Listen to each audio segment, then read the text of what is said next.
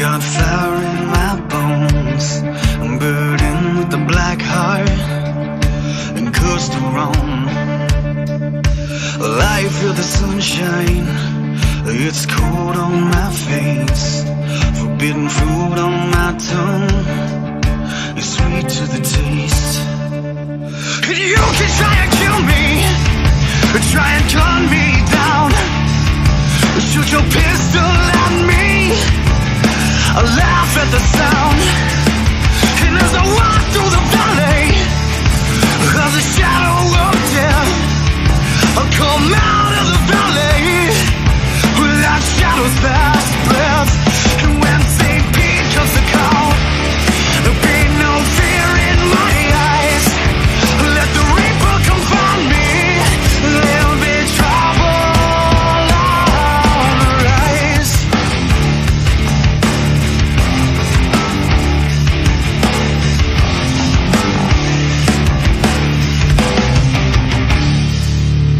Well, I was born in a crack in the earth, raised by the lightning, baptized in the dirt.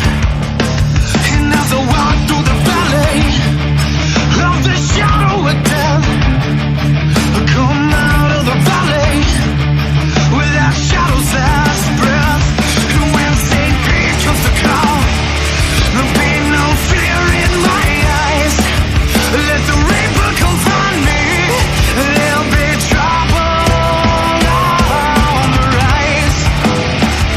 Well, there'll be trouble on the rise.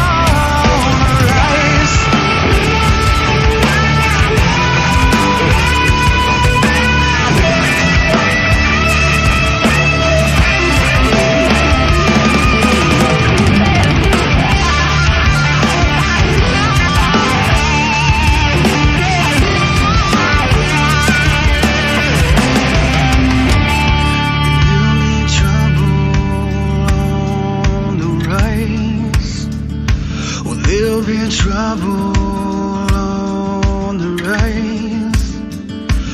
Well, there'll be trouble on the rise.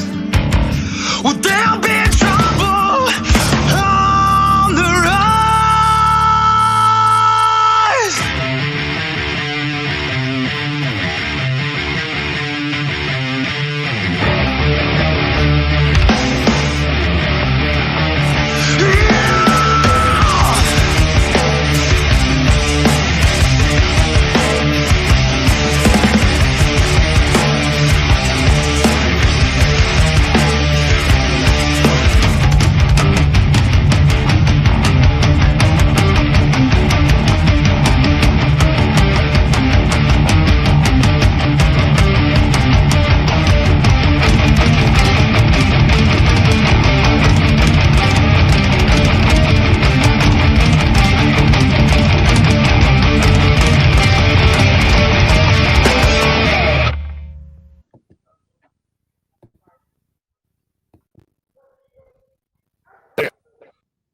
What's going on, guys? Welcome to another episode of Nonsensical Nonsense.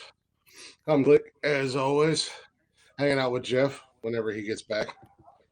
He decided to pull his disappearing act before the show ever even started, but he shall return momentarily. If you guys aren't already, as we say every show, feel free to give us a follow on social media at Nonsensical Nonsense on Instagram, Facebook, Twitter, TikTok, YouTube, Twitch, and not most importantly, but important, Haps TV.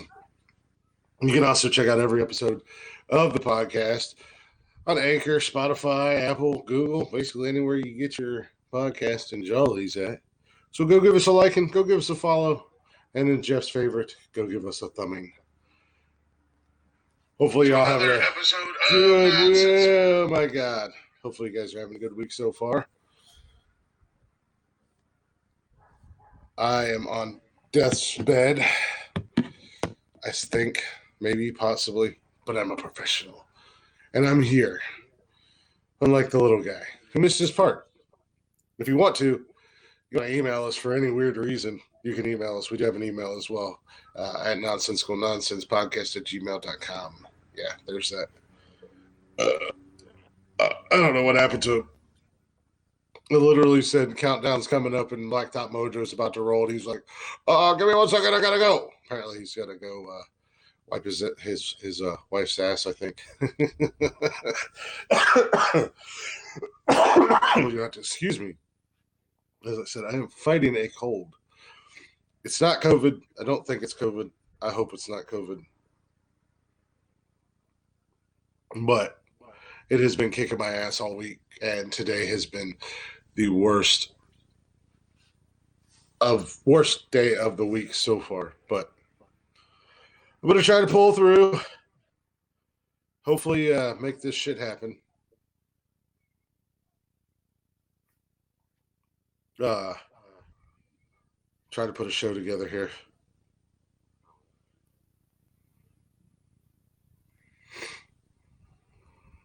But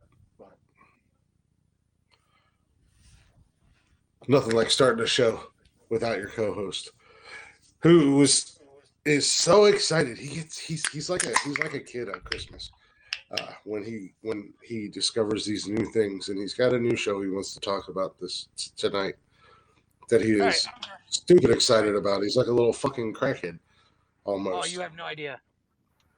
Sorry, I had to give my wife her antibiotics. Don't worry.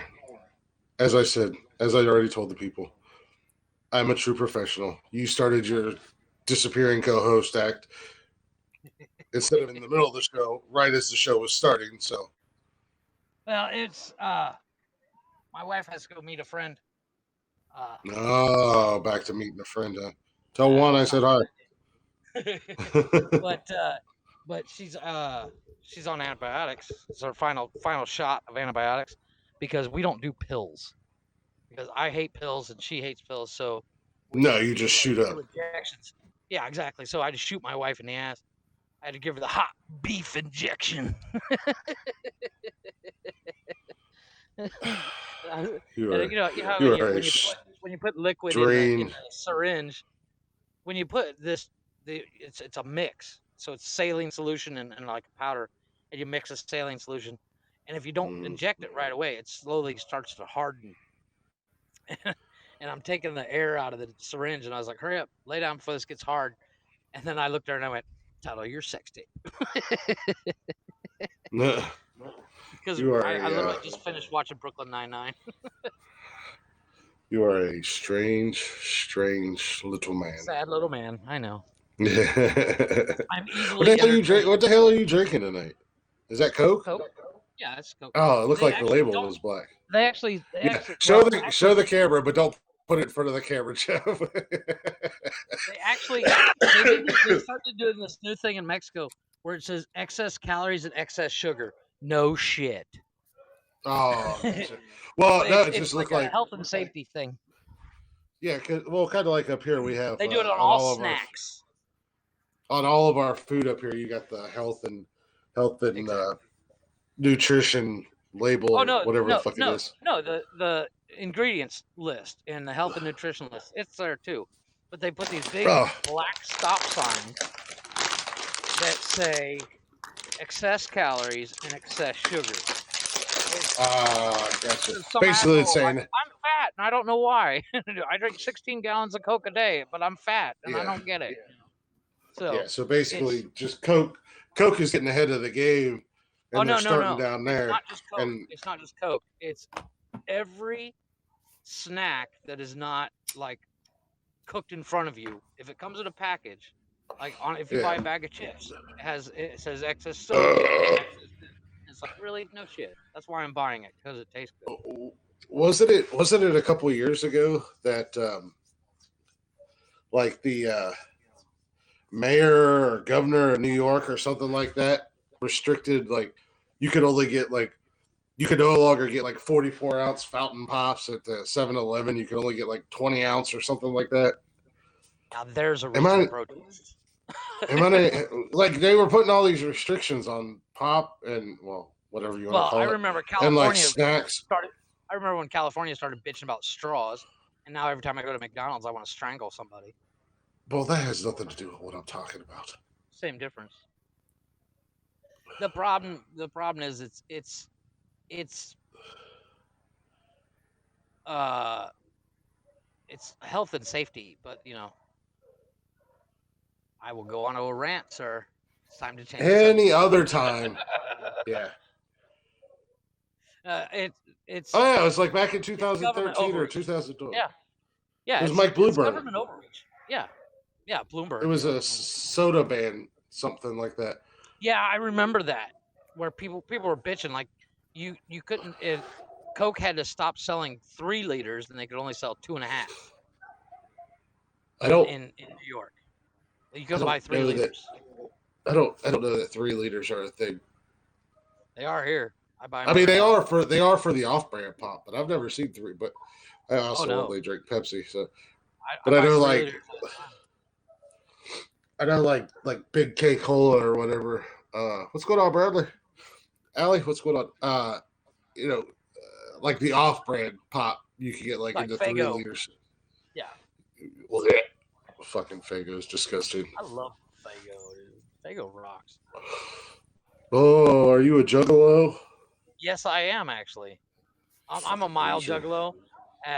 Exactly. I don't paint my face. I don't have any of the clothing line, but I do like some of the songs.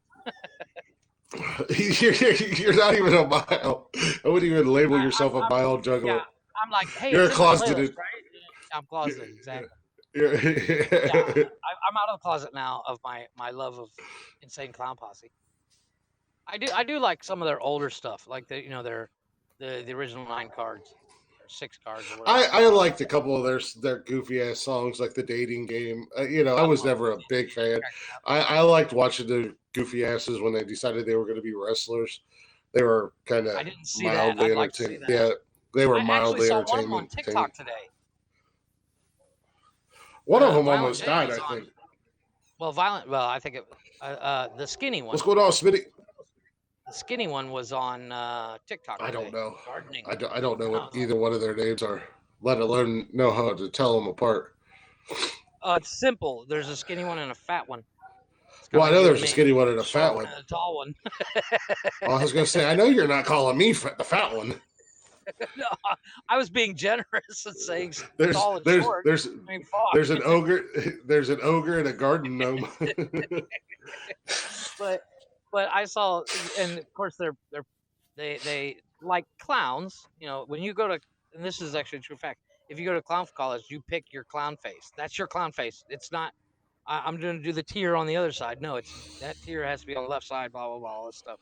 If you got a square on one eye, it's a square for life. Whatever. So their clown face. Because I'm weird. But their clown face is the same each time. Yeah, but still, I mean, there could be a skinny one and a fat one, but I don't know their names, let alone be able to say, "Oh, that's." I can't really forget. I know it's Violent J and somebody else. That's Jaggy. Slimy and that's Smelly. I don't know. This is a fat one and a skinny one. I just know I like some of their songs. I like they did that remake of "Let's Go All the Way." I just think they're. I don't know. I just think they're incredibly untalented. Yeah, untalented, overrated, and they're a gimmick. That's all they are. And their fan base is trash. And their fan base is all trash people. So I've never met a juggalo that would not look good on the front end of a Mack truck.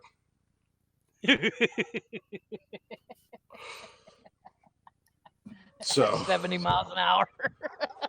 I mean, if you want to drive slow at 70 miles an hour, fine. That's fine. I'm just saying. They're just obnoxious fucking people. Much like the dirty hippies that follow Fish and the Grateful Dead around.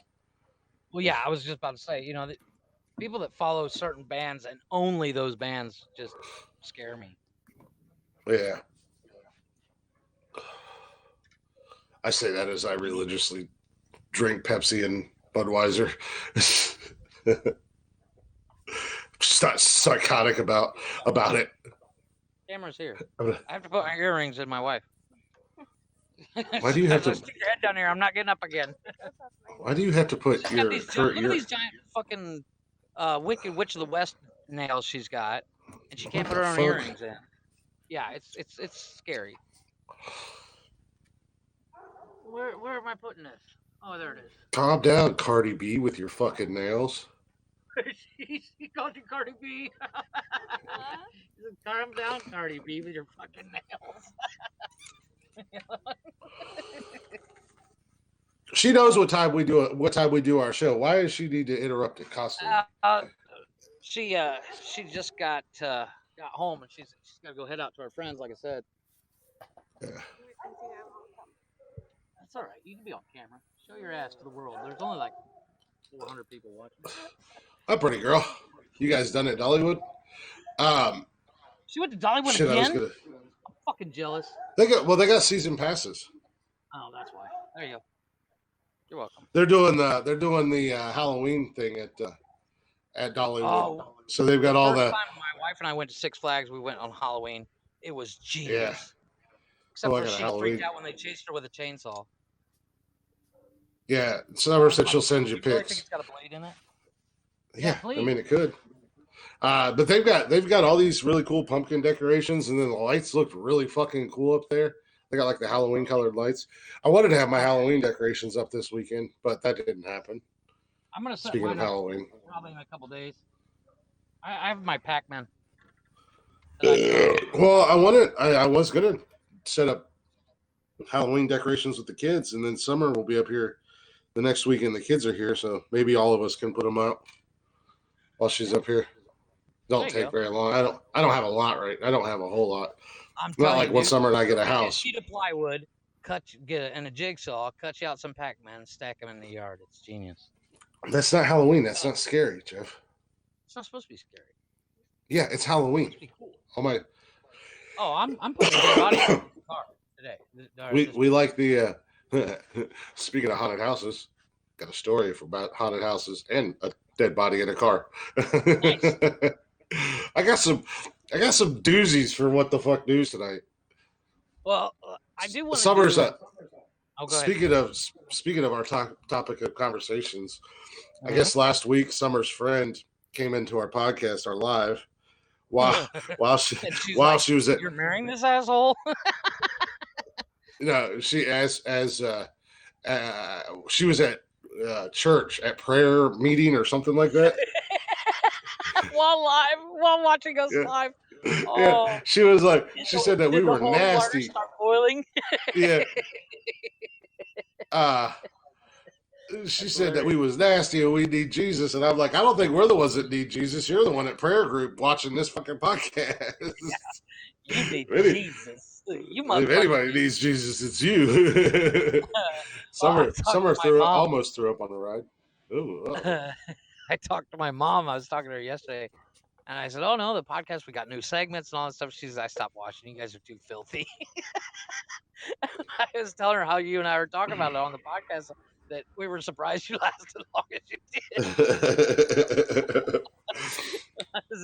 I said, how far did you make it? I said, did you make it to episode 14? She's like, nope. I said, good. Yeah, now she's going to go listen to it. That was nasty. Summer said she about threw up on a ride.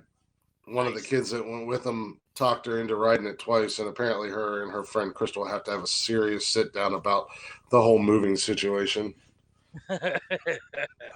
Well, I don't know about you. I mean, when was the last time you were at Cedar Point? What's going on, Coachy? How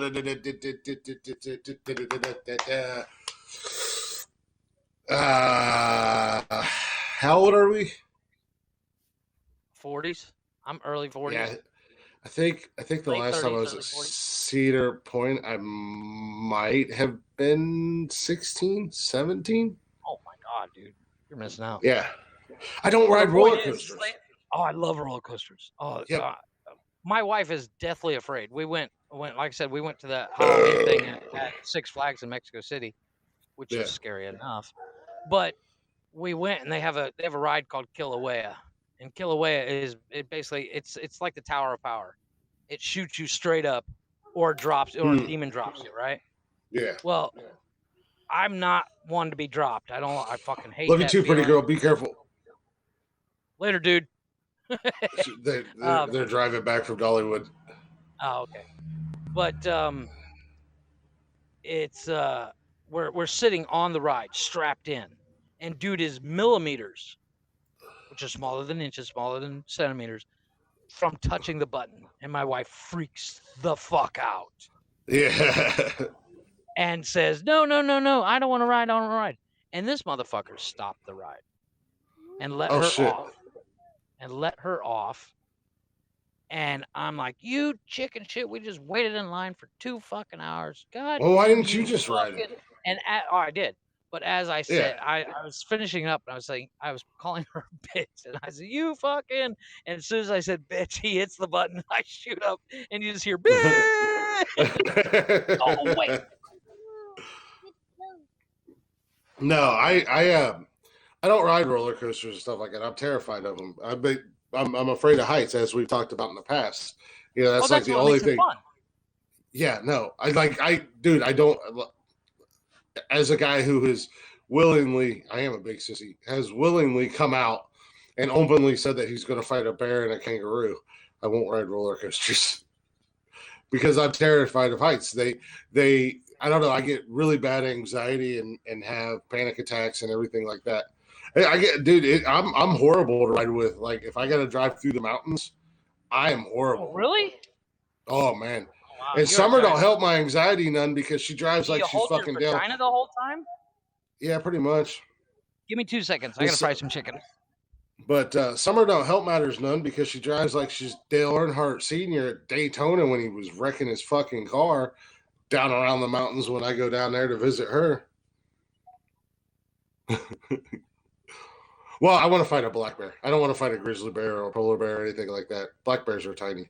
I can take one of those. And I would beat the brakes off of a kangaroo. I didn't ever know you liked roller coasters, Pops. I didn't know that.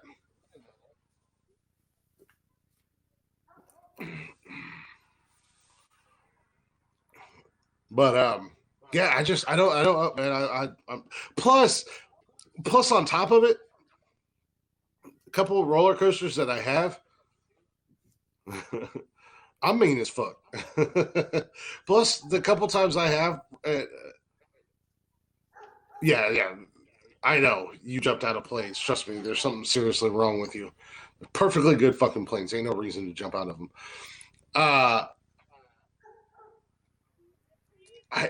Outside of my fear of heights, I don't feel safe on a roller coaster because it's like when they put those safety bars and stuff down around you and across you or whatever, it's like they barely collapse on me, and I'm not even that like I'm big, but I'm not that big. I was gonna say because they don't even come close to me. Yeah, they're super tight. And the jarring motion with my back and stuff. I rode a roller coaster, like a little roller coaster, kind of like a kid's roller coaster down in Dollywood with the boys. And the jerking around and stuff, man, it jarred my back so fucking far out of place. I was hurting the rest of the time we were down there in Pigeon Forge. I'll stick to stuff on the ground. I'm looking for a charger. You know, I'm perfectly fine with stuff on the ground. Or like the indoor rides. You know, whatever. Go-kart. Give me go-kart. You're a Ferris wheel guy, aren't you? No, I won't even ride a Ferris wheel. Really? I'm talking about like, yeah. Merry-go-round. I'm talking, yeah. I'm gonna ride the merry-go-round. I want the white horse. No, I'm talking about like when you go to like Disney. They've got like the Haunted Mansion or like the Pirates of the Caribbean ride. Stuff like that. They're indoor rides. And then like Legoland. No, I didn't know. I would not do that. I was out on that one. But like Legoland's got a couple really cool rides like that. Like they had like I don't know if you've ever heard of them. I don't know if your kids ever watch any of the Lego shows or cartoons or movies. Oh my god, all day long. Yeah, you know Ninjago? Oh yeah. They've got an interactive Ninjago ride at Legoland, and you can like fight the bad guys and stuff while you're on the ride. It's a virtual thing, but you can fling like ninja stars and stuff like that at them. It's a really cool ride. Cash and I rode it like 4 times when we went. That's pretty cool. I would totally be into that. I mean, yeah, I am not afraid of being 2 feet off the ground. I'll get up on a roof. 2 feet off the ground. Yeah. I was up on a roof the other day. They have at Cedar Point, they have the Mantis where you stand up, and the seat is basically a bicycle seat. Well, you want to do something really fucked up? My cousins and I used to go in like September, and the park's low. There's not a whole lot of people there. October, you get more people. October's still pretty slow, but you can literally get in line for the Mantis and be on the Mantis in 8 minutes or less. Yeah. And what we do is we would lock our knees. And at the bottom of the hill is a 2.5 G pool because it goes up straight up right after it drops down. And after about 3 times doing that in a row, you can't walk for shit. But we were stupid.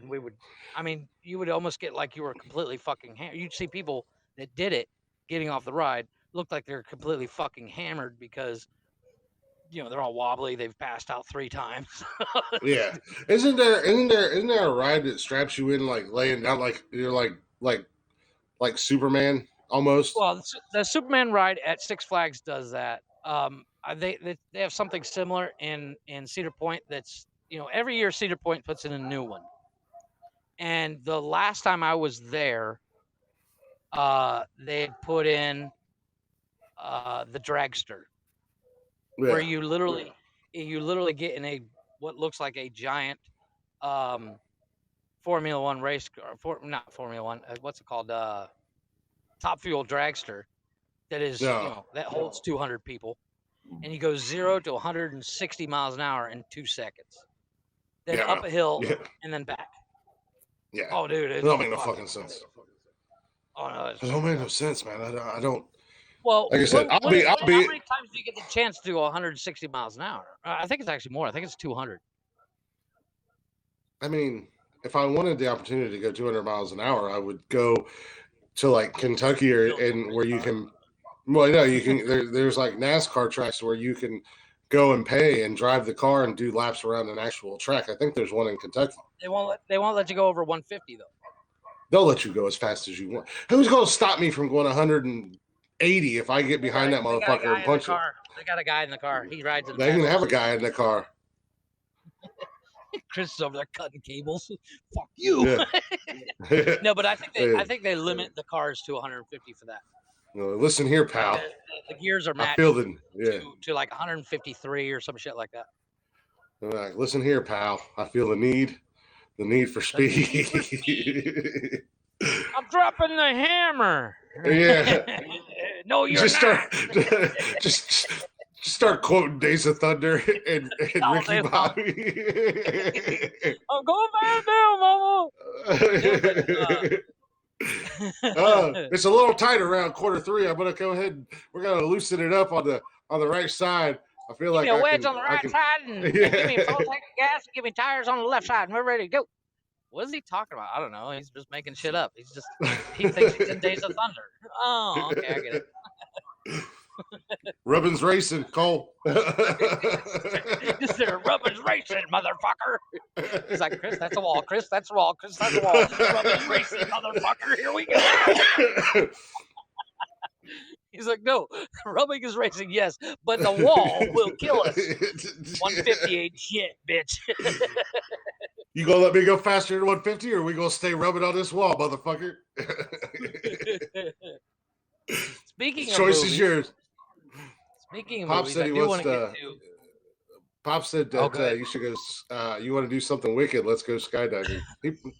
I'm in. I'm totally in. Pops, let's go. Pops used to jump out of planes. I will. Don't watch you fall from the sky. Well, there'll be empty beer cans down there. Yeah, well, exactly. Well, Clint Eastwood said it best. There's nothing natural about jumping out of a perfectly good airplane.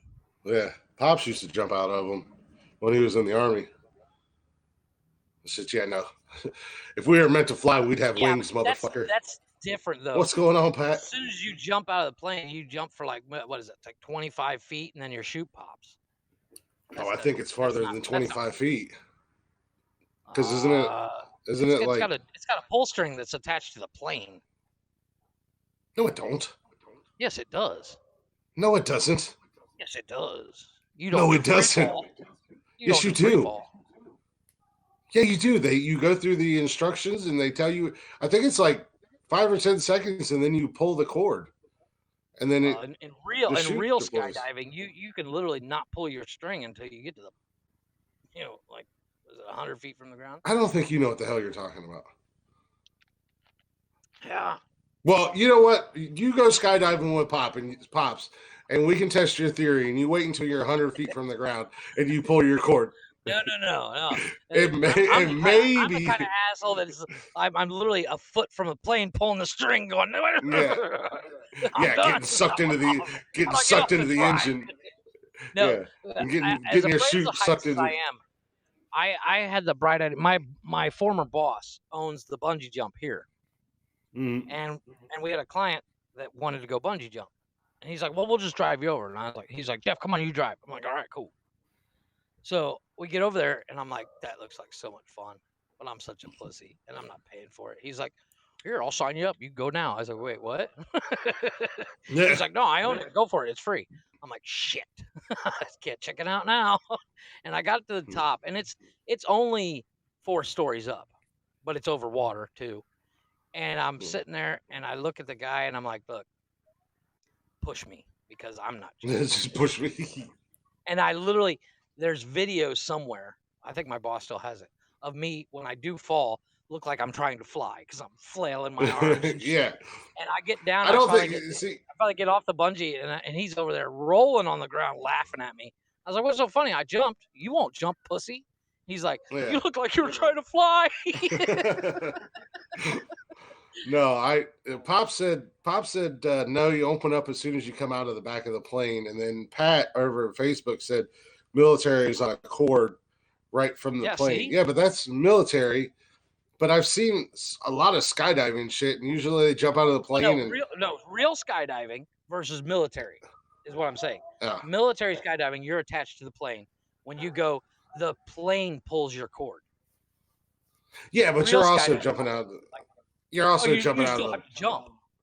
You're also going out of a big ass fucking plane, and not like in the military where when you're skydiving or whatever, it's like a little single engine. Out of fucking Cessna.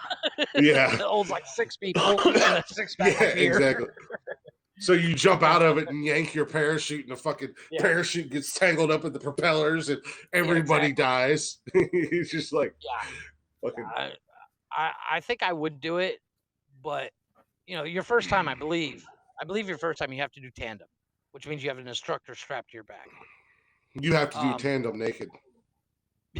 Yeah, that would be my luck. I'm like, really? I don't want to go now. Yeah, right. You'd be like, I'm in. Your first time you have to do tandem, but once you get so many jumps, you can do it on your own. I would never get to on my own part. I know that. I know myself. Because I'll be like holding on to the strut of the plane going, "I'm not doing it. You can land this motherfucker where I sit." Because no. I watched how they skydived in Point Break. You guys are all wrong. You're all idiots. Actually, there's a movie called, I don't remember what it's called, but it stars one of the Baldwin brothers. The blonde one, the one that found Jesus. The one that found Jeebus. Fuck, I don't know. He was the one that was in Biodome. Was that Steven? Yeah, Steven. Where he joins a skydiving team, and I think I've watched that movie like 3 times. I don't know what it's called.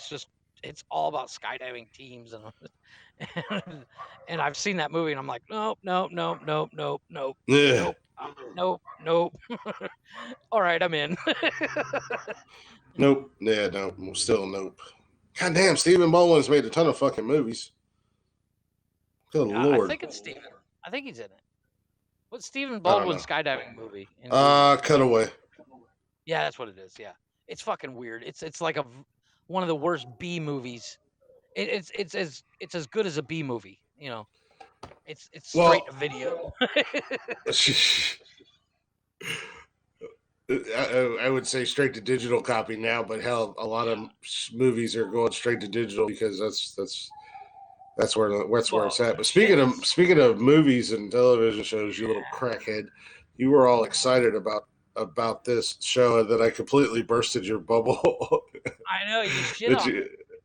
I did. Shit on it because okay, let me go ahead and break it down. There's a Korean.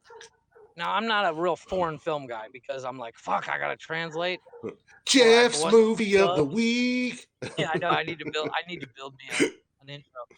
But speaking of intros, I gotta get that stuff for Pops over to you. Yeah, I sent it to you.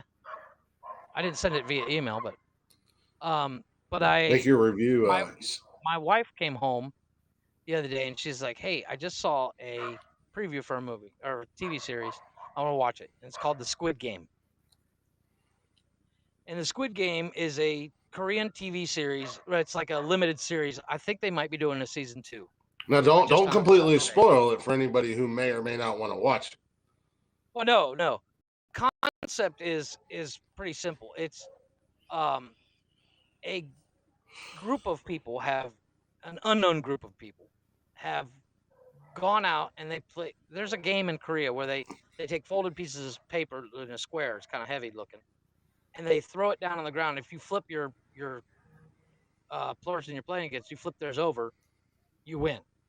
Okay, so this guy, he's broke, he's in debt, he's he just got his ass kicked from a bookie. And it kind of sounds like that game Pog we used to play. Remember that back in the day? It's very similar to Pog, but they're square pieces of paper folded. Yeah. And this guy says, "Look, I'll give you 10,000 or 100,000 won, which is Korean money, WON, which I actually did the math. 10,000 won is $83. So 100,000 won for every time you flip mine over." And he's like, "Dude, I'm in. I got this shit." Yeah. And of course, he loses the first time. And he's like, "Yeah, I ain't got no money." And the guy looks at him with the straightest face. He goes, "Why don't you pay with your body?" Shit. And I was like, "Oh, this just got fucked up."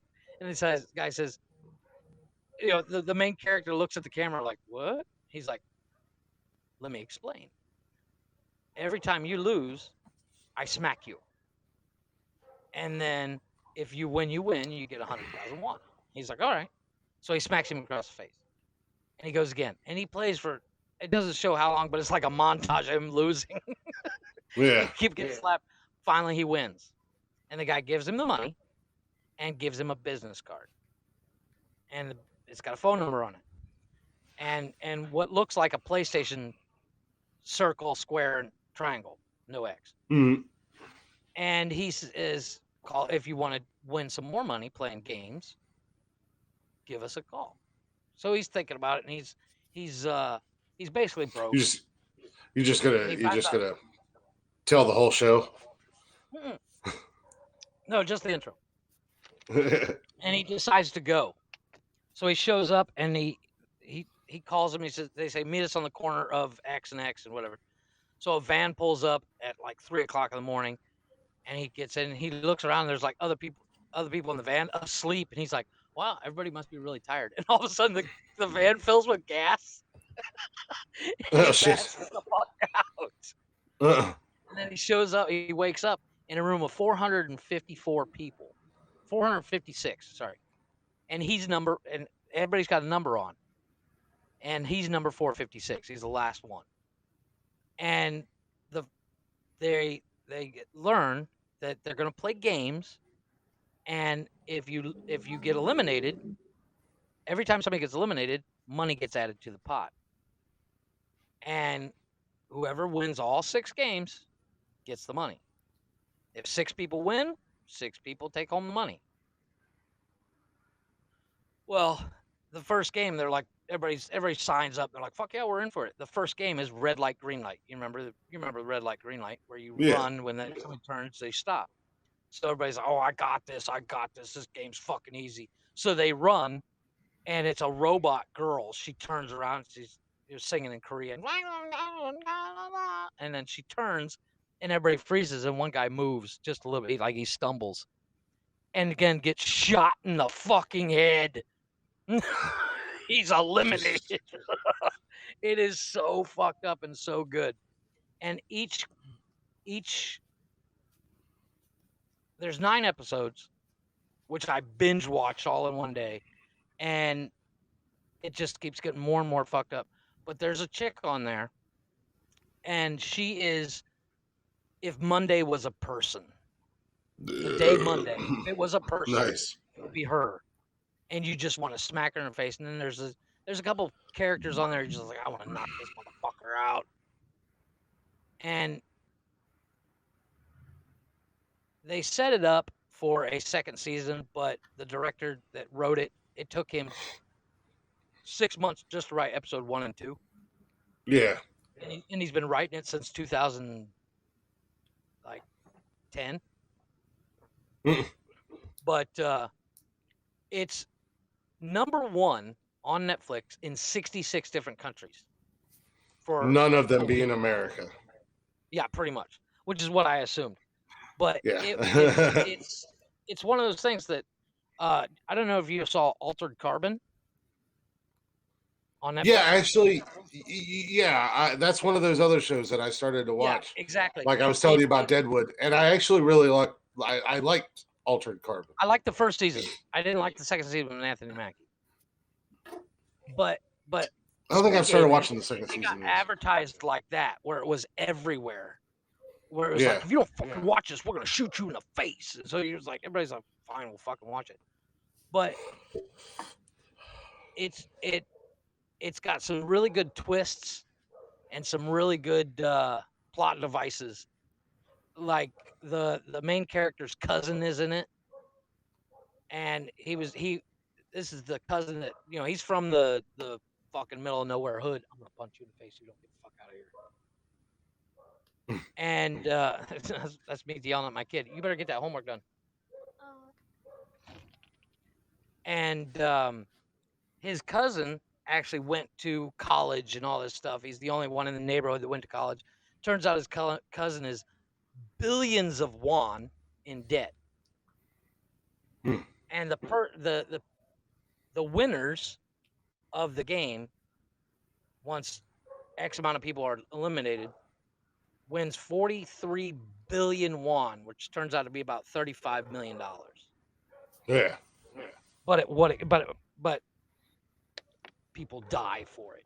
Like the crazy thing is, everybody signed up for it. That's because they didn't know what they were getting. After the first game, and this isn't really a spoiler. After the first game, people are like, "This is fucked up. I want to go home." Yeah. So there's a rule in the contract that they signed. If the majority of people want to quit, they can go home. Mm-hmm. So it comes down to one old man, and he picks to go home. Well, now you've just told the entire show to everybody. No. This is just at the end of episode 1. Yeah. They all go home, and then 95% of them come back for the rest of the 5 games. So I just tried to. Desperate. They're also desperate. The trailer looks like shit. But it's so good. Oh, there it is. I just invited Pops because nice. I fired you Saturday night from the top 10 list. It was a mutual agreement because I couldn't keep coming up with ideas. I was running out of ideas. No, you failed. You failed twice in a row. So you did the damn comedy sitcom one that I listened to today, and I was like, this motherfucker. And then you did that sports one. So Saturday we fired you. Pops decided that he had top 10. Of course, Pops came over, and we got drunk and pissed off the neighbors and everything. Nice. But if you got his intro ready, run his intro, because his intro, I worked really hard on it, and I made sure to not show him. Well, no, because you sent it. Oh, it's because I didn't email it to you. I've got I pissed off the kids too. So yeah, I'm just gonna go with the first one that I have here. That's fine. Okay, maybe. The last one I sent you is the best one. Jeff made you an intro, Pops. Nonsensical Nonsense presents Real Men with Lack of Genius. Today we present Top 10 with Pops.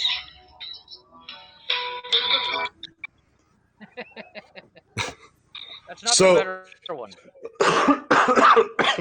What is so this is going to be the new segment that we bring on. We're basically becoming Howard Stern with our married band of idiots. Apparently. I'm okay with it. No, Pops has got a top 10 for us. He's going to start doing the top 10s for us. Yeah. Hey, we're going to start off. Wait a minute. Where'd it go? I lost myself there. I got to learn how to hold my phone. Tell Joanne to let you use a laptop. old people in technology. I was going to say, this should be interesting. You won't allow me to use a laptop. Well, you can't figure out your phone. Lord only knows the difficulties you'd have with a laptop. Really? So what? We're gonna start it off nice and slow, and then later on we'll probably get raunchy. That's okay. We like raunchy. We don't do raunchy on this show. Oh, we'll do raunchy. There's a line. We'll do raunchy. I might get beat, Lord. Might send my wife Worth it. over to you. Worth it. Yeah, it's totally worth it. This is for all the ladies. How's that? This is nice. Top 10 pickup lines. Okay. Nice. I tried this on my wife. She just kind of looked at me like, really? Go fuck yourself. So pretty much what you're saying is you tried all 10 and did not get laid. So these are the top 10 pickup lines that don't work.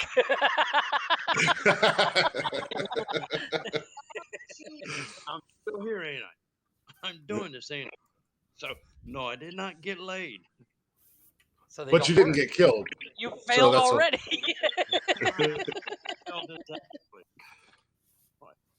She just looked at me and said, really, don't you have anything better to do with your life? Like, no. Well, at least he didn't say the top 10 sports watched in America and said football was number 10.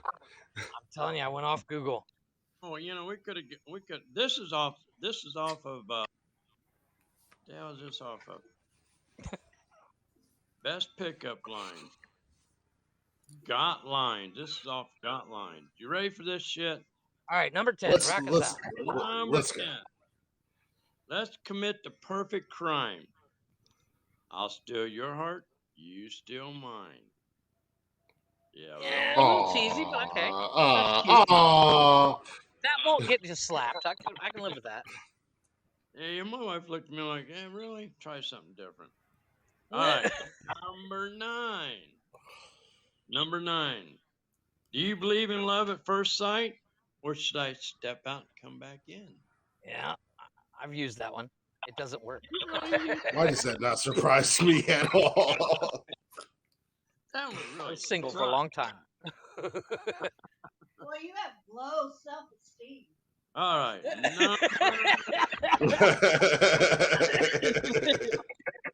Joe in the background cracks me up.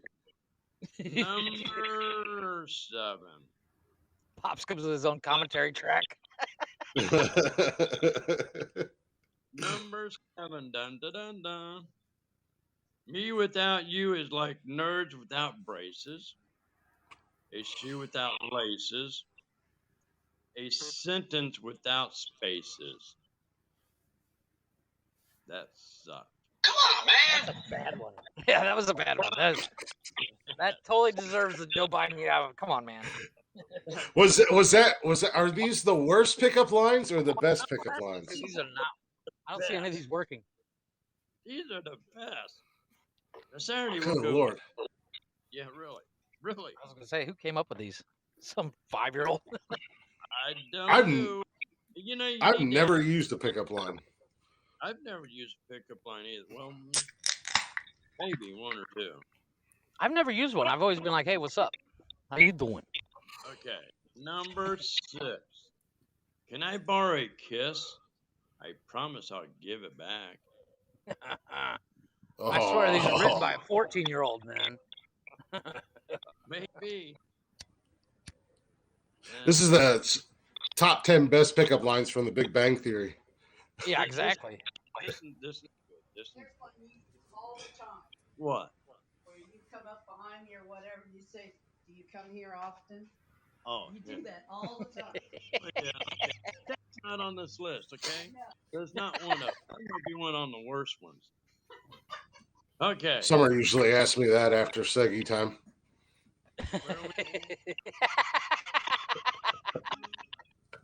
Nice. Here we go. Number 5. Even if there wasn't any gravity on Earth, I would still fall for you. Oh, these are really fucking cheesy. Tell me about it. I can't wait. This is good too. I read this. This is like the top 10 best ways to get your ass kicked in a bar by a chick. You are definitely not getting laid with these. No. Like I said, let the You're getting laughed at. Let the women decide. These are really supposed to be good.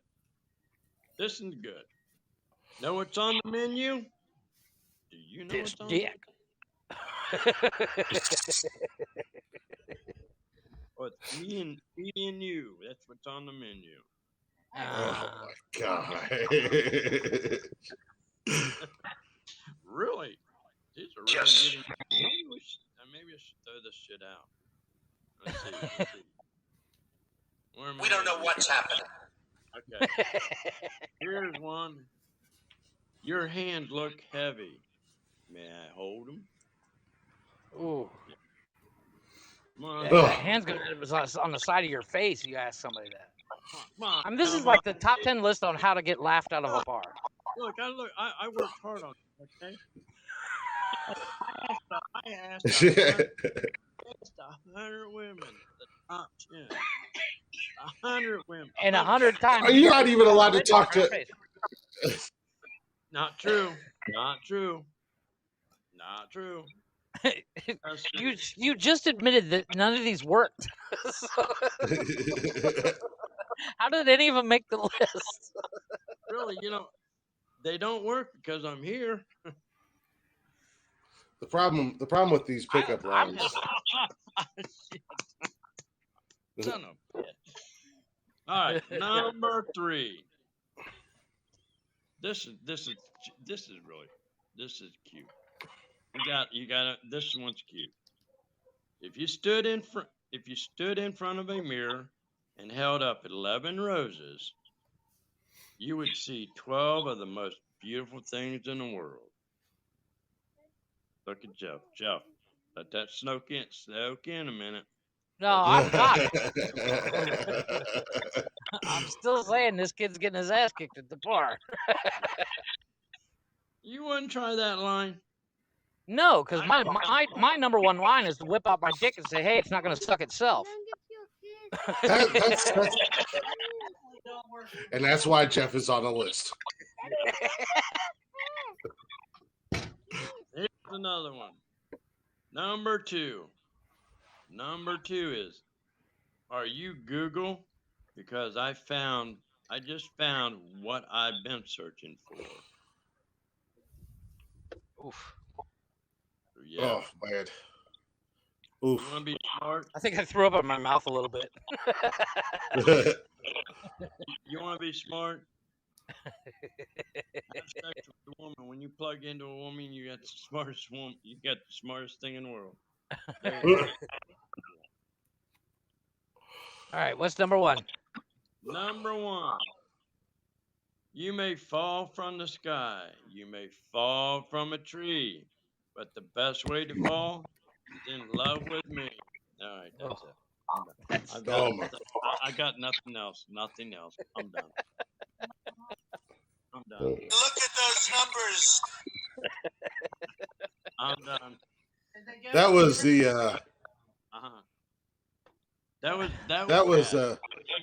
was.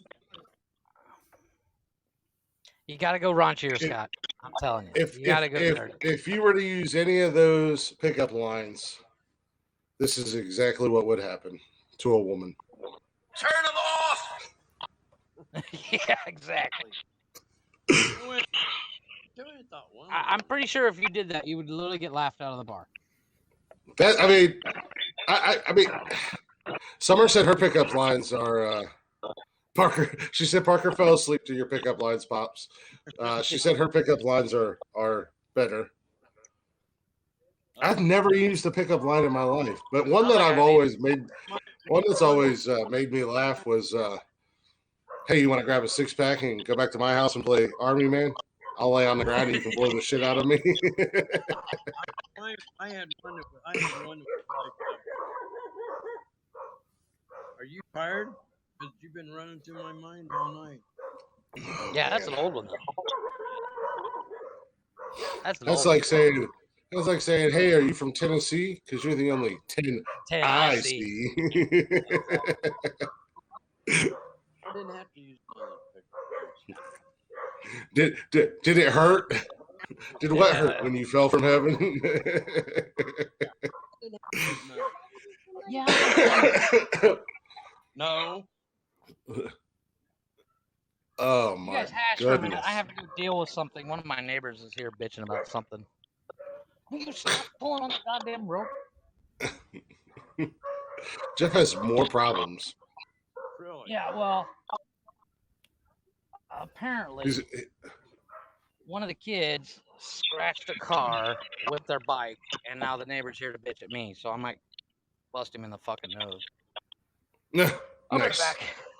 Take your camera with you. Yeah, no shit. On this episode, Jeff beats up his neighbor. Yeah, hey Jeff, take the phone with you. All right. Oh, I feel like this is the first time you've ever heard the show or listened to the show, Pops, with that top 10. No. That was pretty bad. I gotta admit that. I mean, I had a Summer's friend. I had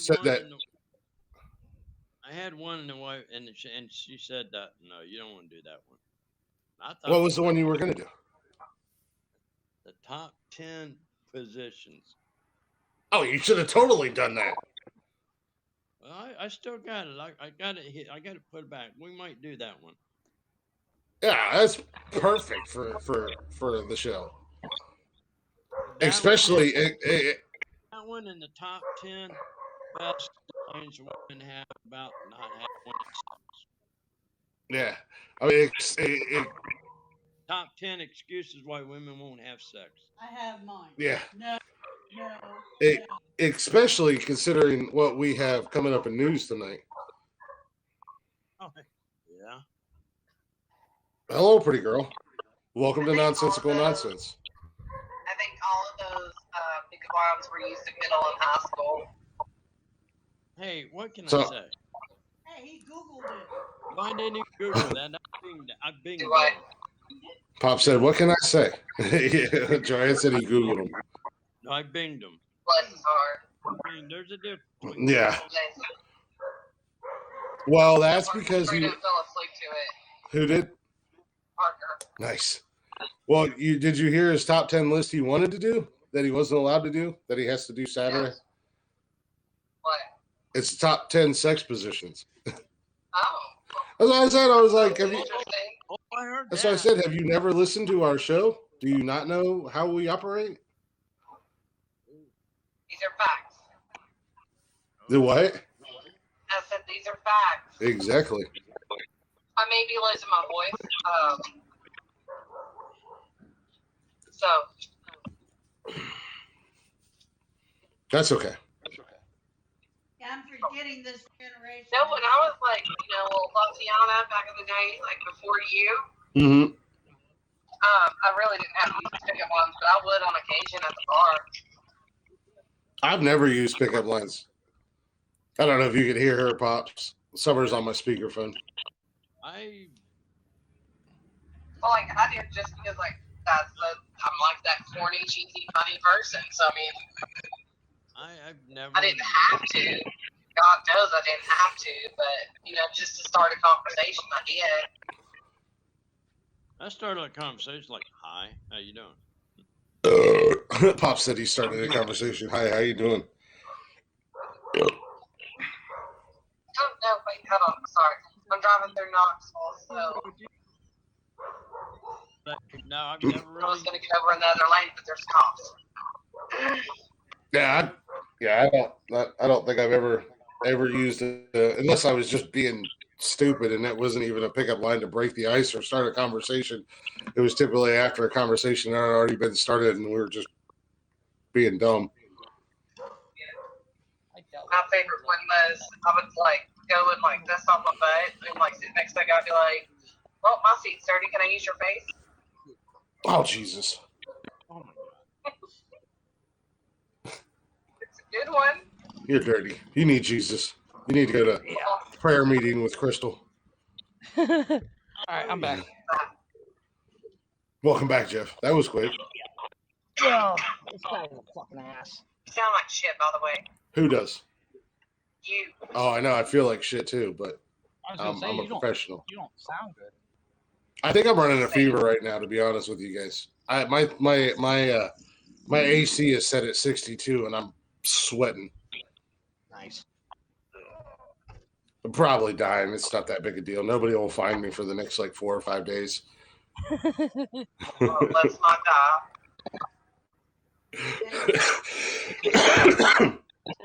It won't be until. It'd be at least Sunday. Yeah, well, it'd be Saturday. You probably got corona from the freaking concert. What concert? That concert you did security at. Oh yeah, you think? Oh, did Charlie and Dixie DeMello give me? Did Charlie and Dixie DeMello give me corona? Probably, not the good kind. Fucking we'll find out on the next episode. Dirty TikTok horse.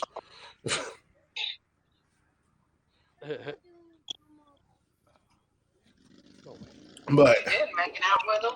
No, I didn't really even acknowledge them. It's not. I think it's probably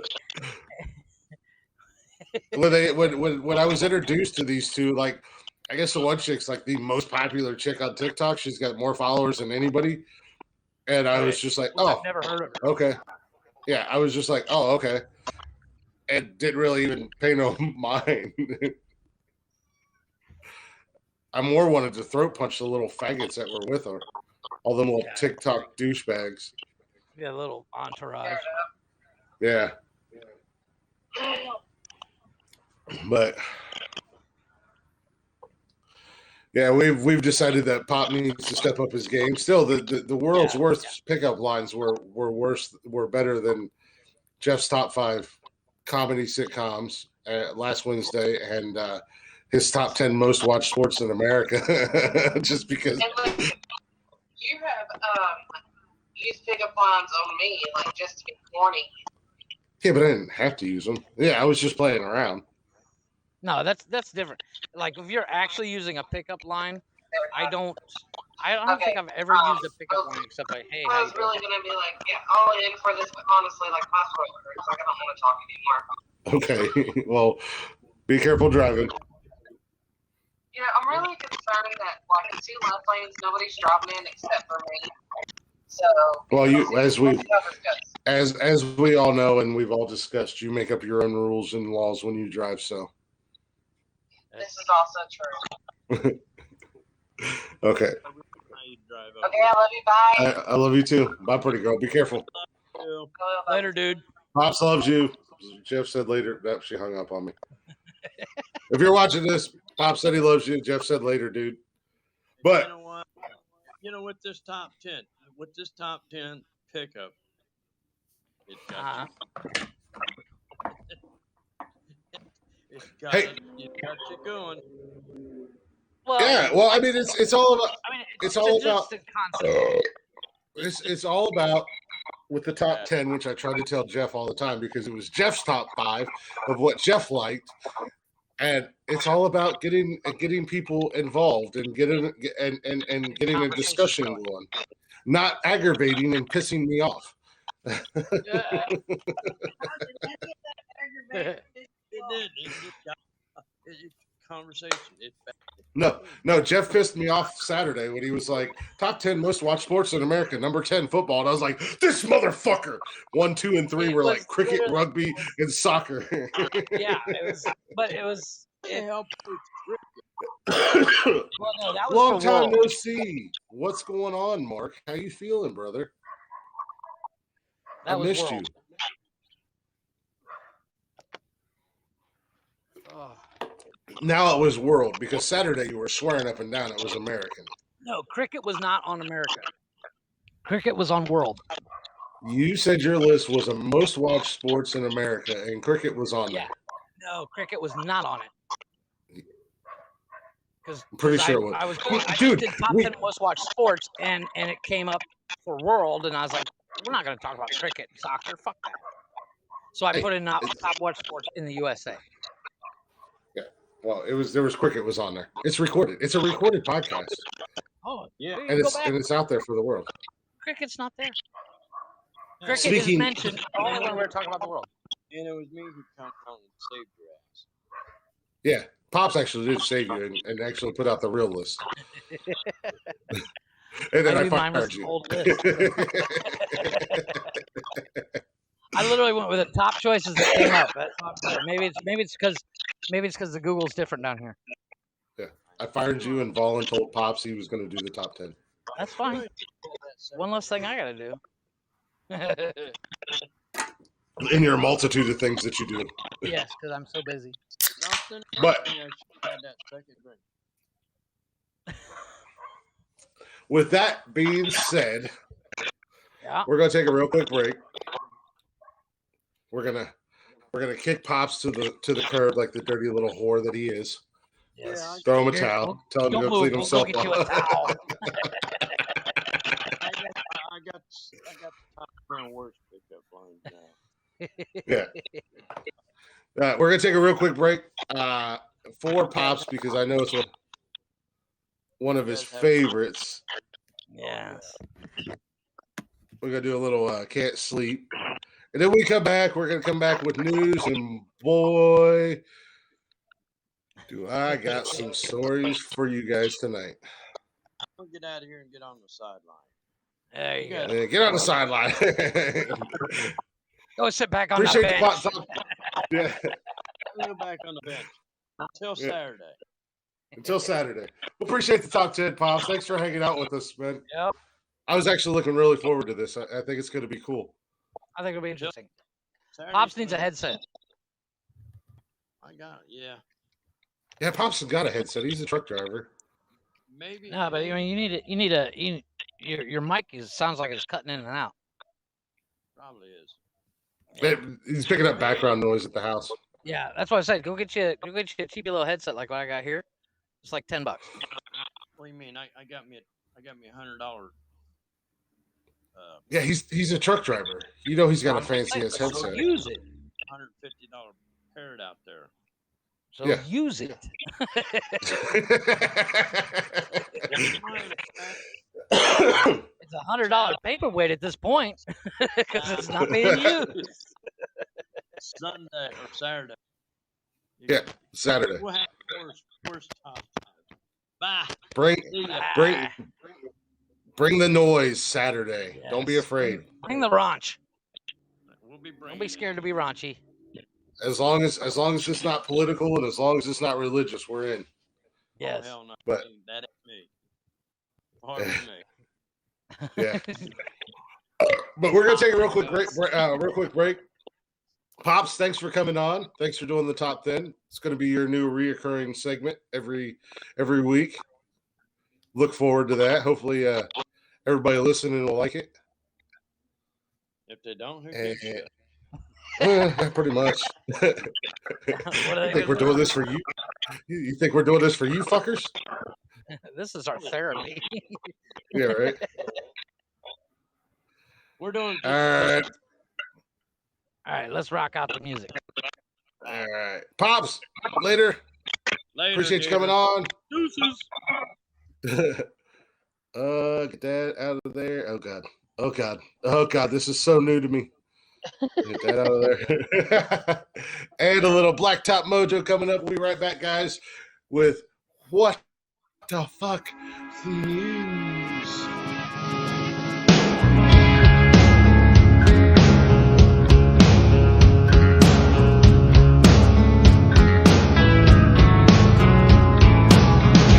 You've been out there in the city. What did you bring back for me? A vicious preoccupation with the darkness underneath. There's something empty now in the way that you left. Is there something you're hiding? Oh, darling, I'm afraid to ask. Are you waking 'cause you're worried in the dead of the night? Why are you staring at the ceiling till the morning light? Is your heart pounding with a secret that you can't keep? Tell me why you can't sleep.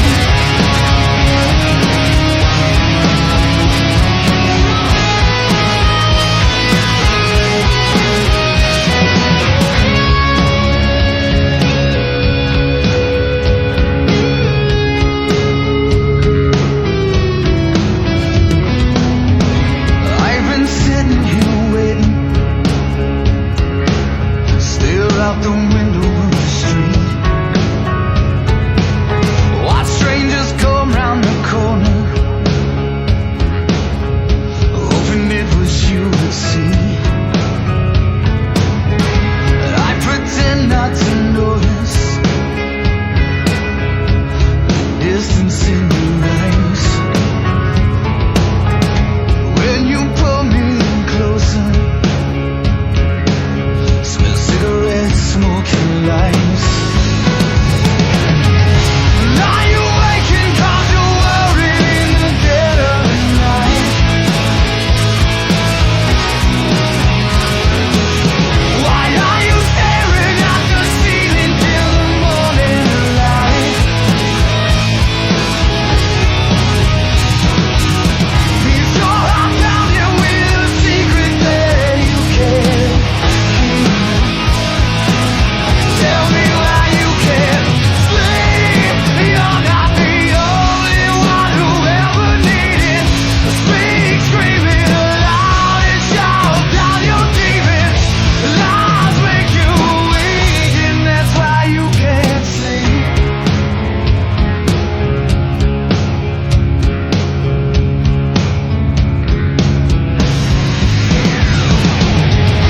Are you waking 'cause you're worried in the dead of the night? Why are you staring at the ceiling till the morning light?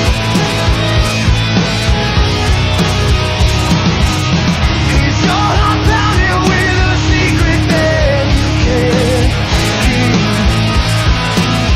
Tell me why you can't sleep. Tell me why you can't sleep.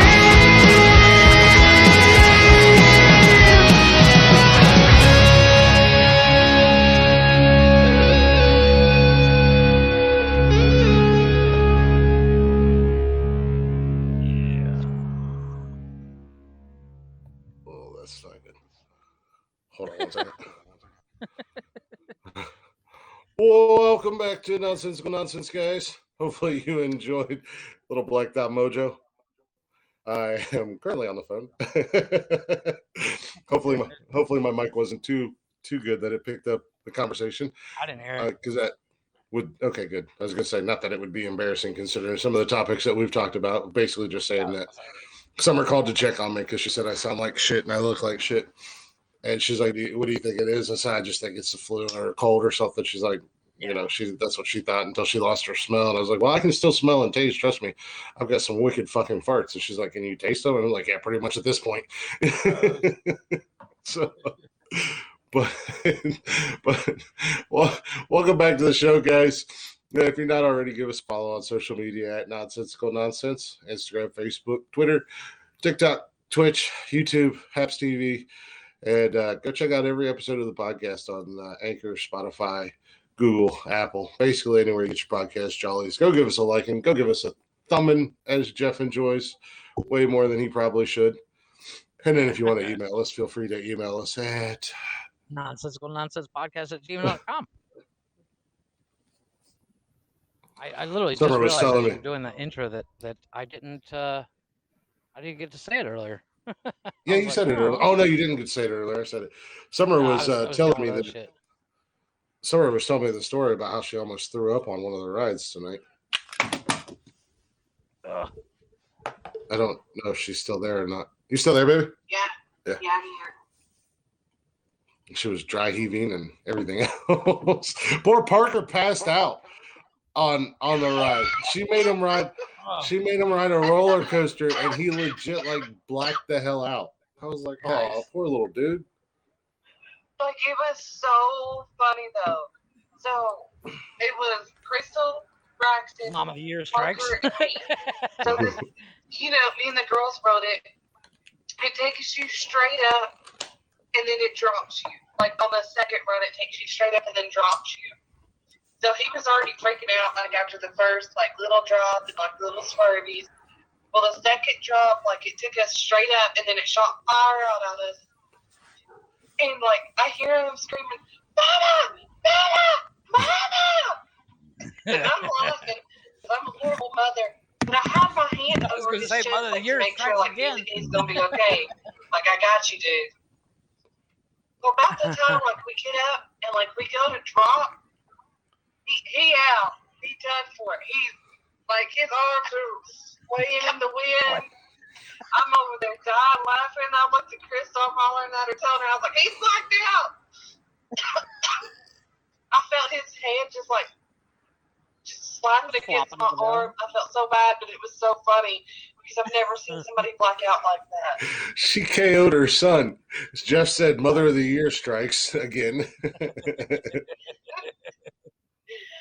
Poor guy. It was funny, but then we got off the ride and they rode again. And I was like, Parker, I was like, you were a champ. And he looked back and he like saw like the big drop in like the circles. And he's like, I don't like that part. I was like, Parker, I was like, he was blacked out for that entire part. He's like, I know, but I still don't like it. Those of you who don't know, we got my fiance on the phone.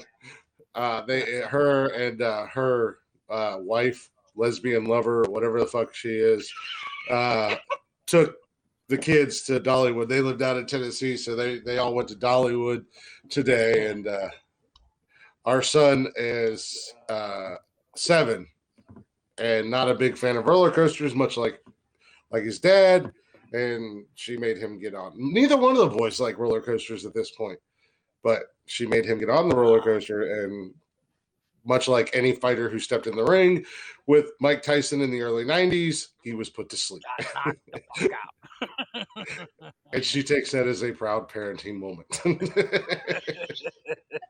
Hence why I said Mother of the Year strikes again. The thing is, like, he's trying to get on bigger rides, like little by little. But I honestly I don't think he's going to be able to ride roller coasters. Especially after that one. He might not be able to. I mean, it might be the momentum. I mean, like I said, it's not only my fear of heights and everything that scares me. The way they jerk around and everything like that with my back and stuff. Oh, the wooden roller coaster is brutal. I rode that kid's roller coaster, and Summer knows my back was fucked up the rest of the time we were down there. And it was just, it was still a roller coaster, but it only went like, I don't know, maybe 100 feet in the air, if that. Chris is grabbing on the handles, bending it. Oh no, I was having fun. I was having fun. I thought it was fun. I barely fit into dude. I legit barely fit into the seat, let alone I need the crossbar coming down And I was like, I don't think I'm going to fit this thing. And the kid that was working the ride, he's like, yeah, you will, watch. And he pushed down on the bar. He pushed down on the bar and like jumped up in the air. And he was like, did you hear it click? I was like, yeah. He was like, you're good. I was just like, okay. What? Wait a minute. What are your qualifications to work here, fucker? Yeah, right. Oh, that's terrible. Hmm. Poor Parker. I feel bad for him. Crystal, I've never blacked out on something. In Ohio? Like, really, what is there to do? Cedar Point. I was like, they do have an amusement park. She's like, well, how far is it going to be from you? I was like, it's like 2 hours. What is there to do in Ohio? We have Cedar Point. We have Kings Island. Cedar Point has like 2 of the world's largest roller coasters. Cedar Point has the most roller coasters in one location than any other place on the planet. Like, there's that. I said, the Columbus Zoo is really awesome. I said, they got kangaroos there. I said, the aquarium's attached to it. I said, then you can walk like with the kangaroos. I was like, they'll just probably punch you or kick you one of the 2. And I was like, and then you get to fight them back. Yeah, you get to fight kangaroos. Like, really? In I was like, oh, yeah. like, no. Well, you also got the caves. There's a cave system you can go to. Yeah, we got Hocking Hills. I mean, you got the Columbus Zoo, home of the world. Yeah, Columbus Zoo, home of the world famous Jack Hanna. Yeah, fucking well. Jack Hanna's not dead. Yeah. No, he's not dead. Jack Hanna's not dead. Is he? Is he still alive? She and I did have the conversation. Because, like, I think we're going to have separation anxiety and stuff with each other. But I told her, I said, you if you want to move up, you can move with me and Chris. It's like, we'll have you, like, your own little space, you and Braxton. I said, and she's like, well, I don't think I can go to work. I have to be a stay-at-home mom. I was like, that's fine. I was like, we'll give you an allowance. I was like, we just need to make sure that. No. We're not bringing some stranger up here who gets to be a stay-at-home mom when I'm not allowed to be a stay-at-home dad. Are you fucking high? She can go live out in the. She can go live out in the. She can go live out in the barn with your miniature cows and llamas and peacocks or whatever weird animals you want.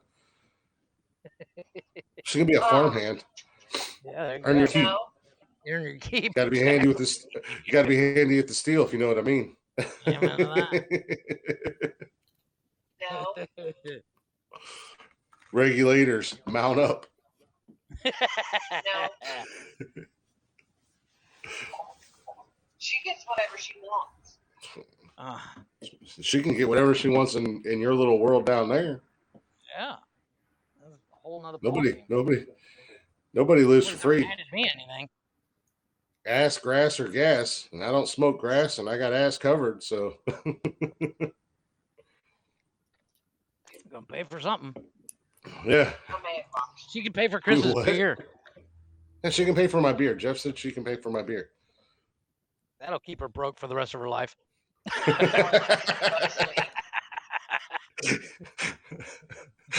Way to make me look like a fucking raging alcoholic. Shoe fits. Jeff said she can pay for my beer, and that'll keep her broke for the rest of her life. Shoe fits. Fuck you. If the shoe fits, wear it, sir. If the Browns hat fits. Yes, sir. Yes, sir. If the Browns hat fits. If the beer fits in the koozie, drink it. Moral of the story, I'm just trying to check on you in all reality. Okay. Well, I appreciate you calling and check on me. I'm just dying. Like I said, I feel like shit. I feel like I got hit by a Mack truck. Jeff's confirmed that I sound like shit. You said I sound like shit. Pop said I sound like shit. It's a man cold. You'll be fine. Yeah, I'll be fine. I'm gonna like I said, tomorrow I'm gonna spend my day laying on my couch watching Deadwood, and I'm gonna be perfectly happy and content. And if I die, much like Dolph Lundgren said in Rocky IV, if he dies, he dies. Really? I'm not gonna die. I've had worse. No, you know what? There is such thing as a man I need cold. you to do something about that and get better by Thursday. I will be better by Thursday, so you can get dick down.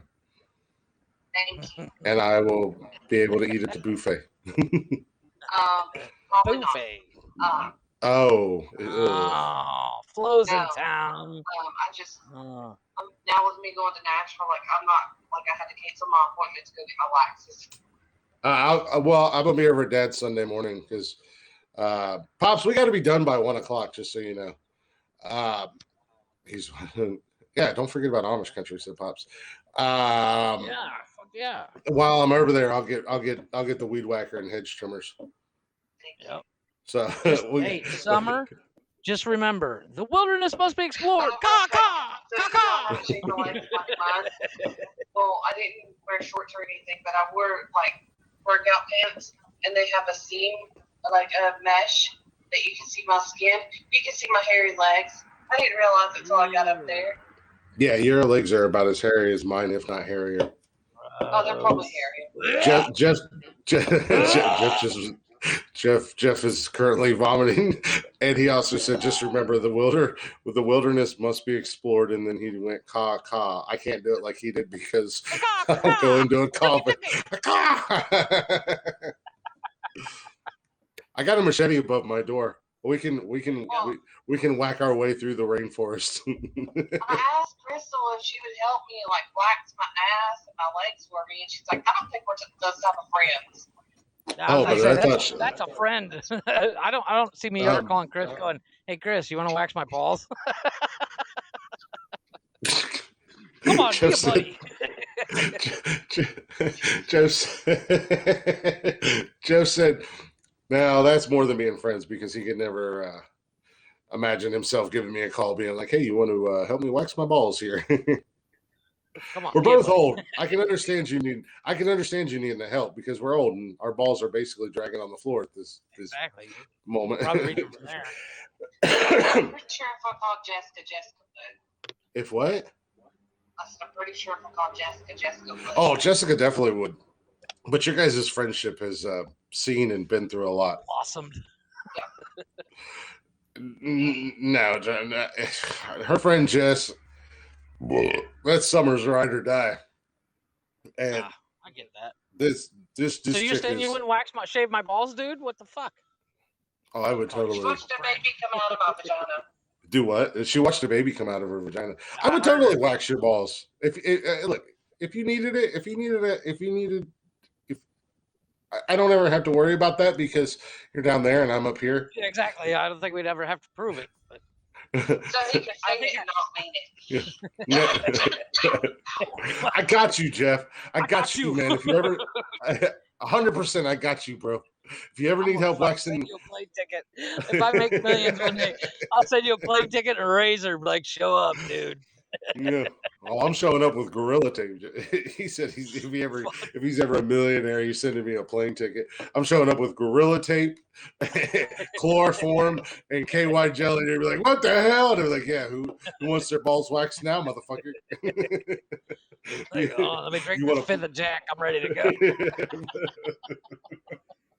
I won't feel shit after I pass out. Fifth of Jack, you'll get 2 shots in and be passed out. They'll be like, "Hey, because I need this chloroform. Save that for later."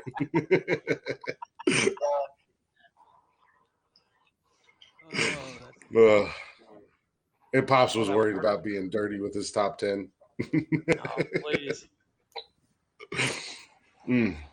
After we talked about fucking Ryan Reynolds, I don't think we get any. Not only fucking talking about wanting to bang Ryan Reynolds, but you talking about wanting to stuff your wife if she dies before you so you can still have sex with her dead corpse. Hey, not until you try it. That makes me really concerned that you've had sex with a corpse at least once. And if you would totally get it if you saw Sons of Anarchy. Yes, Jeff is on a list. Jeff is on many lists, hence the reason he lives in Mexico. I am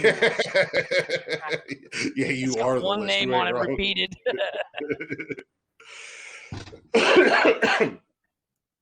Oh my god. It's just my name repeated 40 times. Mark said, "Jeff, you dab. That's worse enough, buddy." Jeff, you committed the ultimate sin. You committed the ultimate sin and dabbed. Wait, is Mark in there? Yeah, Mark's in there. Come in the chat. Well, I can't because I'm driving. Oh. No, my bad. Pops is there too. Parker can read. Hi, Mom. I can't go loud. I can't go extra with. Oh shit. I think everybody can hear you. Pop said. Oh, I can hear you. Mark said. Yeah. Mark said, "Hi, Summer." Lots of wavy hands. Pop said, "No, I thought I would start out easy and then move forward from that." So Pops is like a friendly. Pops is like a friendly rapist. See, what Pops did was he spit on it and then slid it in nice and gentle. Well, that's exactly what I was going to say. Hard and hard, long.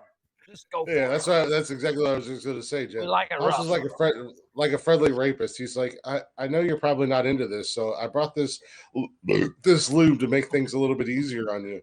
But after this is only a one-time deal. From here on out, I'm dry running you. I'm fisting all the way up to my elbow. He says that now. Next week it's going to be top 10 rainbows and unicorns.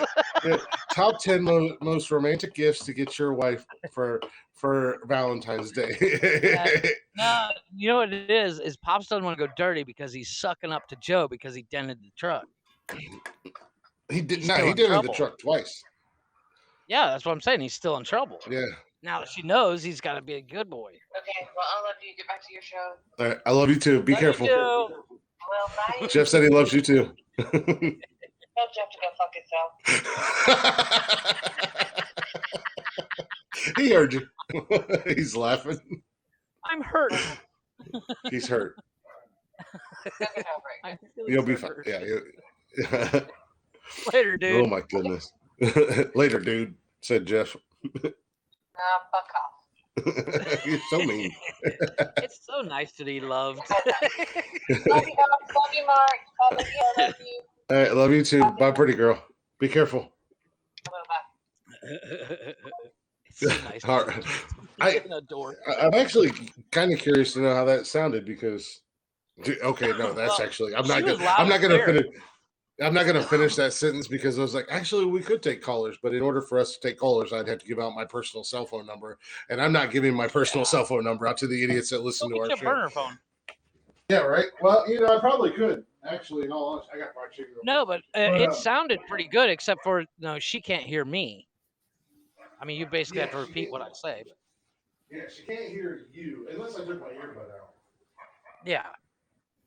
I mean, you'd have to tape an earbud to the mic or the receiver.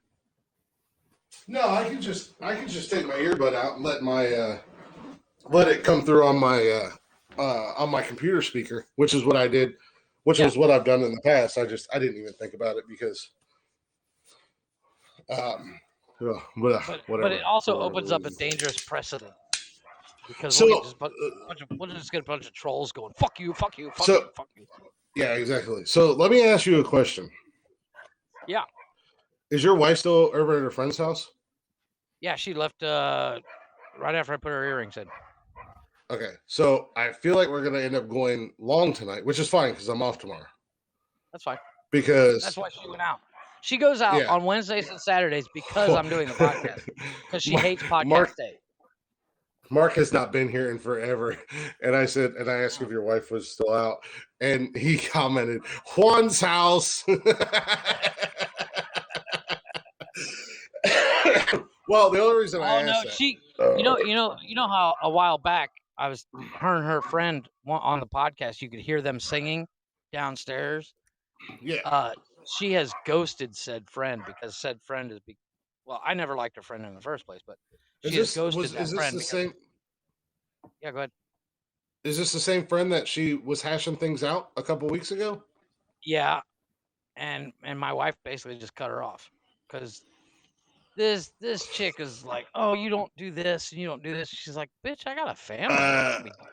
So she's one of those friends that tries to make her feel bad for. I mean, your wife does seem like she does go out and do things, and I know, granted, it's when we do our podcast, which totally understandable, 100% understandable. Right. If if we're doing the podcast, she gets jealous of you because I'm spending time with you, not her. Well, she's a child. Hence her going, yeah. Yeah. But which I mean, I totally understand that. Like, when Summer moves up here, thanks, man. I actually, if you go to bootbarn.com, well, you can't get this shirt, but this is I love this shirt. I've got a black one too. This is Boot Barn has their own clothing line, and this is one of their. Right. And I love their fucking brand, the Hawks, HAWX brand, and I fucking love it. And I got these 2 long sleeve Drywick shirts. One's red, one's black. It makes you think of me. It does, but don't tell Summer. Don't tell Summer. Subconsciously, you're don't like, tell Summer. oh, I miss Jeff. Don't tell Summer. I can whisper and she can't hear it. So, Okay, Joe. But so the reason I asked if you were going to be okay going long tonight, because we're already at an hour and a half, and I do have some really good fucking news stories that are out there, and I hate that they're going to be like in the 3rd hour, but hopefully people will stick around long enough to listen to these stories. Because, yeah, well, I mean, her and I discussed it during our knockdown and drag out the other day that she hates the podcast, not because she doesn't believe in it, because I don't spend time with her during it, which it's like, it's not like I literally at one point said, it's not like I'm at the bar with Chris drinking, doing God knows what. I'm literally here in the house. I'm not. I'm literally this glass door on the other side is my bedroom. So it's but much like myself, I'm very territorial about my wife. Like, every time she goes somewhere, where are you going? Who are you going with? And it's not. It's not like I'm worried about anything. It's just I want to know. I'm weird. Like, I don't like sharing my toys. Well, I think it's kind of a little bit of an insecurity thing on both ends. Well, but I've been like that all my life, so it's no big deal. Yeah, but and that comes with the Napoleon syndrome you suffer from. Yeah. Well, on top of that, in the past, I have not always been the best person. Oh, trust me, I know. Yeah. So. And she agreed. Okay, I get it. You're, but when she found out Wednesdays she tried to keep it as short as possible. She was all excited about it. And I said, well, short is a relative term. As that TikTok I did, short height. Well, and I feel like honestly, lately, as far as Wednesdays go, we've kept them pretty. We've been pretty good. And Saturdays, the podcast itself, we do a pretty good job of keeping it at 2 hours, 2.5 hours. And then we do after show or whatever. Then we do. But that's, I mean, I don't post that onto Spotify and stuff like that. That's just more of a way to get out there. Like I think the last Saturday that you didn't do the after show or whatever, I just went out and I did a live, and then I joined a couple friends of mine live, and just kind of getting out there, and I've tried to get more active online. I think actually this past Saturday night, oh my God, you got done, Pops and Joe left, I was still up drinking, so I wound up going on my buddy Prince of Chaos's Instagram live and hanging out with him for a little bit. Him and another guy, which I should have never done, but one of the things my wife likes to do that I hate to do, and this is the one thing that her and I disagree on constantly. She likes to go to the club and dance. Just her and her friends dancing their asses off to whatever song comes on, and I'm fine with that, because when I go to the bar, I sit at the end of the bar and I drink beer. I'm good at it. That's what I do. Yeah. But my thing is, I'd rather sit at home, drink beer and watch TV, or sit at home and drink Coke and watch TV, or sit at home, eat chips, drink Coke and watch a fucking movie. And then basically pass you out just when want to I watch TV. pass out. Yeah, pretty much. Yeah. But where she likes to go out and dance. Live drama, Mexico. So she likes to go to Coco Bongo, which is, I will admit, one of the best bars I've ever been to. Mm-hmm. Because it's not just drinking and dancing. They do shows and all this cool shit. Yeah, go ahead. Pat said in Facebook live drama Mexico. Mark said, Mark was complimenting not only my shirt but me. He said they look so nice. Not that you need a shirt to look good. That's what I'm talking about. Yeah, boy. But he said, Jeff. And well, Mark did say, Jeff, that's her fault. She can join you at any time on the show. She knows that. She's very camera shy. She just doesn't want to. Mm-hmm. She doesn't want to because she's very camera shy. I mean, she's a gorgeous chick. Like she does Instagram, but she will take 400 pictures and use one. Yeah. Well, I mean, she got Summer's approval. Summer said she was hot. No, I honestly don't think I've ever seen any. I don't think I've seen her to make a. No, she doesn't have to be on camera. I mean, she joined us that one night when we were dicking around doing karaoke, and she was in the background. Yeah, but she also doesn't like the raunch. She doesn't like that we go over the deep end, as she calls it. Oh, that reminded me. Thank you. Okay, yeah, you're welcome. Another story that I had. I don't think I'm going to give to all these tonight. Oh my God, I got so many good stories. And she gets kind of annoyed when I go.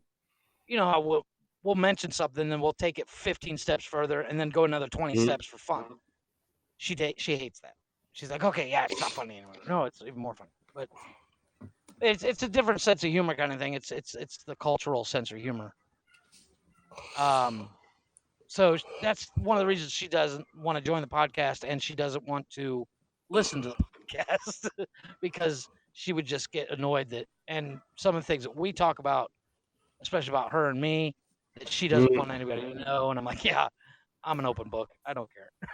Well, I mean, we're innocent. It's all you. Yeah, Jeff. Yeah. What are you gonna do? Mark said no. It's you that goes over the deep end, not us. We're innocent. Yeah. It's all you, buddy. I'm assuming he's blaming you and not me. That's fine. No, but that's one of the reasons why she doesn't want to do the podcast.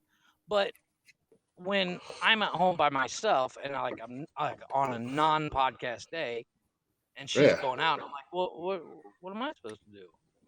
She's like, fucking watch TV. I'm like, but I'm bored. Yeah, no, I totally get that. I totally get that 100% because, and this is what I have to say about the whole situation. There's 7 days in a week. Yeah, we do the podcast 2 nights a week. Mm-hmm. Sometimes we do 2 hours. Sometimes we do 3 hours. Saturday nights we get a little crazy, a little rambunctious. Yeah. Saturday nights we get a little crazy, a little rambunctious. Typically Wednesdays we try to keep it locked down to about 2.5 hours. That's what I'm debating, man. Of these news stories, I got so many good stories, but I don't know if I want to go into them tonight or save them for Saturday. But no, I can't save them for Saturday because I got tomorrow. Yeah, I got tomorrow. I'm just gonna put a disclaimer. If you don't like the first 2 hours of the show, fast forward after the second break. Because it's gonna be good. But anyways, so essentially roughly we'll round up. We'll say roughly 6 hours a week you're doing the podcast. Right. Yeah. There's 24 hours in a day times 7. That's what is that? 28 carry the 2, 14, 168 hours in a week. No, that's not right. Yeah, that's right. That's not right. 148 hours in a week. So 142 hours in the week, you're have time for her. And I'm not trying to say this to sound like an asshole or be a dick towards her. But it comes down to, if I'm here, she would rather spend time with me than sit on her ass and watch TV by herself. Yeah, exactly. But at the same time, on a Monday night or a Tuesday night or a Thursday night or a Friday night, or a Sunday night when she's going out to the bar and going dancing and whatnot with her friends, and she's but she doesn't. I mean, she used to. No, I'm just saying, like, if there was one or two of those nights during the week, right. That's a different story than when it's like, hey, it's. And I know the podcast is kind of. I get that the podcast is kind of a joke. It's you guys aren't doing anything, but we're trying. We're working on something. We're building something here. It's all about consistency. We're consistent, and that's all that matters. Yeah. We are. But I'm gonna be a douche for a second. This is our brand. But I also get where she does believe in the podcast, because anytime where her and I argue, and I'm like, fine, I just won't do the podcast no more, whatever. Not that that's true, but she'll be like, no, you have an obligation. I mentioned I wanted to pick up hair gel because you were making fun of my hair, and I want to do my hair for the podcast. She's like, I see it's kind of slick back tonight there. You're a public figure now. You have to look good. I wish somebody would. I wish somebody would have told me that before I came out here tonight, looking and sounding like I just got hit by a fucking Amtrak. That's one thing she said, and that it's little things like that she says. Yeah. When we bought the mic and stuff, I saw the price and I was like, oh, geez, I don't know. And she's like, throw it in the cart. And I was like, are you serious? And she's like, yeah. She says, do you believe in the podcast? I said, yes. She says, okay, I'm in 100%. I may not like it most of the time, but I'm in. Yeah. It's something, and like I told you the other day when you and I were talking on the phone, I was talking to Summer about it, and I didn't go into like all the crazy detail or anything like that. I just told her kind of what was going on, and I was like, I'm kind of nervous because I can do lives on my own. Right. That's not a problem. But when I'm trying to do like the show, it's a different story. I was like, I'm kind of nervous because I feel like I should start looking for a co-host or another co-host, but I don't want to start looking for another co-host because I don't want to add another kick in the dick to Jeff. Yeah, well, it's like I don't want to be like, hey, just so you know, I got a co-host. I don't want that to be an additional kick in the dick, because at the end of the day, worst case scenario, if I were to do that and then somebody comes on board, instead of 2, it becomes a 3-man show, which well, I mean, it just depends on the chemistry on the third person, but right? Yeah, but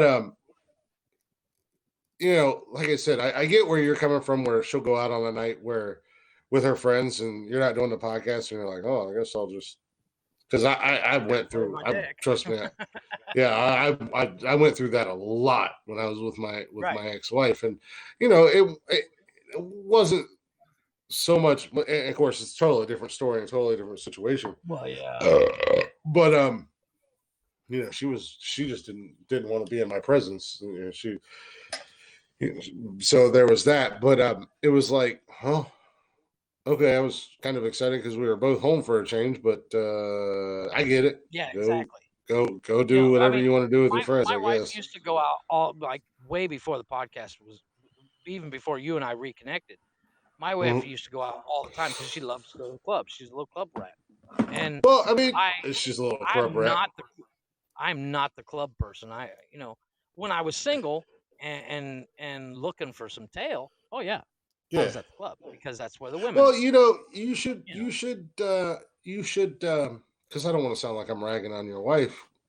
Right. You should, maybe not all. You don't necessarily not all the time, but I mean, occasionally, like, I went with her yesterday to get her nails done. Well, I'm talking about going to the club with her. That's something that she likes. She enjoys going to the club. If she goes somewhere where, like, the kids are covered because her brother and sister are here. And she's like, I have to go do this. I'm like, hey, well, like I went to Hooters with her the other day. She had a work meeting. Oh my God, dude, you poor bastard! I can't believe you had to go to Hooters. Oh my God! I could have literally been. Well, my original thought you went to Hooters list. You went to Hooters list. I really want to go because. Well, the thing is, though, I have a philosophy. Anytime I have to leave my house, that's a bad day. Yeah. So, well, like I went to go get gas for the stove the other day, and I was like, oh, fuck, I hate this. It's so bullshit. Yeah. I'm going through the complete opposite right now. Like, I'm looking for every excuse under the sun to get out of my fucking house. It's not work related. Yeah. Because. But you live alone. I live alone. So, and yeah. Well, I mean, I do. I mean, outside of when the kids are here, I live alone, and the kids are only here. right now, it's gotten worse since they've gone back to school because the kids are only here Monday and Tuesday, and then every other weekend. So, like right now, it's like I want to get out. It's becoming a fucking prison, man. Like, there's nobody here. There's nobody to talk to, and it's like Jeff don't want to fucking talk to me 24/7. Summer don't want to talk to me 24/7. Why the fuck would Jeff want to talk to me 24/7? Anytime, dude. So it's like I come home. Anytime you need somebody to talk to, I'll hold your hand. Yeah, it's like this place is becoming a fucking prison. So like Sunday, I had after Saturday, I woke up Sunday feeling rough as shit. I ain't gonna lie, I was feeling rough, and I was in the shower, and my buddy Kevin, his wife Snapchatted me, TJ, and she just Snapchatted me a picture of Chili. And she was like, Chili and football, get your ass over here. I was like, all right, we'll be over in a little bit. I'm on my way. Hell yeah. So I told the kids, I was like, hey. I was actually thinking about that the other day. I said, if I had millions of dollars and I didn't have to work and I could live by myself and all that stuff, the first 3 months, I'd be like, this is awesome. But after that, I'd be like, fuck, I'm bored as shit. Yeah. It just becomes a prison, man. And that's that's the worst when you it really is. Eventually it gets depressing. You're like, fuck, I gotta go home. Yeah. Didn't know it. So like, Sunday we went over to Kevin and TJ's for football, and Kevin was drinking. Kevin's a big bourbon and whiskey drinker, and he was like, "There's beer in the fridge," and I was like, "Yeah, I seen it." He was like, "You not drinking it?" I'm like, ugh. I had a rough night last night. He was like, "Damn, dude, really? You're turning down beer?" And I was like, "Next Sunday, I promise. Next Sunday, I'll drink beer." And he was like, "Are you all right?" And I'm like, "Yeah, I just had to get out of the house." Yeah, no, I think when I lived alone, before I met my wife, and when I first moved here, I lived alone for like a year and a half. Yeah. And the first year, I would use my apartment as a place to leave my shit. I'd literally go there, shit, shower, and shave, either go to work or go back to the club. Yeah. And then I'd go home, shit, shower, shave, and go again. Well, and that's the thing, like I think I only slept there like 5 times. I mean, it'd be different if Summer and I were going to like the dance club and stuff, but I'm also not in the same. I'm not I like to go dance. I like having fun and drinking and dancing and stuff like that. Where you just want to sit at the end. But as long as I'm home by myself, I don't like to have people see me dance because I'm self-conscious about it. Yeah, no, I've been I told don't care. My wife says I'm a pretty good dancer, but not that I'm, going to jump on TikTok anytime soon. Dancing. We'll do the whole scene from Hitch where Will Smith taught Kevin James how to dance. I'll teach you how to dance. Like, whatever you're doing right there, stop. What cracks me up is that he basically every time the chick turns around, he does all those moves he's not supposed to do. Yeah, I would love to have that kind of confidence to dance like that and just go fucking balls out. I see these guys that dance really well, and I'm like, fuck, I wish I could do that, but I'm not. Mm-hmm. I get embarrassed. I don't have that confidence sober, but if I have a few, and I don't have to be drunk, like I'm not going to be shit-faced drunk to dance, but I get I get a couple beers in me or whatever, and I'm like, oh yeah, let's, because I like to dance, and I not only where people have said, oh, you can actually dance. I know I can dance. I just don't have the confidence to do it sober. I don't think I've ever danced on TikTok. No, you sent me a video. You posted I did send you a video. You're kind of doing this. You're not. I posted it. I was gonna say we'll just keep that between us, but I did post that on TikTok. So, but I did. There's a guy that used to work with my wife and I at the last company she was at. This guy, he could do that shuffle thing where his feet just kind of look like they're not attached to his body. And I'd watch that dude dance, and I'm like, dude, I would love to do that, but A, I don't have the coordination because I'm not very coordinated. B, I would be so embarrassed every time I know I fuck up, even though it would look cool. I know I fucked it up, so I'm done. I'm out. Yeah. I just no. Well, No, I'll slow well, dance. I'll slow dance at like a yeah, wedding with my wife. But the yeah. fast Well, pace, nope, yeah. nope, nope, not me. Well, where I was going with that is, at the end of the day, Jeff can make John Travolta look like an amateur. I believe it, Casey. KC said you make John Probably. Travolta look like an amateur. I don't know, John Like, Travolta. That but motherfucker can dance, dude. where I was going with that whole dancing thing, completely Mhm. off subject, squirrel, as we normally do, was like every once in a while, not all the time, but every once in a while, just voluntarily be like, hey, your brother and sister are here. Let's leave the kids here, and I'll go with you. Get you a couple drinks thing in, is, though, and then just no, have but fun. because you know what happens? I end up being the fifth wheel because it's usually her and her girlfriends go out and dance. So be It's the fifth girl wheel, time. but go out And there. I told him, I said, hey, if I go, we can stop by Walmart, pick me up a cheap wig real quick. I'll rock that fucker all night. I don't. And we'll weave But it into you my might think beard. you might think you're being the fifth wheel, and you might think you're the fifth wheel, but at the end of the night, and It's probably the next appreciated. day, you're that's one of the it's everybody always says it's the little things. You know what I mean? Right. So No, but I mean you might that's why feel awkward. if she goes does something that she doesn't like, well, like yesterday when she went to get her nails done, she usually goes with the said friend that she cut ties with. Mm, yeah. So, I said, hey, why don't I go with you? She's like, you'll just be sitting there on the couch. I was like, I don't have to be there with the kids, and I can spend time with you. Where's Yeah, the problem? you should have got a mani pedi. I thought about it, but I You didn't should want to have. scare You her. guys could have got a mani pedi together. No, she just got her nails done because I don't do manis. Oh, well, whatever. The problem is You if could have I got a went and mani. got my nails done and got a mani petty thing, whatever, I would fuck them up in about the next day because I'm constantly. Well, it doesn't. But it doesn't matter. Yeah. Because it's all about doing something together. That's what I'm saying about the whole going to the club with her. You're completely out of your comfort zone. You're completely out of your world. But you're going there and you're willing to get out there and you in your head you're gonna be like, all right, I can't dance, or I'm so uncomfortable. Why am I doing this? I'm the fifth wheel, blah blah blah, yada yada yada. But to her, it's gonna mean the world to her. Oh yeah. Well, I have done that. Much like gone with her. I'm not going to speak for you, but much like I said a few weeks back, when we was doing our stupid karaoke thing, which more just turned into more nonsensical bullshit. And she came in and hung out with us and was chatting and talking and everything else. That had to that had to mean something to you. That had to, and that's not something that it did feel nice. Yeah, like and if I didn't smoke, I would literally do the podcast next to her on the bed because she hates when I smoke in the house.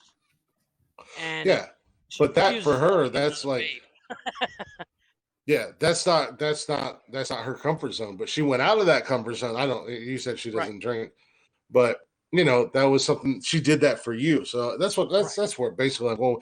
Jay Opera, how you doing, Jay? Welcome to the show. He said, dance like no one's watching and love it. Hey guys, need advice if you are able. I have leaks in my ceiling in a few places. Got them with the summer hailstorm and a roof. Is a roof inspection the first course of action? Do they also renovate the interior? Ugh. Reasons I ask is that you look like real men's men. Would you take an interest in construction and home ownership? Definitely go with a roof inspection. Well, find a roofer that does free inspections. Yeah. And get multiple estimates. You are the right space, or actually the right spot, because you are the right spot because both Jeff and I have a very long, extensive background in construction, but definitely, get with whether a home inspector or a roofer who does inspections. I always recommend 3 quotes. At least. Don't go at least 3 quotes. You will. You may go with the cheapest. You may go with the most expensive. You may go with the guy in between. But you get 3 different quotes, 3 different inspectors out there, and 3 different eyes on the situation. On the problem. Right. So, because one inspector might find one thing, and the other two might find two other things that the first one didn't see. And you probably don't necessarily need a complete home renovation, just depending upon how much damage was need done. a couple patches and new shingles. Yeah, depending upon the damage that was done, that room that was damaged may or may not need to be repaired or have renovations done to it. The extent of the damage, et cetera, et cetera. But if you have blown insulation, usually you can get away. Replace it. Yeah. If it's minor issues, you can get away with some just some patches. Quick repairs. Yeah, and if some it's, of them might extensive, be easy enough to do on your own, depending on how comfortable you are with a hammer and nail. So my bad. 6 eyes on the situation. Thank you for correcting me, Casey. That would be sad. I should have said 3 pairs of eyes. Yeah. Fuck you, but Casey. No, I love Casey. I would definitely get He's always busting my balls. I would definitely get multiple estimates and see if it's something you can fix on your own first. After said estimates, Casey, and pick the one you think would do the best job for the buck. Actually, in all honesty, to piggyback on what Jeff just said, you get your estimates. A lot of inspectors or roofers or handymen or whatever, when they come and do the inspection, they'll actually tell you exactly what you need to do to do it yourself. to repair it. And then it's 2021. Jump on YouTube. You probably do it yourself a whole hell of a lot cheaper. You, between me and YouTube, there's nothing I can't fix. But I do have a comment for KC. Yeah. And I already know what his rebuttal is going to be. But how's it feel to be 1-2 in Kansas City, looking like a fucking train wreck, knowing that you barely beat Cleveland, who's 2-1 by the way, and we have a way better quarterback than Patrick Mahomes. I know you don't. You'd be surprised what you could do, Jay. Patrick Mahomes is the quarterback. I mean, there's literally video tutorials on how to hold a hammer on YouTube. Yes. I kid you not. People will show you where to hold your hand, where to strike the hammer, what kind of nails you should use. There's nothing that is on YouTube. Over 100,000 hours of video gets loaded to YouTube every day. Casey said, "Fuck."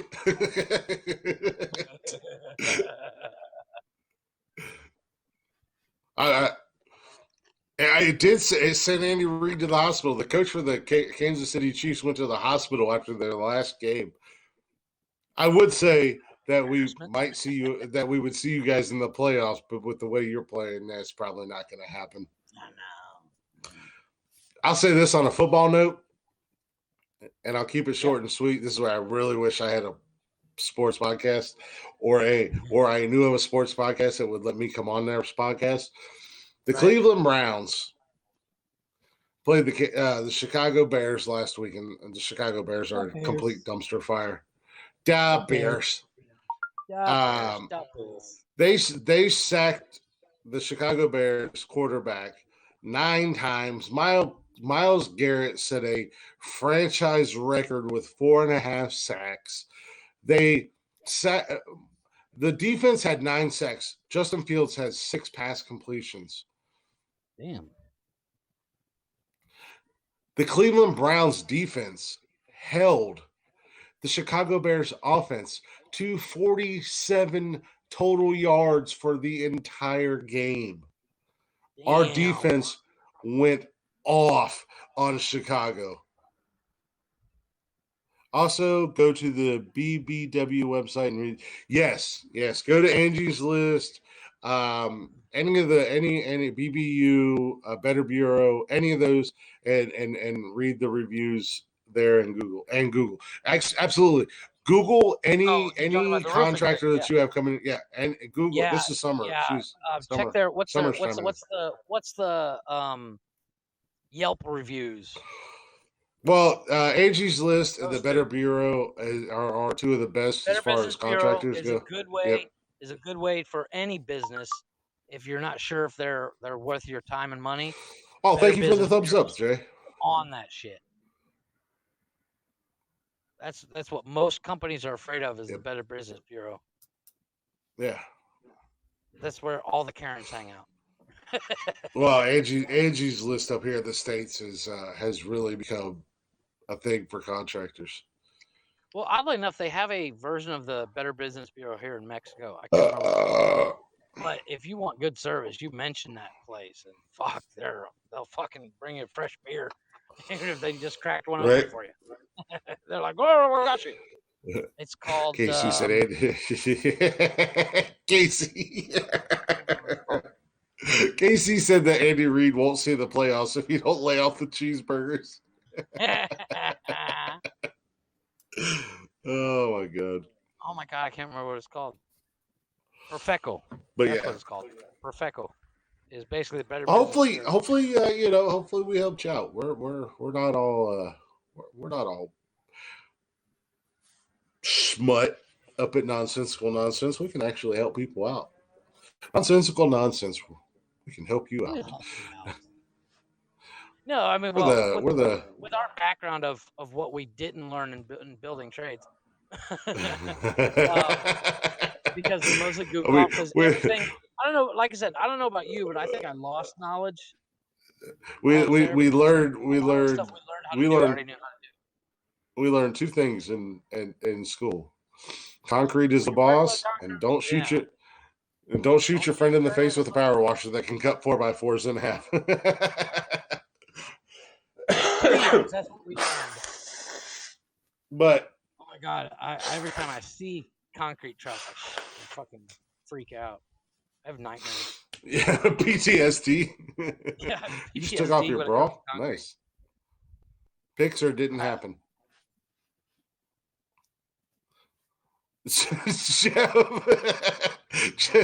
Jeff just dead stare at the camera. Summer said she took off her bra. I was trying to see it through the camera. I just heard boobies are out. Beebs. How do you get? That reminds me. I've pretty much taught all 4 kids here in this house to knock because on your bedroom door. Wife, yeah. Well, I put a lock on my bedroom door because that's where we keep cash and other things that kids don't need to be getting into. And you don't want your kids pretending that there's a sword like somebody else's son did or last week. No, there's other things here that they shouldn't talk about or shouldn't see. But crack. Her brother learned a lesson the other day. We were in bed and my wife, one of the first things she says in lie in bed is help me take my bra off.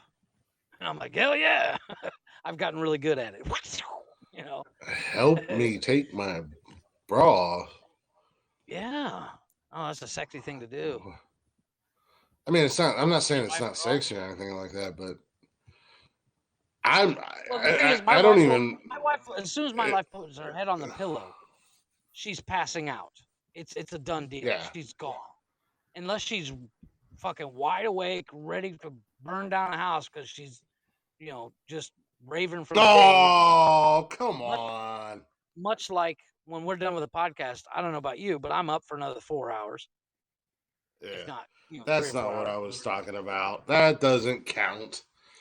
I said Pixar didn't happen. She sent me a picture of her bra hanging on the door or whatever it was hanging on. But I didn't even. If Summer's, if Summer she'll roll over and be like, "Can you undo my bra?" I'm like, "Yeah, okay." Yeah. As long as I can play with them. If we're at home or whatever, I don't think Summer's bra makes it past the front door. To be honest with you. Well, especially with her brother and sister here, it has to stay on. But usually, like I said, we have 4 kids. Yeah, exactly. I don't know how you guys do it. But we let me rephrase that. We have 4 kids in the house. In an apartment that is less than 1,000 square feet. Yeah, I don't know how you guys do it. I mean, I could legit stand at my front door and I could piss and hit my bedroom door. But I also got a strong scream. But no, but but I'm just saying. She'll pass out in bed. She'll take her shirt off and she'll pass out, and then 20 minutes later roll over and go, undo my bra. And so I undid her bra the other day, and her brother just kind of opened the door, and boobies are out. And I'm practically naked, getting ready to do. Well, my he's deeds. also gay too, so he was. He burst in. He's like, oh, never mind. And ran out. Yeah. He burst in. He's like, oh, boobies, gross. Hey, how you doing, Jeff? What's up? He and I played Grand Theft Auto today. He wanted to redo the missions, and he was finishing up, and he had the Lester missions at the end where you can actually put money in stocks, and then do the mission, and then the stock goes up, and they sell it.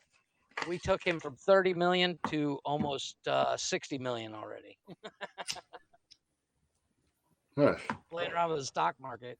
We literally spent 4 hours yesterday just putting the one character back to sleep. Nice. We would buy the Burger Shot stock, put all 30 million in it, and put the guy to sleep for 3 days. Every time he goes to sleep and you save, it's 8 hours. So we do there's 1, that's 2, that's 3. Okay, check it. And then we check the stock. Okay, it's still down. Go back to sleep for another day. It was fucking ridiculous. But we got it up to 6. We're trying to buy the golf course. Nice. The golf course is 60 million. As I said, I know we suck, baby. If you're still watching, I do want to take a real quick break. Mm-hmm. I'm gonna do Rocky's. Dude, I gotta get Rocky to send me that other song that he just made. You were like, man, we gotta check on him. He's going through some stuff. I hope he's all right. And meanwhile, I'm like, I fucking love this song. I just think it's a dark song, and somebody needs to call him like. Well, it's the type of music that he does. That's something that he wrote. I mean, I'm assuming that he wrote that, and that's his original content. That's why I'm saying. But somebody needs to check on that dude. But yeah, let's take a real quick break. I'm gonna actually, speaking of Rocky, I'm gonna do this Judas remake that he did from Fozzy.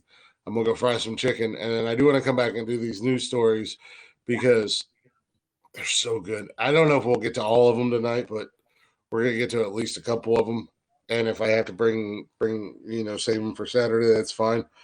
But much like you being a little crackhead and getting excited for your. Yeah, I'm telling you, if you watch the Squid Game episode 3 or 4, I can't remember which, you will watch it, and then you will send me a message going, "Fuck." Well, when I get done with Deadwood, after I watch the 2.5 seasons I have of Deadwood, and then the Deadwood movie, I'll give the Squid Game a try. But yeah, we'll take a real quick break. We're going to come back. Finally, I know we're going long tonight, guys. Hopefully you've enjoyed the show. We got a little bit serious in this second part, hence the reason why we need a third. We're going long tonight. Yeah, we need a third. We got a little bit serious, but, it happens from time to time. We're not always raunchy. We can be serious. As I told my wife today, they all can't be winners. I mean, I feel like every show's a winner, but I personally... She was commenting on one of her favorite YouTubers just had a second kid, and she's like, "Ooh, that kid's not good looking." I was like, "Well, they all can't be winners." I mean, I don't mean to sound biased or anything like that. I personally enjoy listening to the podcast. I enjoy listening to our show. I listen which to is today while I was folding laundry. Which does sound incredibly biased and sound like a giant homer, but I enjoy listening to it. And then, like, at the end of the 2 hours, I'm like, really? But I want more. That's it. Yeah. Like, but at the same time, I listen again, and then I go, yeah, that's why I fired Jeff from the top 10.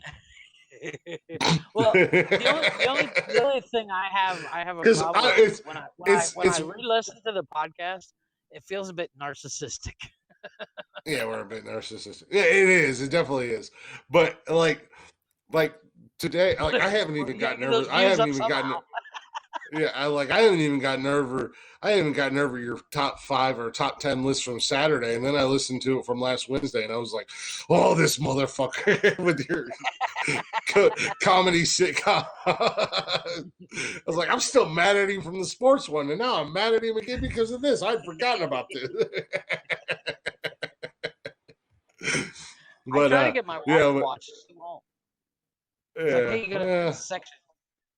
The only time she's actually watched, I think the most time she's watched is that eye roll. Yeah. I kept replaying it because I roll my eyes. Dude, you've got to get me the exact time so that I can screen record that. It's like 1:30 or 1:34, 1:28, something like that. It's maybe tomorrow I'll try to scroll through and see if I can find it so I can screen. If you fast forward through YouTube, you know how it shows it on a little screen. You can actually see me over. You see my back go to the back of where my back's to the camera, and then I come back and I just. Well, I could screen record from my phone, so I want to screen record that so that I could post it as a little video or whatever. But we'll be right back, guys. I got to go fry some chicken. We're gonna be right back. Like I said, if you don't listen to any part of the show, and I'm gonna put the same thing in the description and whatnot, and everywhere I post it. If you don't listen to any of the show, Part 3, gotta listen. You gotta listen to the news. So fast forward through everything and listen to these stories because these are by far some of the. Oh, you better deliver. Dude, I've got some fucking doozies. Go get, while we're on break, Jeff, go get Bob from his work release program in Germany. Bob from jail, and I'm fire up the jet. Get some more Coke. I got a fresh pack of cigarettes here too. So fire up the jet because we're going to Mississippi, we're going to Ohio, we're going to Colorado. We're staying in the States. I don't know where all we're going, but we are going to Europe. We're going to Europe. Get the plane going. So fill up the jet, fill up the bus. Figure Bob does everything else. Bob can also drive the bus for the Nonsensical Nonsense News Tour. I turned into Charles Barkley. This is terrible. Nonsensical Nonsense News Tour 2021. Will rival Pops and Joe's World Tour. Amen to that. But we'll be right back, guys. Thanks for listening. Hold tight. We'll be back. Enjoy. Fozzy with a little. Now that I've betrayed everyone I've ever loved, I pushed them all away, and I have been a slave to the Judas in my mind. Is there something left for me to save in the wreckage of my life? My life.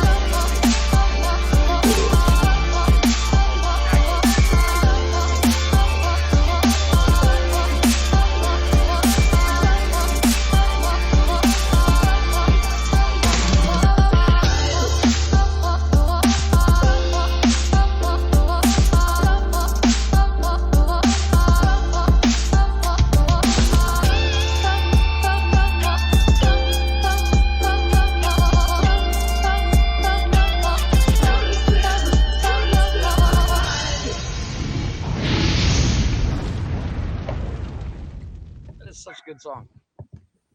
Hell yeah. It's a killer song. And Rocky with his remix of that, Rock Lee from EDM Combat. I can say this. He's 100% a friend of the show. My brother, musician, singer, producer extraordinaire. Go check him out at EDM Combat on all social media. While you're there, make sure you check out our guys Black Dot Mojo on social media at Black Dot Mojo. All across the board, you can get all their music and everything like that. Also, while you're on social media checking everybody out, feel free to go check us out at Nonsensical Nonsense, Instagram, Facebook, Twitter, TikTok, YouTube, Twitch, everywhere. Go give Black Top Mojo, EDM Combat, Nonsensical Nonsense. Go give us all a thumbing.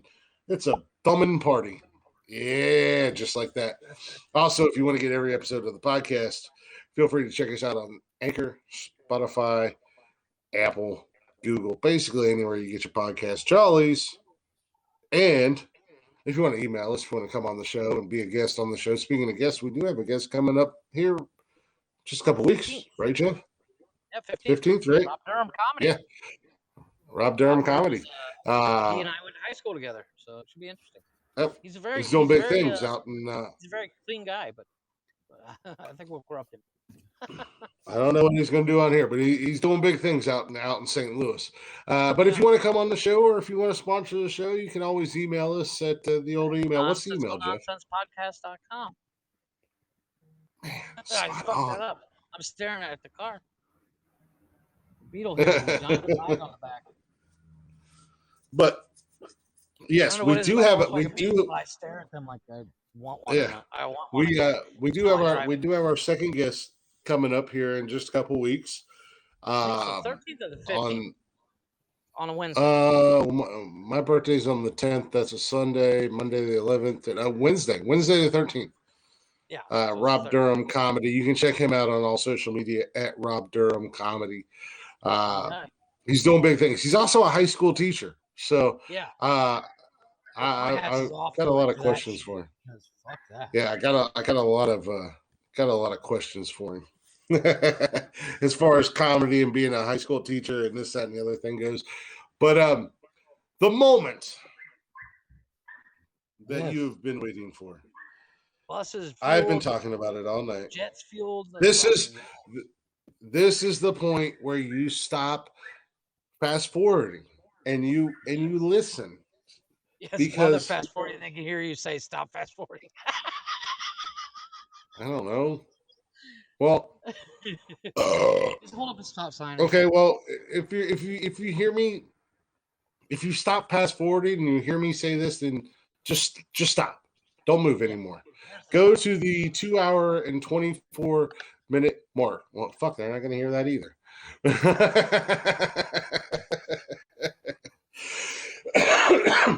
Basically, after the third song of the description, damn it. Yeah. Go to the 2 hour and 2.5 hour mark and just, if you don't want to listen to anything else, listen to this. Yeah. And this is the reason why Jeff's mom stopped listening. So this is the reason that Jeff's mom has stopped listening. This is the reason that Summer's lesbian lover or whatever she is feels the need that we need Jesus. Really? Yeah. It's not our fault. She was the one that was listening to us in the church prayer meeting. Yeah. Who the fuck does that? Or like what's his name? Al Pacino in The Devil's Advocate, just boiling the holy water. Yeah. Jeff, gotta give him his So listen to this. Listen to this. Okay, listen. Audio Jungle.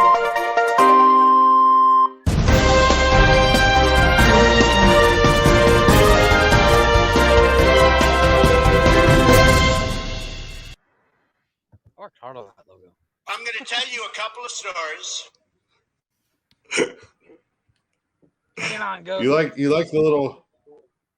You like how I add those in there for you. Yeah, you gotta love Trump. All right, so we're gonna yeah, we're gonna. Where to start? We're gonna start as Pop said earlier. We're gonna start a little gentle, a little soft, a little slow. Cue the Barry White in the background.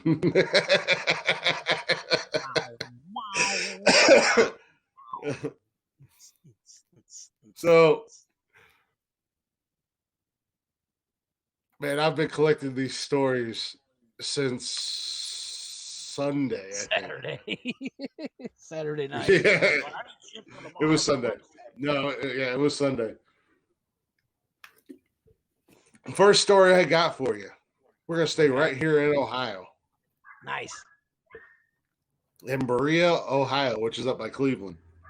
I was just gonna say. It's up by Cleveland. A haunted house actor accidentally stabbed an 11-year-old boy's foot while trying to scare him. I bet he's scared now. So shit on me. Yeah, right. So a haunted house actor stabbed an 11-year-old boy in the foot at a fairground in Ohio in an incident the business says was an accident.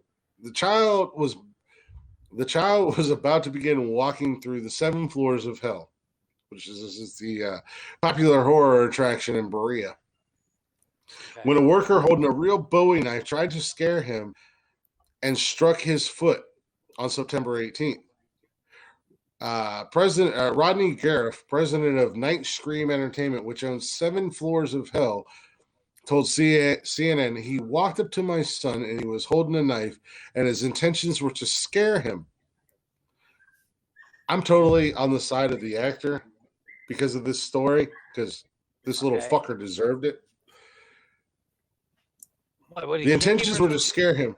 No, the intentions were to scare him, but my son responded to him by saying, "That's fake. I'm not scared." The child's mother, and his mom's name is Karen. Yeah, the child's mother, Karen, told CNN affiliate. It was then that the actor began dragging the knife and stabbing at the ground when he struck the boy's Crocs and cut his big toe. Workers immediately took. Yeah, the workers immediately took the child to the first aid area where they disinfected the cut, which Gariff said was about 1/3 of an inch long. It didn't even stab him; it was more just like a little slice. Yeah, until his mother, they did the first aid thing, and then his mother arrived. The boy needed a bandage, and refused further medical attention. Both he and his mother continued into the house, into the horror house until they completed the attraction. I bet so they still went through after that. I bet he did. You're right. Karen said, "I didn't want to make a scene. Of course, I wanted to go about it in the appropriate way." As to why she continued through the horror house. 7 floors of hell enforces strict rules and protocols which do not allow their scare actors to carry any real weapons, only rubber and foam props. Gariff said. The actor was let go. He added, "Yeah, you think he was fired?" Yeah, I would hope so. You just stabbed the kid. He cut him. It wasn't even stabbed. He literally cut him. Yeah. I mean, it probably went between his toes or some shit. But it was a minor real knife. He was just trying to add off. He was just trying to add authenticity to it. There it is. Berea Police Department Lieutenant Tom Walker, fucking Walker is in Berea. Told the news that the 22-year-old had been charged with negligent assault. I can't explain why he brought a real knife, Walker said. He should have been using a fake prop or rubber. And this is not me not being able to talk. This is an exact quote. He should have been using a fake prop or rubber knife. A rubber knife. So his knife should have been extra rubber. I don't know. Yeah. I think he said foam. Rubber or foam, but he said rubber twice. I just wanted to point it out. That was not me fucking up. That was an exact quote from Walker, the lieutenant from the Berea Police Department. Obviously, I couldn't say a word about it. Yeah, that kid got what he had coming to him. Little smart mouth prick. But he said, obviously, a poor decision on his part to bring a real knife to the fairgrounds, and he's been criminally charged with negligent assault as a result of making the decision. Despite the incident, Gareth says he hopes customers understand that 7 Floors of Hell is a safe attraction, and the actors' actions do not reflect their business. He also said that we upgraded their tickets, Gareth also said that we upgraded their tickets and they went through all the houses, and then he said they had a great time and they were done. Gareth, we've been in business 21 years and we're a very safe event, and it's just something the actor foolishly did on his own. He was very apologetic and stayed with the boy the whole time and helped him take his shoe off after the accident. It does sound like it was 100% an accident. You know, the guy. It's not like he did it. He's like, "Oh yeah, you don't think that's scary? How about this? Stab him in the foot." Yeah, but I think that I get why he wanted to be more authentic, because rubber knives look like rubber knives and foam knives look like foam. Period. Yeah, I think he was going for more the authenticity. And sometimes, and I've been in haunted houses. I love haunted houses. I absolutely love them. There's one down the road, actually right across the street from where I work at, that's been in business for years. It's probably one of the most popular ones in Ohio that I really want to go. I really want to try to go to this year, and they have in the past. I do know some of the actors have had real quote unquote props, but they've never gone after anybody in the crowd. It's more of a, I'm behind this cage and, I have a real chainsaw. So I'm going to, I'd take the blade. Yeah, I got a real chainsaw and I'm going to run it across this metal pipe to create sparks or whatever. But at the same time, the kid was a little prick and he kind of asked for it. But also in that news article and on a different page that I couldn't get to because they wanted me to pay for it to read the whole article. Supposedly the Bowie knife that the actor had was his mother's, and she was quoted saying, "I don't know why this idiot took my knife, but I really would like to have my knife back." Welcome to Ohio, folks. I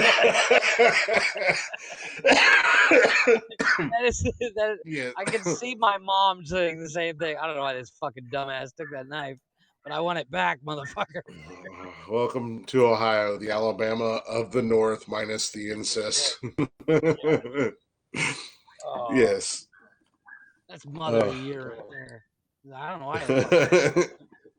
So she's going to take Mother of the Year of her summer, making her kid black out on a roller coaster. It's a tie so far.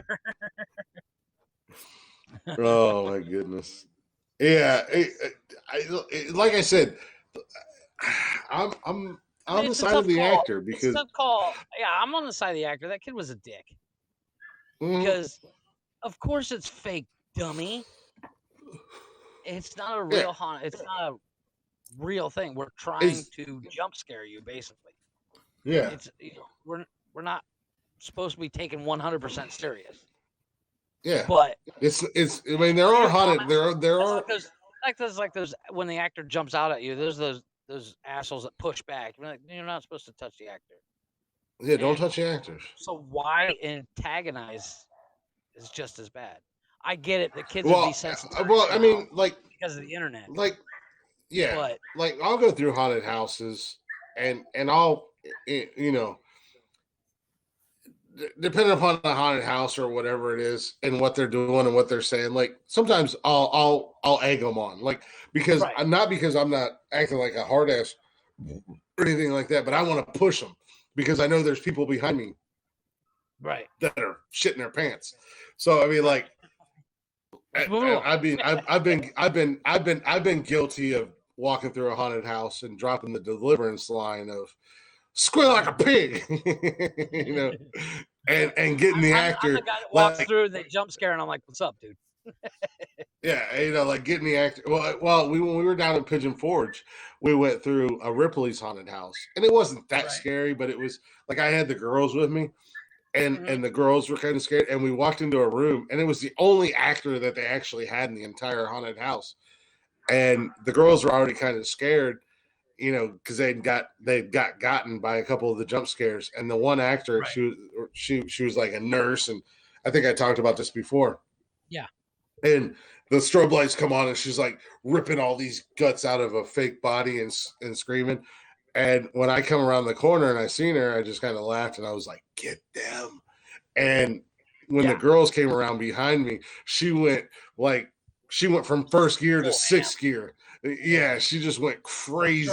It was like, she was like, she was rattling the because she was behind a cage, and she was like rattling on the cage and screaming and throwing and I was like, you know, like because 9 times out of 10, that's a normal thing because you're not bothering the actor. You're saying, hey, there's 2 kids behind me that they're gonna freak the fuck out when you do your thing.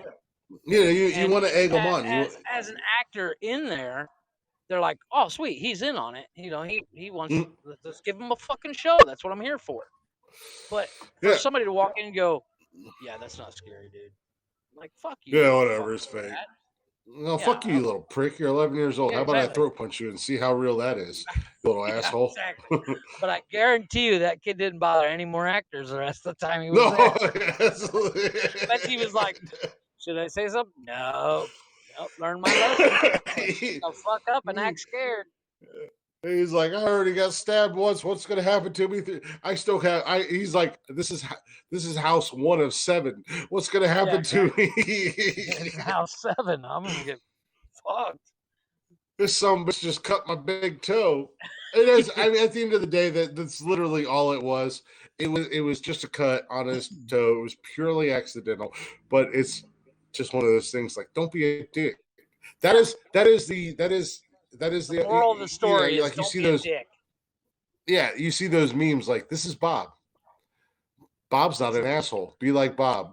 Yeah. Yeah, exactly. Yeah, don't be a dick. You know. And again, now I'm saying Bob. Poor Bob. Bob's just hanging out. Bob's just hanging out in the tour bus, minding his own business. Funny.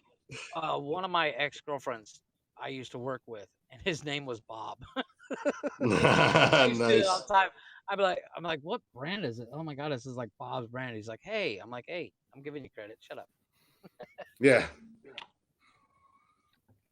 So shout out to Bob. But because he got me going there.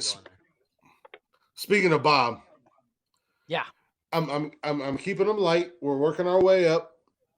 All right, a top 10, if you will. Top 10, if you will.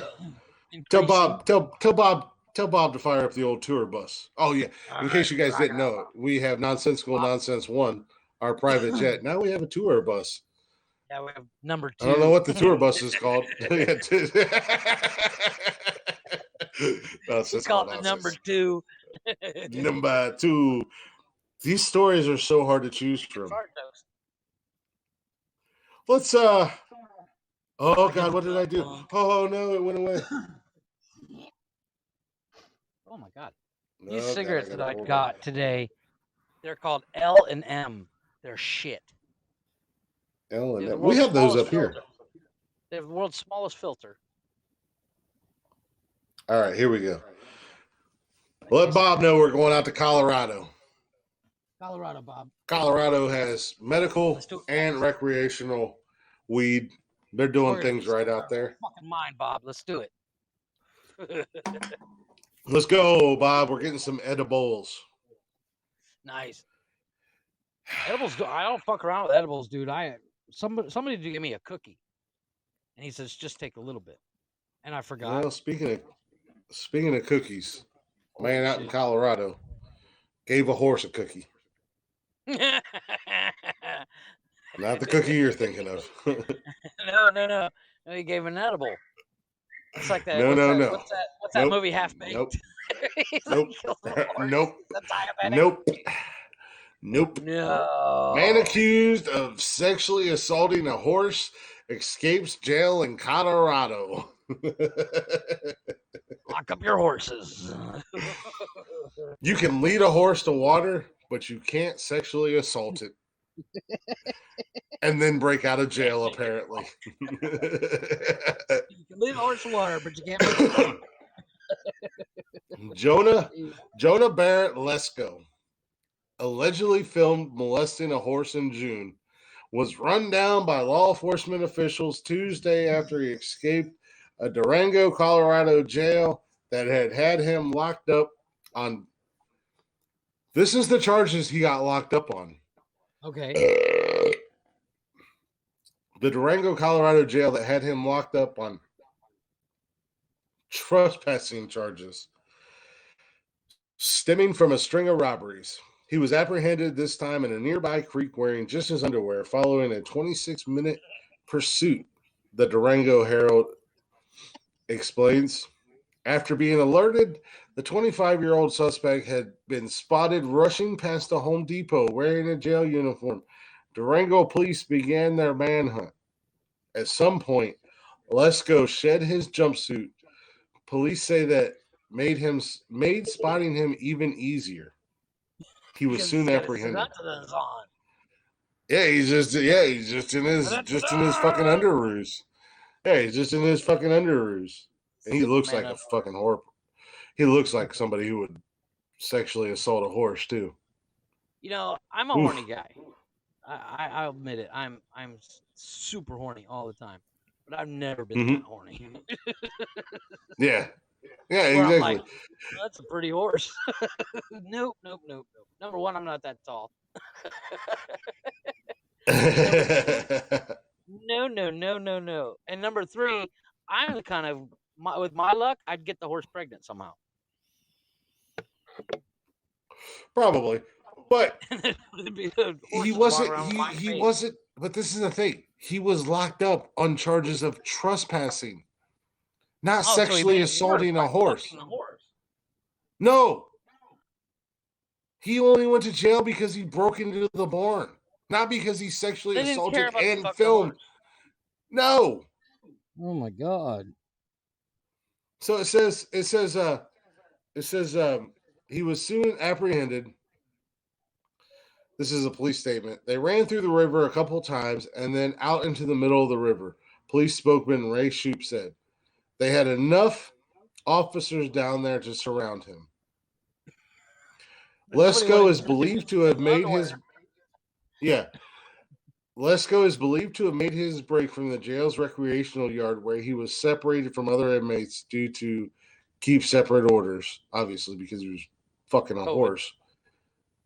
Well, it's also COVID. They're trying to keep everybody separated. Okay, we'll go with that. It sounds better. It probably also saved his life because like, you fucking horse, I'm gonna fuck you up, dude. There is a video of him climbing a wall and escaping through a hole in the fence. The suspect. Okay, so here we go. So Lesko was reportedly arrested in late spring on suspicions of sexual misconduct involving a horse at the La Plata County Fairgrounds. The four-legged victim. At the fairgrounds, no less. The four-legged victim's caretaker documented the assault on his cell phone. The fucking caretaker was recording it. He was like, wait, hold on. If it's not on the gram, it's a scam. Yeah. I got Exactly. Keep going there, Bob. Bob, you're supposed to be flying the jet and driving the bus, not banging horses. What the fuck is wrong with you, Bob? You stole fish sticks last week. Now you're fucking a horse. We really need to replace our driver / pilot. But he comes up with some good story. Yeah, right. He's good for a laugh. We need to have better background checks when we hire people. Right? Fish sticks and a horse fucking. Okay, my bad. So it was apparently a camera that was in the horse's stall that was linked to his cell phone. So he wasn't standing there recording it like he was some cheesy porn director. It's hot. I'm really gonna rock out to this tonight. Yep. Okay.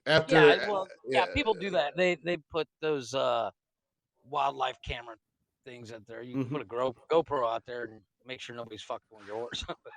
but at the end of the day, what Lesko was booked and charged with was trespassing and burglary. Which is what 6 months.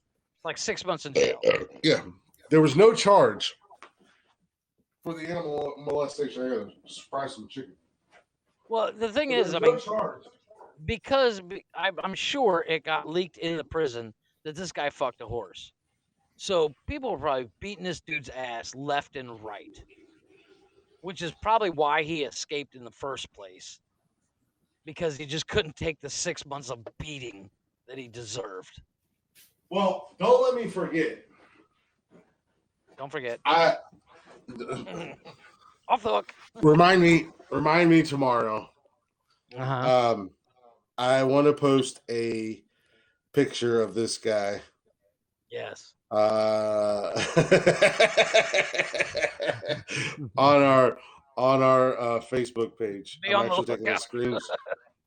Oh God, why is it doing that? I'm actually taking a screenshot right now. Now I'm taking 45 screenshots. I'm actually taking a screenshot right now of our horse fucker. Be on the lookout. So lock up your dogs. Yeah, cats, no, he's caught. He's caught and locked up. So okay.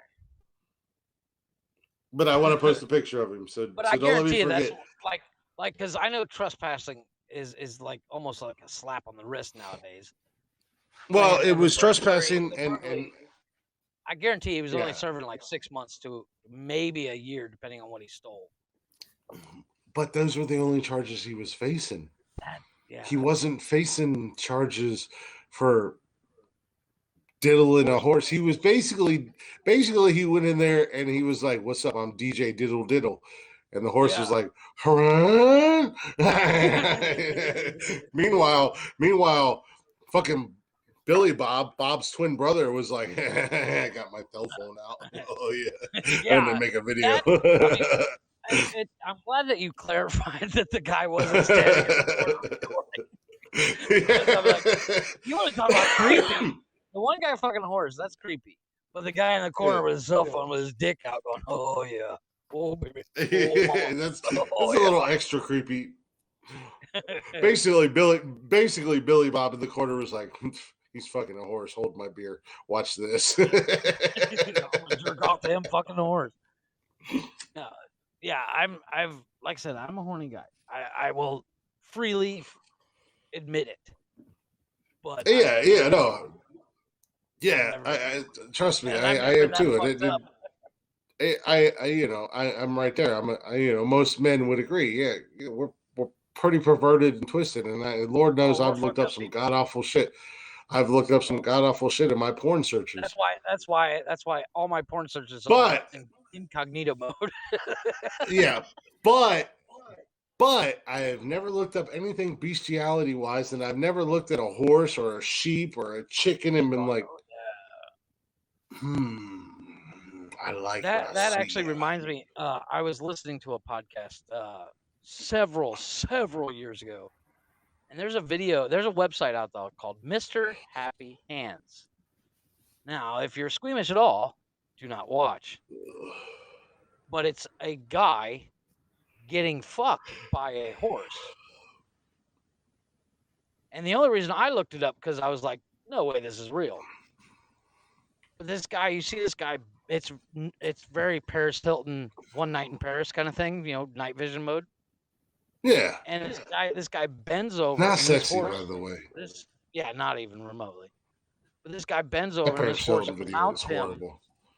This guy mounts him, and then you can. The guy mounted the horse, or the horse mounted him. The horse mounted him, and then, you can see, you can tell the moment of penetration because the guy's like, "Whoa, okay," and then I don't know if the horse hit some lube or something, but it goes from 0 to 100 real fast, And this guy. How many times did you watch that video?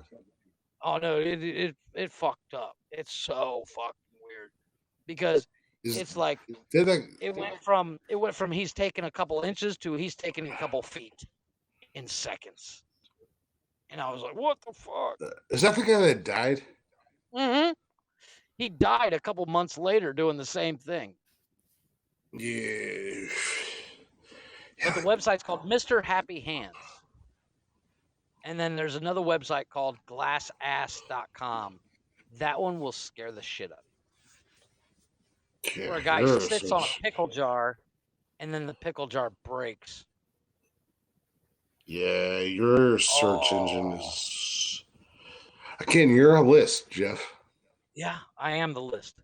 But you are in my defense on those two websites, I heard about them on a website, on a podcast, and I was like, no way these are fucking real.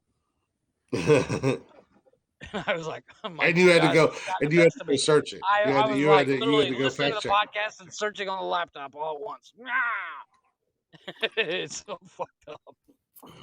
Yeah, I listened to 1025 The Bone out of Tampa, and if you guys aren't listening to 1025 The Bone, listen to 1025 The Bone. Listen to the Mike Calta show in the morning, and listen to Roger and JP after that. Then you don't have to listen again unless you're up at like 11 o'clock at night and you want to listen to the Johnny B show. But they'll be talking about like, oh, this chick's so hot, blah blah blah. And I'm like, who the hell is this chick? Let me look her up. Yeah. That's why you're listening to podcasts. Listen to the guy getting believe it or not, fucking railed. Smith's podcast. It was Kevin Smith's podcast. And it's him and Scott Mosier sitting there talking, and they were talking about fucked up websites. And I don't remember what episode. Yeah, you and I are not the same. But he brought it up, and I was like, this I gotta see. There's no way in hell this is real. And it was horrifying. Yeah, you and I are not the same. No. I want to see the fucked up shit. I want to see the weird shit where I'm like, yeah, whoa, I'm glad I'm not that dude. Yeah, I just gave promo out there for the Mike Calta show and Roger and JP. Not that they'll ever hear this, but those are two of my favorite shows. If they get a rating bump, it'll be because of us. I'll make sure I message Mike and tell him, hey, you're welcome, fucker. Not that he doesn't have like 2 million people listening to him a day. But so that's we've gone from horror haunted houses, stabbing little dickheaded kids, to horse fucking. Where are we going now? I got one for you that's going to hit a little close to home. Uh-oh. Where are we going? Well, Mormon teens on TikTok. Mormon teens on TikTok are filming themselves jump humping, a tactic used to avoid thrusting during penetrative sex. What's it also known as jump humping, also known as soaking. Soaking. Hashtag soaking. Yes. I'm gonna go ahead and Google it tonight. Of course you are. I know what I'm doing. Because obviously Mormons. Well, from my understanding, my wife is Mormon. From my understanding, you don't have sex until you're married, and sex is only for what is it, procreation? Or yeah. Mm-hmm. And you're not supposed to drink coffee, smoke cigarettes, drink Coke. There's all these weird rules. Like you can't have black tea. What the fuck? Basically, what these teenage hoodlums are doing, and they say soaking because what they will do, the male will insert his pecker into his female counterpart, just put it in, hence the soaking part. Yeah, hence the, hey man, this is a children's program. So technically they are having sex. No, because there's no thrusting. No, there's no thrusting or anything like that. Hence the soaking. Because basically, as you and I being construction guys, and you slam your thumb on with a hammer and you say, "Don't worry about it, just soak it in cider." Yeah. So he's putting it in, but he's not doing anything. He's just sticking it in, and then 1 or 5 of their friends, because they get underneath a blanket, 1 or 5 of their friends then jump on the bed. Hence the jump humping. But so they're letting the motion of the ocean do the work. But they do not reach the top of the mountain. They don't climax, which to me, in my head, that makes me think that is the secret ingredients of raising a goddamn serial killer. Yeah, because I mean that's so taken, yes, this is that's bending the rules to the point of almost breaking. This is not bending or breaking. Like, this hey, is honey, let me suck really my cock weird. in you and have the kids jump on the bed. We're not actually having sex. Yeah, no. It's these are teenagers. So I know, but I mean, if I was going to try it with my wife, I'd be like, I will have the kids jump on the bed while my dick's in you. She'd be like, you mean having sex? So a bunch of teenagers are like a boyfriend and girlfriend or whatever. They're getting naked as shit. He's putting his pecker in cider, and then they're calling their friends in and they're jumping on the bed up to the point where he's about to. Now I don't know about you, but me, once I'm with my chick, my friends are not going in. Period. Well, no, but it's not even that. Once I'm there, once I'm right there, where once I'm right there and I'm at that point where Mount St. Helens is about to erupt, so to say. Welcome to Dante's You don't just stop. Baby. Here we go. Yeah. You don't just stop. But this is what these Mormon has got kids. The world-class self-control. Yeah. That is what these kids are doing. And as a teenager, to have that kind of self-control, that's a psychopath. Because I'm 40 years old and I don't have that kind of self-control. I was just going to say, I'm almost 40 years old and I don't have that. Thank if I'm that God close, I have not. Thank God I have not reached that point in my. Thank God I have not reached that point in my life where it's like, oh God, there it is. I'm done. I'm still like, oh well, there it is. You ready for round 2 or what's good? Exactly. My little soldiers still at attention. You know what I mean? But so to get around like all the rules, and I'm not Mormon, and I don't understand all the ins and outs. I mean, I do know a little bit about the Mormon religion and whatnot, just because different podcasts and different television shows I watch about cults, and basically Mormonism is a cult.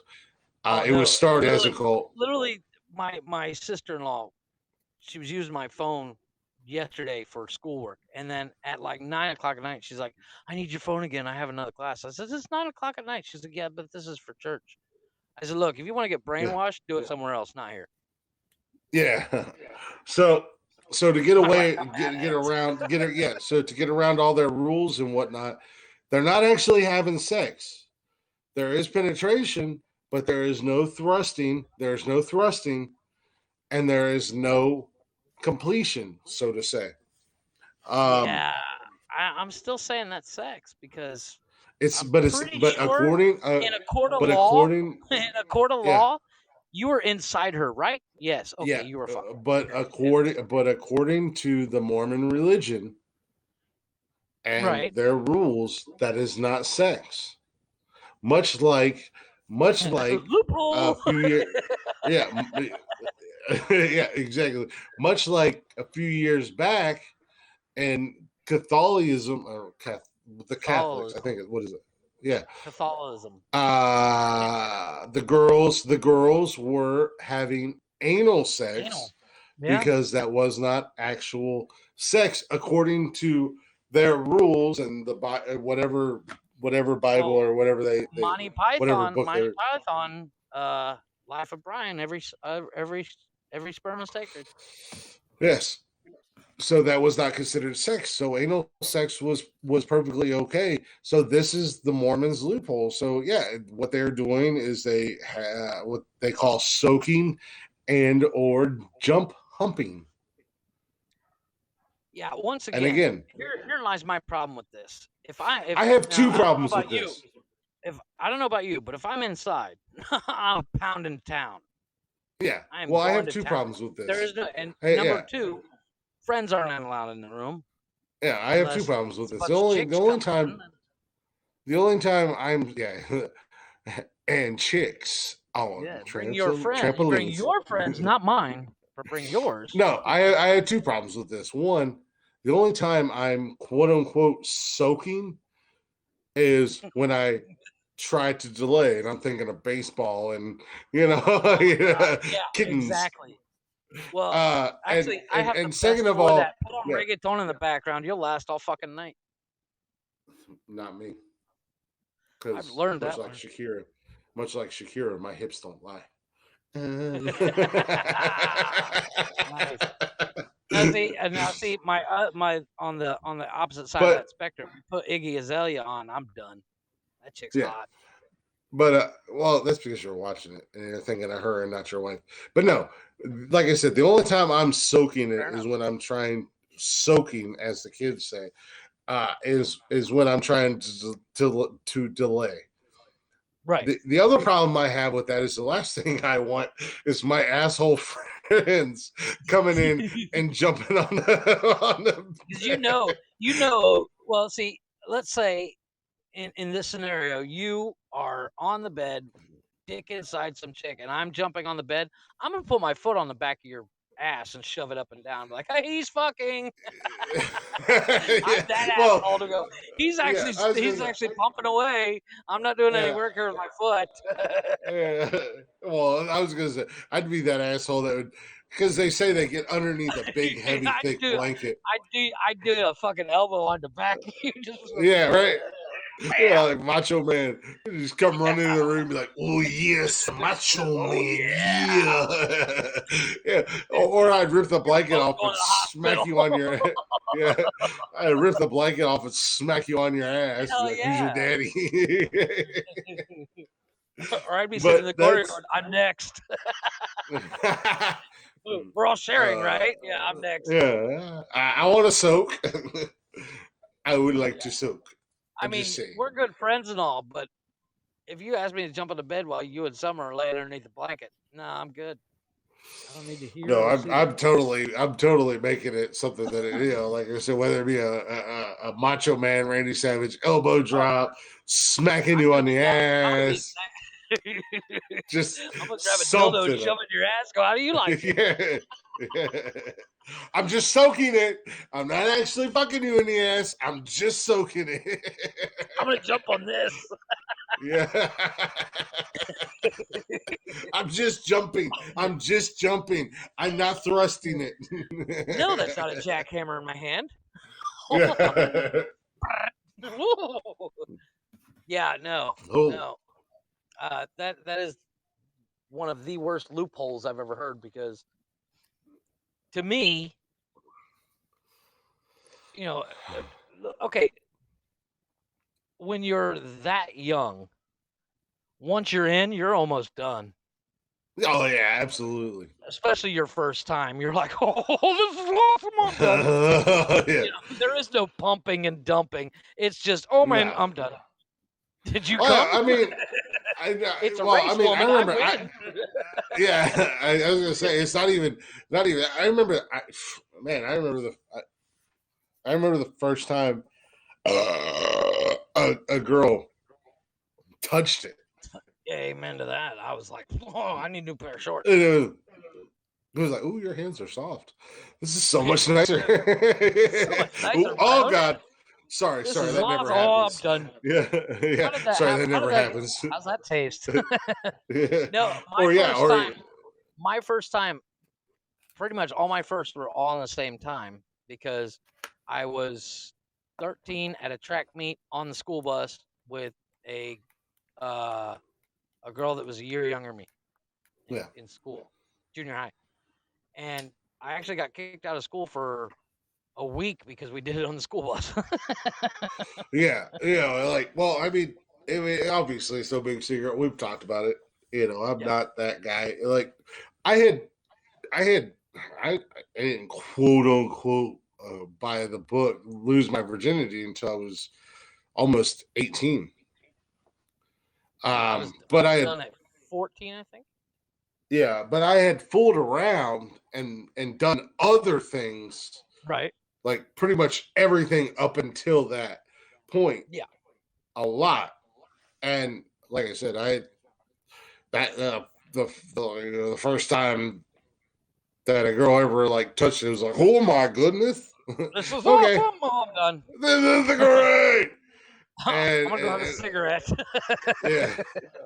I don't even smoke, but I just started smoking. But Do you smoke after but sex? let alone I've never checked. Yeah. Yeah, I don't know. But the first time that, like I said, and first time anything happens, because oh no, I don't care who you are. The first time anybody touches you, and I don't know how it is for chicks. I need to ask my wife about this. But the first time you do anything, even you remember back when you were a kid, those long makeout sessions that the next day you have cotton mouth for like 12 hours. Yeah, or like the some make of the out hottest shit ever. Yeah, and then you go from making out to dry humping, and it's just like, oh my god, you go. I'm a goddamn king. Yeah, you think you're really badass.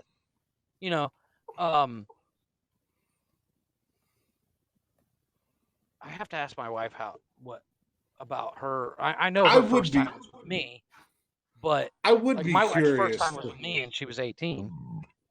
I would be curious to know a girl's point of view. And really, the only female that I know that would be willing to probably come on here and talk about it would probably be Summer. But I would be curious to know like what their first experience was. Like all the way around. You know what I mean? Not just actual sex, but like I'm not one that has tits, but I'm curious on what a chick feels when a guy's going up groping at her tits, because I know the first time I grabbed boobs, I was like, exactly. Asshole, like all the way around, like their first experience with everything, because like I said, my first hand job was amazing. My first blow job was fucking life changing, right? And you're like, this is like a new thing.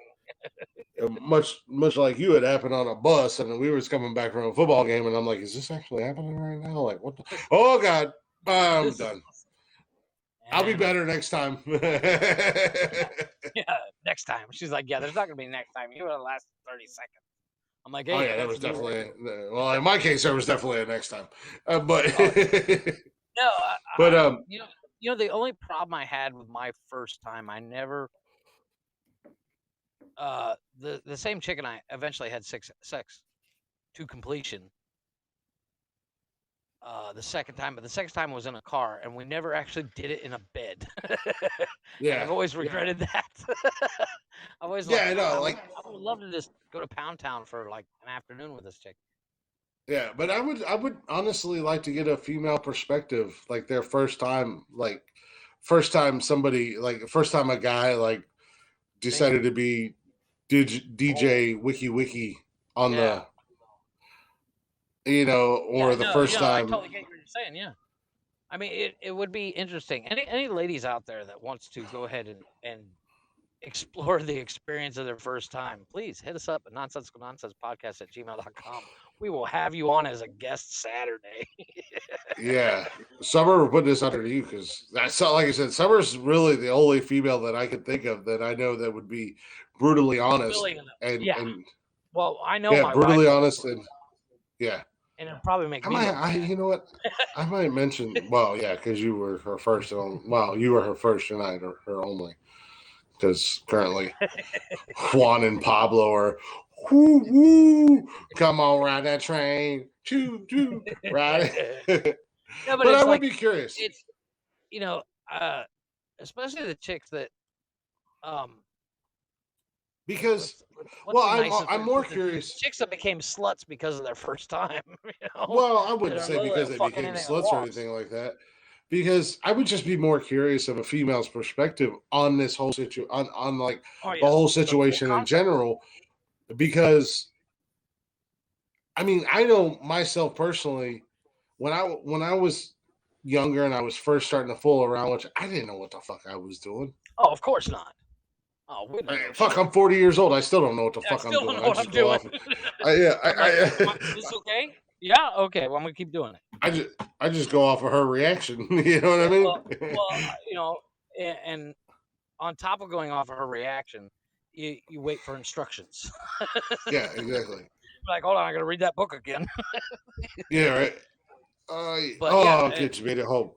We were just talking about you, baby. And the one thing I've learned, I'm not saying I'm fucking Don Juan, but I have been around the block.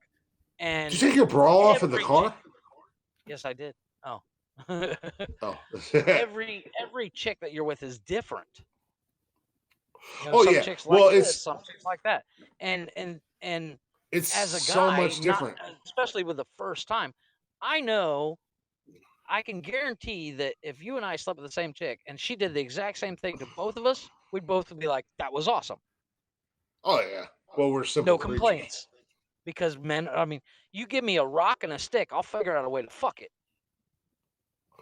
It doesn't take much.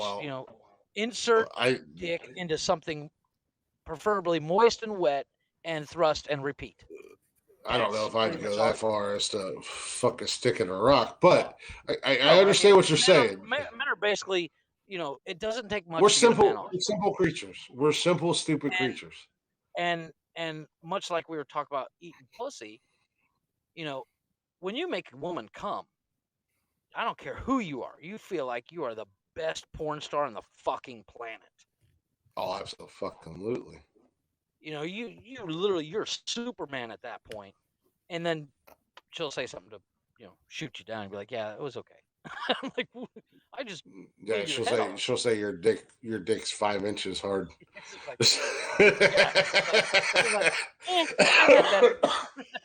Like what? Well, Summer made it home safe and sound. That's good. I'm glad she made it home. Hey, baby. So Jeff and I were talking about this whole shut it. We were talking about this whole Mormon thing, soaking and jump humping, which brought up the whole first time blah blah blah. And I brought up the point that I would kind of like to know from a female perspective, not the first time you had sex, but the first time you had like first kiss, any kind first of feel up, first somebody go down your pants, first all that. The first hand, finger blasting. Gave a handy. Yeah, because as Jeff and I said, the first time a girl touched our junk, it was amazing. The first blowjob was amazing. Blah blah blah. Because we are simple creatures. Would you be willing to come on and give a female perspective as like because as I said, you're the only person I can think of that I know that would be brutally honest. Might be. And not embarrassed. Never mind. Apparently, Summer's blocked out all those memories. Yeah. Apparently, that was with her uncle. Summer camp. Never mind. Scratch that. I was wrong. No, I'm just kidding. It was not with your uncle at summer camp. I'm just being a smartass. Jeff's first experience was with the camp counselor at Boy Scout. Boy Scout. Well, the concept of sex for men is, just to put it in context for Summer, it doesn't take much. I mean, it doesn't matter if you're, the most beautiful chick in the world or the dog down the street. Dude will get off on it, whatever you do, and you all do the same thing. Dude's gonna come. Period. More or less. I mean, Summer said, I can go back to the first time I squirted. That is a talent. And oh no, the first time I made my wife squirt I was like, I am a god. I literally walking around down the street with my shirt off. I am a golden god. Bow to me. So said the first time that's what I'm talking about. That's what I'm saying. Yeah. Would you be willing to come on and talk about discuss that? it? Because that's because we can give our perspective, and we want to think about it later. But because I will of the perspective, well, you will, but I'll be like, why are we talking about this dude about the first time he jizzed? Yeah, but no, not tonight. Not tonight. No. I would just say like on Saturday. No, because we want a female perspective on Saturday. We want a female perspective on you because, like I said, guys we're simple, stupid creatures, and the first time anything happens is amazing. It's not until we've it's not until we've felt the hand of a woman on our junk that we've been like, oh, this is awesome. Saturday she has plans. No, I was trying to think, like, it's not until it's and women are the same way. It's not until you have multiple partners or multiple experiences that you really find what you like. Yeah, exactly. Yes, it is very easy. It is extremely easy to make a man get off. Yeah, because making a man obviously come is extremely simple. I mean, I've tried it 3 times while we're talking here, but only 3. Yeah, exactly. Making a woman I feel like a fucking all-star is a fucking talent that not all men can possess. It can be taught, but well, I mean, it's not even that, but I mean, like, it's like trying to pick a lock with a wooden toothpick. It's not something everybody can do. It takes talent, and I have that. It was only like a few years ago. Really? So much the first time she scored it was only a few years ago? Really? Well, I can say that about my wife. I do. She said not everybody's been able to make her do it. I do. Trust me, I do. I almost drowned. Oh, me too. But I like the taste. I totally get what those chicks say. I totally get what those chicks. Some chicks are like, I love the taste of cum, and I'm like, really? But the first time that I got blasted in my mouth with the chicks squirting, I was like, this is awesome. This is the greatest day ever.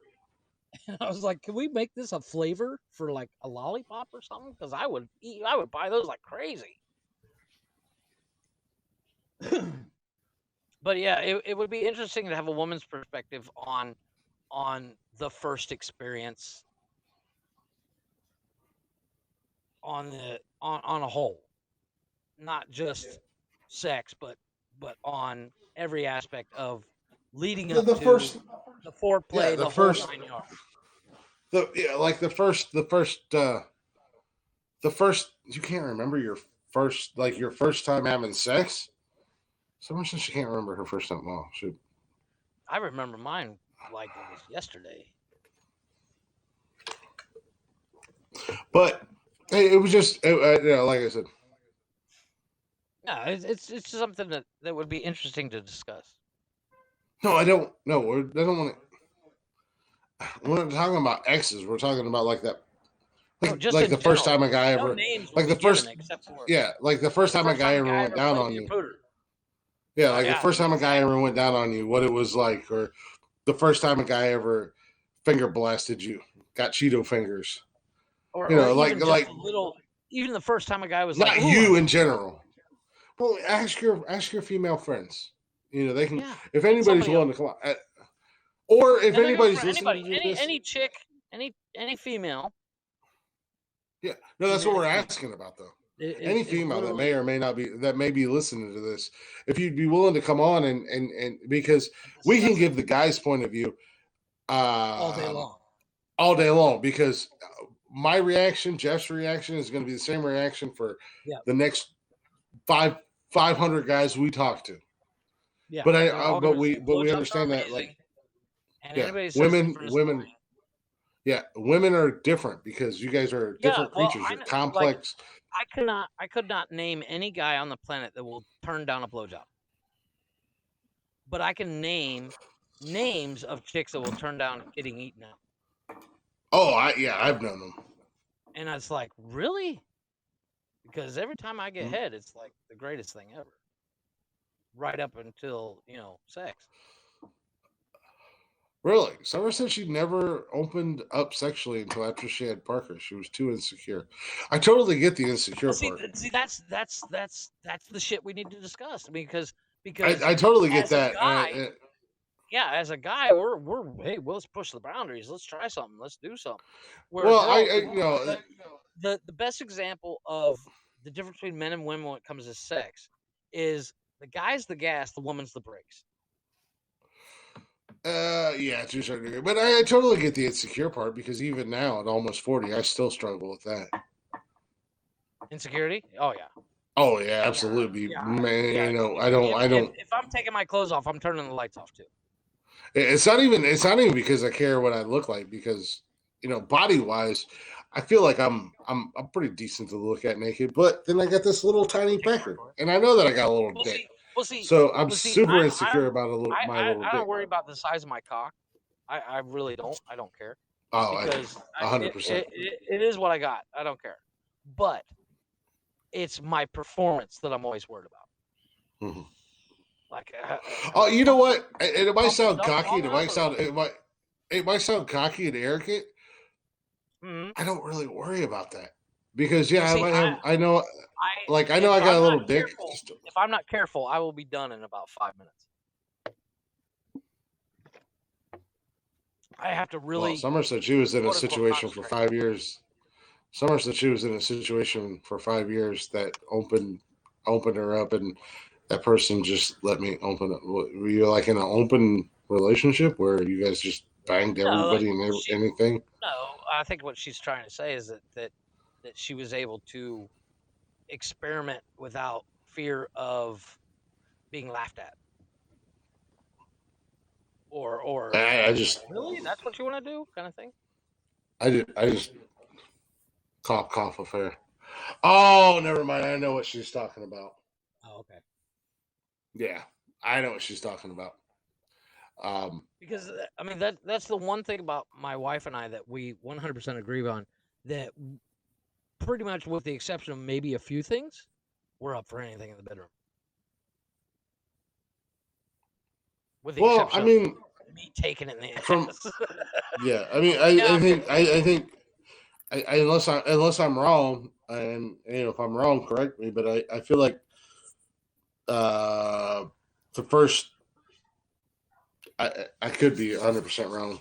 The first toy, at least the way she made it sound, the first toy Summer ever got was after I told her to get it, and my recommendation. Right. So Chris is like, I've used this. Try it. I'll send you mine. Then send it back so I can smell it. Yeah, no, but I mean, she has two of them, one down there and one here. There you go. Well, but it's like, as I've told you, yeah, go ahead. But as I've told you in previous episodes, having toys in the bedroom for your wife, you don't necessarily have toys for you. No. Having toys in the bedroom is not an inadequacy. It doesn't mean that you can't get the job done. It's one of those things that just add to the experience. And I may or may not. I got two more stories, but I'm going to save them for Saturday, just so you know, because this conversation is gone AWOL.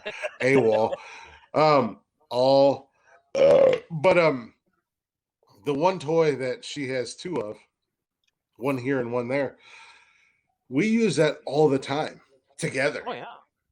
We don't have toys. We don't have toys because, like, I'm gonna send you this toy that Summer has, and you will thank me. Trust me, because it doesn't matter. It doesn't matter if whatever you're doing, oral on her, oral on you, penetration, it don't matter. Oh, let me be technical. This toy can be used, and it will be used, and it'll be amazing. It doesn't do anything for you. It's all for her. Okay. But like Summer said, her. No, but I mean, it's yeah. Summer said she's never had any toys until me, and she said that the toy that basically she got. I don't know if it was 100% on my recommendation. It might have been. I don't know. I don't want to take credit for that. But the toy that she got, she said it makes her levitate. But I also know that when I get my beard glazing without her toy, that I can make her levitate. So, well, that's like. And my beard's nice and long and full and ready for a glazing in a week. Like, okay, when I was single, and I would take a chick home, or go to her hotel room or whatever. My first true statements. I have to make sure I get glazed, and make sure she finishes before I get in. Oh yeah, if I get in, it's over too quick, and I look like a douche. Yeah, no, I'm 100% a giver. I'm with you on that side. I'm a giver all day long. Oh, and on top of the fact that I'm worried about my performance, I want to make sure that she enjoys it, and I like to do it, so it's okay. Yeah, exactly. Yeah. It's my second favorite pastime. Yeah, my first being just jerking off.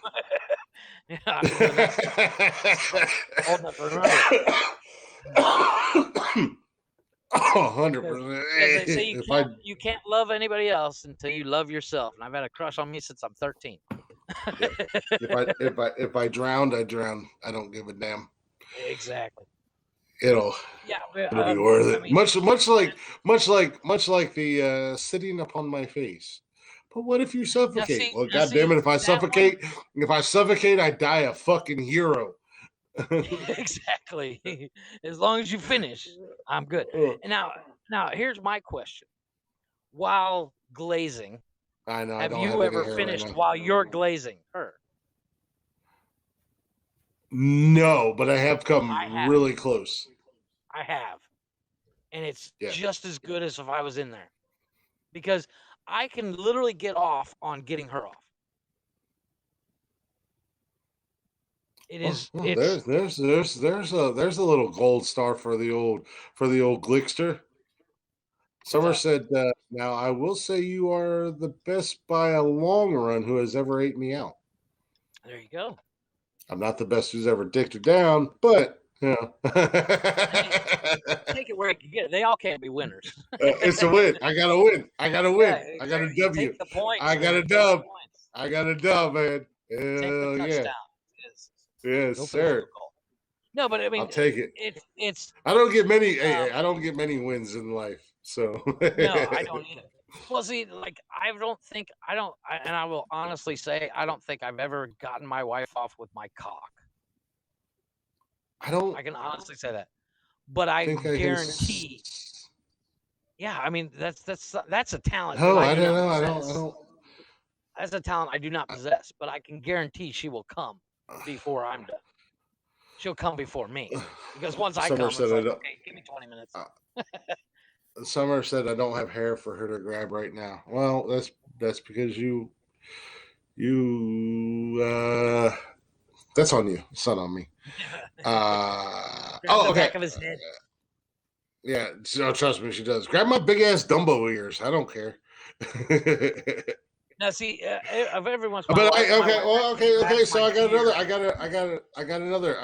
W. I got another win in the column. I have gotten her off. I didn't want to speak out of turn because I was pretty sure that I have gotten her off with my cock, as Jeff would say. And apparently I have. She said, "Oh, I think I have. I think I have, but no, it was a definitive. Oh, you have.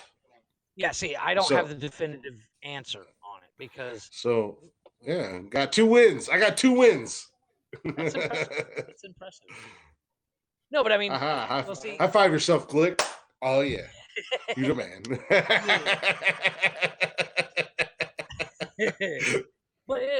That's the thing. Now, see, another thing I almost refuse to do is, and how can I put this delicately?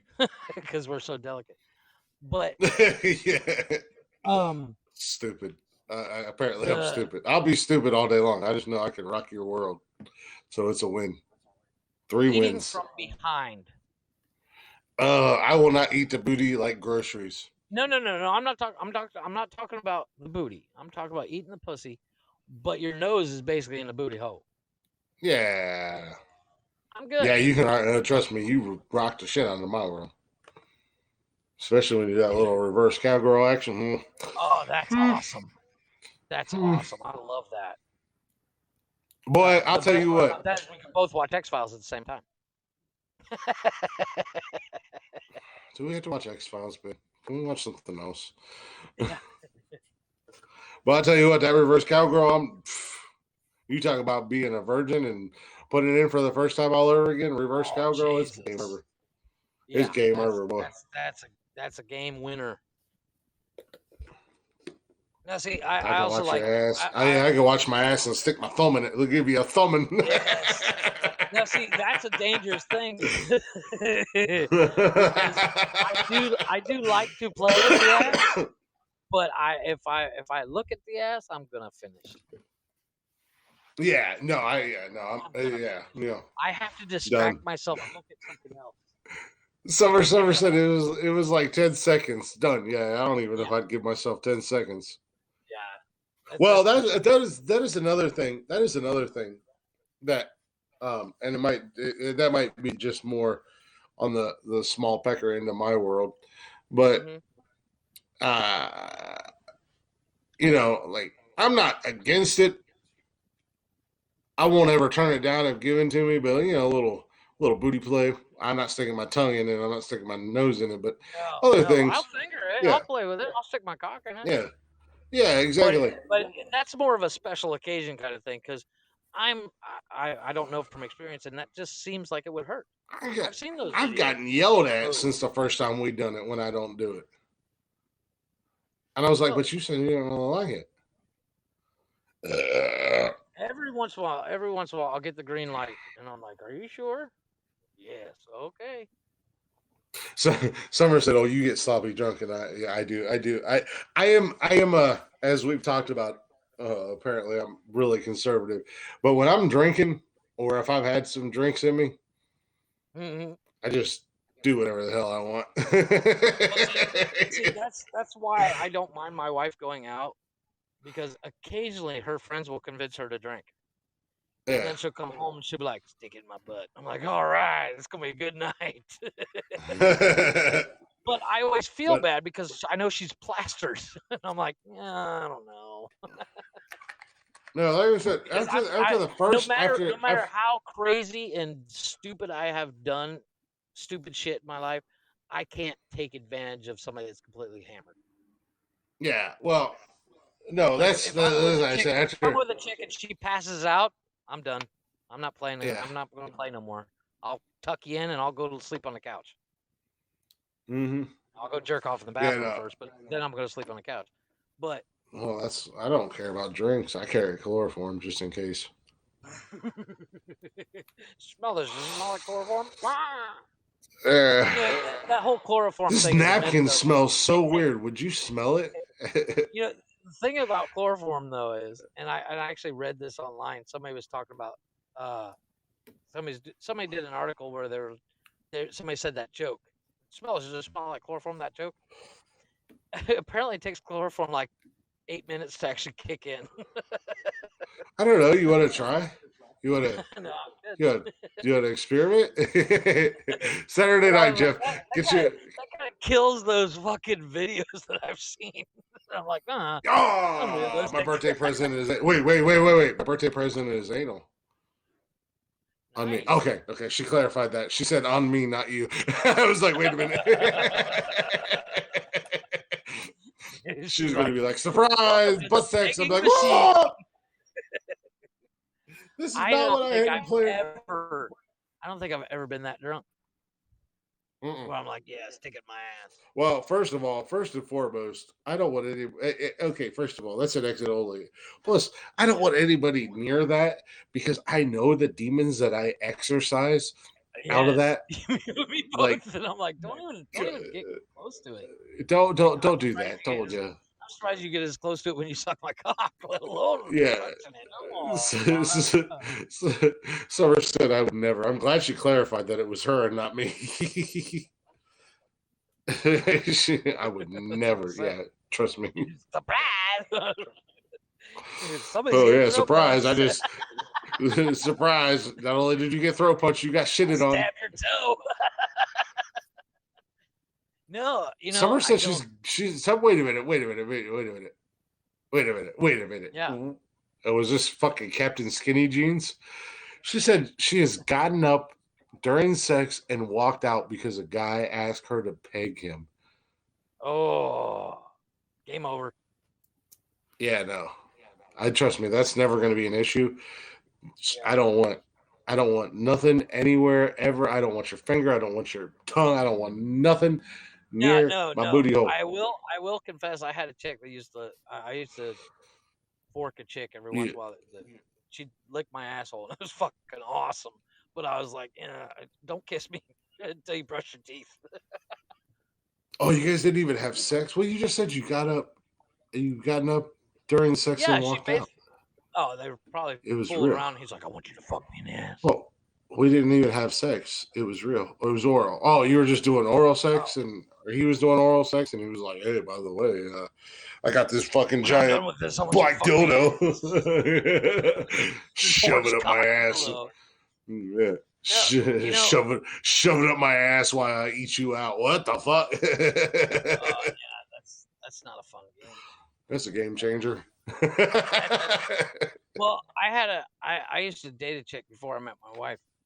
That the first time I picked her up at the bar, and we were on our way home, so we're driving in our car, and she says, "Oh, you better be good because the last guy I took home, he was about 5 minutes into eating my pussy, and I kicked him out of the house. I was like, oh, don't worry, I got this." I dated her for like 8 years.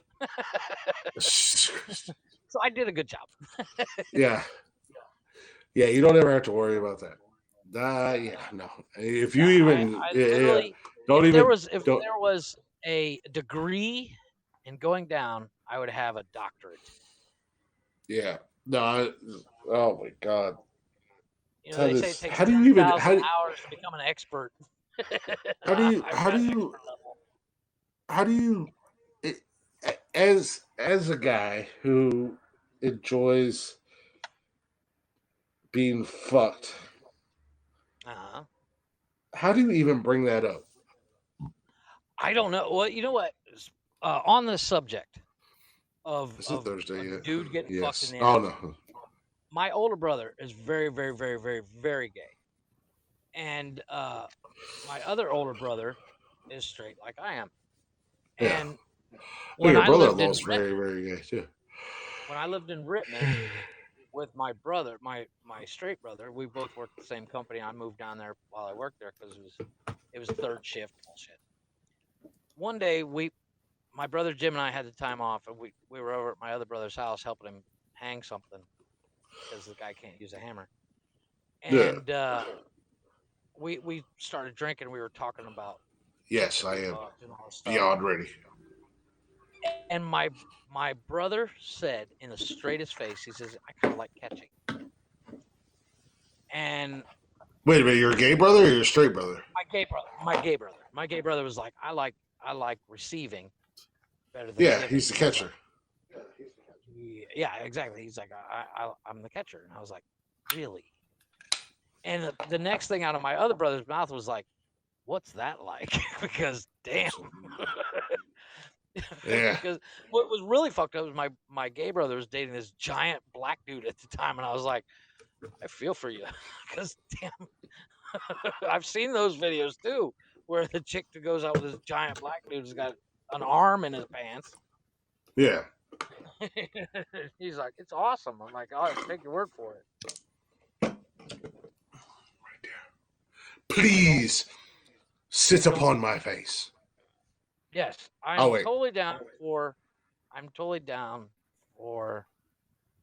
anytime I can go down on a chick. Anytime. Yeah. Which is why I keep my little ass home, because if any chick walking down the street's like, I want to sit on your face, I'm like, let's do this. Well, not so much anymore, but you gotta have self-control. Yeah, I have self-control now. But when I was single, fuck. Yeah.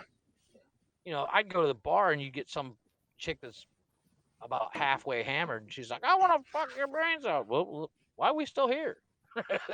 Yeah, why are we still talking? Because the greatest part about being in a vacation destination is these chicks like, I'm gonna go down. He cheated on me. I'm gonna go down to Cancun and fuck everything I can. And I'm like, I'm what you can. Hey, how you doing? My name's You Can. I will help you get revenge. You got one of them stickers that says revenge right here. You got one of those stickers on that says, "Hello, my name is You Can." Yeah. I literally, what's your name? My name's Revenge. Revenge on the guy that cheated on you. Let's go. Oh my goodness. Summer, you ain't right. But I think it would be interesting to get the full on experience of somebody. You'd be what? Interesting to what? A female telling us their experiences. My neighbors outside watching. I really do too. Summer said, and then they wake up the next morning and run across the border. Yeah, that's the best part. Well, the best part about being in the vacation destination, I'm not going to run into this chick again. No. So I can be like, no. Deuces. Yeah. Well, now, see, I have another question for you. When it comes to you finishing, where do you do it? When it's oral. Where do I do it? Where do you finish? In her. Yeah. See, I cannot. Summer said hashtag cum dumpster. I cannot come on my wife's face. I can't do it. No, I don't have a choice in the matter. That feels like a dickhead move. Yeah, I don't have a choice in the matter. I mean, like literally for the first time she came up, like the very first time she ever came up here, she made it very clear that she is a Dyson vacuum cleaner, and she's taking all of it. And I'm like, okay, that just makes my life that much fucking easier. Yeah. In your mouth, wherever my dick is at that. Yeah, wherever my dick is at that point in time, okay, I'm good. And I'm gonna be like, "Well, stop, jerk off on your belly." Okay. I've been with chicks of like, I want you to come on my face. I'm like, no, I'm not that guy. Because I feel like a douchebag afterwards. I'm like, wow, I feel like an ass. She's like, I love it. I'm like, no, get away from me. Wash your face. Don't move. I'll get you a towel. Here's a towel, you dirty whore. Clean up and leave. Yeah. Leave when you're done. Now, see, I've never been that guy either where I'm like, okay, I'm done, I'm leaving. I've never been that guy. I'm like, I'm going to at least stay the night. I've never left, but I've only, in all my vast experiences, Summer said, do you know how bad it burns if you get it in your eyes? I have no idea. Jeff might know more than I do, but I don't know. I'll take your word for it because I have no idea. I've only done that one time where I got done. It was like 8. Where I've gotten done. I picked up this one chick at Daddy Rock, and I was hanging out with some friends that were in town, and we went to their hotel room, and it was a local chick. I haven't seen her since, thank God. But we're out on the balcony, just her and me, and she's giving me head. And of course, it got to that point, and I finished in her mouth. And then she tried to snowball me. I almost did you throw punch her and throw her off the balcony? Oh man, that was the first time I'm like, okay, it's time for you to go. Yeah. Summer said I left working. The only time I was like, okay, it's time for you to go. Summer said I left work and told him I had pink eye. Nice. No, like I said, not that I'm the most experienced guy, but I've only done that once where when it was all said and done, I was like, all right, you gotta leave. Yeah. just to clarify, I had Seggy before work and went to work straight. She had sex before work and went to work straight afterwards. So, okay, fair enough. And you apparently were with a douchebag who felt the need to disrespect you and nut in your face. Yeah, that's what I'm saying. It's a disrespect move. Yeah. That's how I feel. I feel like I'm disrespecting you. It's called the Madonna complex. It's a Madonna complex. I mean, if I'm with someone, a Madonna complex. Yeah, Madonna on the rocks. It's what the fuck are you talking about?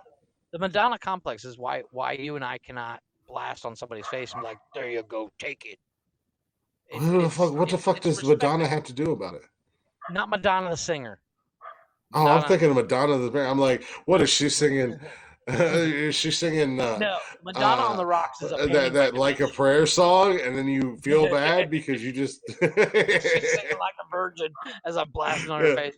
No, it's Madonna on the Rocks is a painting by Da Vinci, and it's a I believe it's a virgin girl on rocks by a seashore or something. Wait a minute.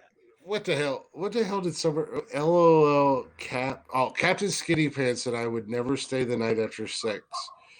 I would leave chapstick and a hair tie. This dude, I don't know how dudes wear skinny pants.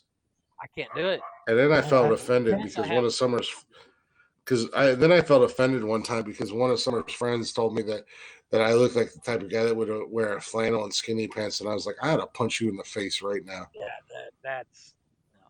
I have no problem with a flannel, but I cannot wear skinny jeans. Yeah, I'll wear a flannel all day long. But no, like I said, I the ones I have on now, and they're still. I got like 3 inches extra space in my leg. As I said, probably the quote unquote skinny pants, that skinniest pants I own are my Cleveland Browns leggings that would probably look way better on Summer than they do on me, but still. I don't want that picture. But no, like I said, I've only had that experience once where I went out to I went to the bar by myself down here in town, and then my buddy lived right at like 3 blocks from the bar, and I went up to his house after drinking there. Yeah, like I went up to his house after drinking there, and he was like, "Oh, so just called me. We're going to TJ's, which TJ's is the best place to go to after a night of drinking. It doesn't even matter if you're drinking or sober. TJ's is awesome restaurant. It's open 24/7, and they got this thing there. It's called a Barnard Buster, BYB. It's basically eggs, potatoes, biscuits, gravy, sausage. It's all thrown on a plate, man, and it's oh my god. When you're drunk, it's heaven on earth. And we went up there. Is awesome. Yeah, and we went up there and met his buddy who was with this chick, and it was like their first date. And I was drunk, and I was like, I'm going out to smoke a cigarette. Take me home.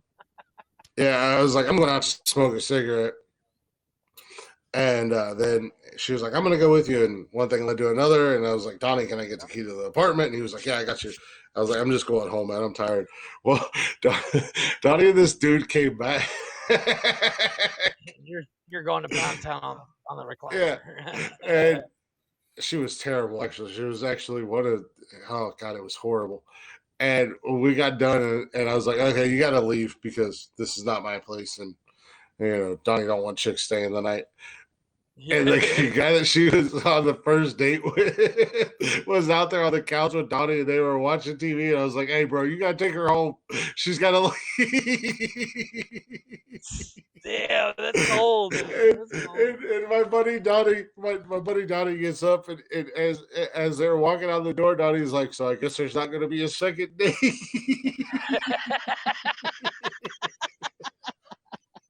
This dude legit still hates me to this day, and I was like, my bad. I didn't know what was going on. Well, like I didn't know what was going on. I showed up drunk. I'm not sure there's this. Yeah, one thing led to another in the parking lot at TJ's, and I came in and asked Donnie for the key, and my bad, dude. Like, don't take it personal. Don't be such a fucking douche, I guess. Don't bring the chicks around. I was like, yeah. At the end of the day, I took one for the team because she was horrible. I saved you, bro. That's called jumping on the grenade, man. No, I was not sober. I was not sober, and then my buddy Donnie actually wound up like dating her friend for a few months. Nice. So then she would show up randomly, and she would like show up randomly, and I'd be like, yeah, I'd rather anything. At the end of the day, I'd rather stick my dick in a Budweiser bottle. Well, I actually. Donnie's like, dude, stop being a dick to her, and I'm like, what do you want me to do? What do you think I'm gonna go for seconds, please? No, I actually picked up a chick at Daddy Rock, which is a bar here that's no longer here, unfortunately. But this chick, her and I are sitting there talking, and I had given her friend a tongue piercing earlier that day, which is how I met her. And she showed up at the bar where I worked, and her and I were talking, and she said that she had an inability to come, which I took for a challenge. I was like, challenge accepted. And I literally went down on this chick for over an hour and a half, and nothing. It was weird. It was weird. I was pulling all my moves out, and I was getting nothing in return. The most boring lay of my life. Like, it would have been better if I mean, to the point where eventually it got to the point where she's like, you might as well just fuck me and finish. I'm like, all right, whatever. Yeah, right. So Summer said, well, now you have me and all my personalities.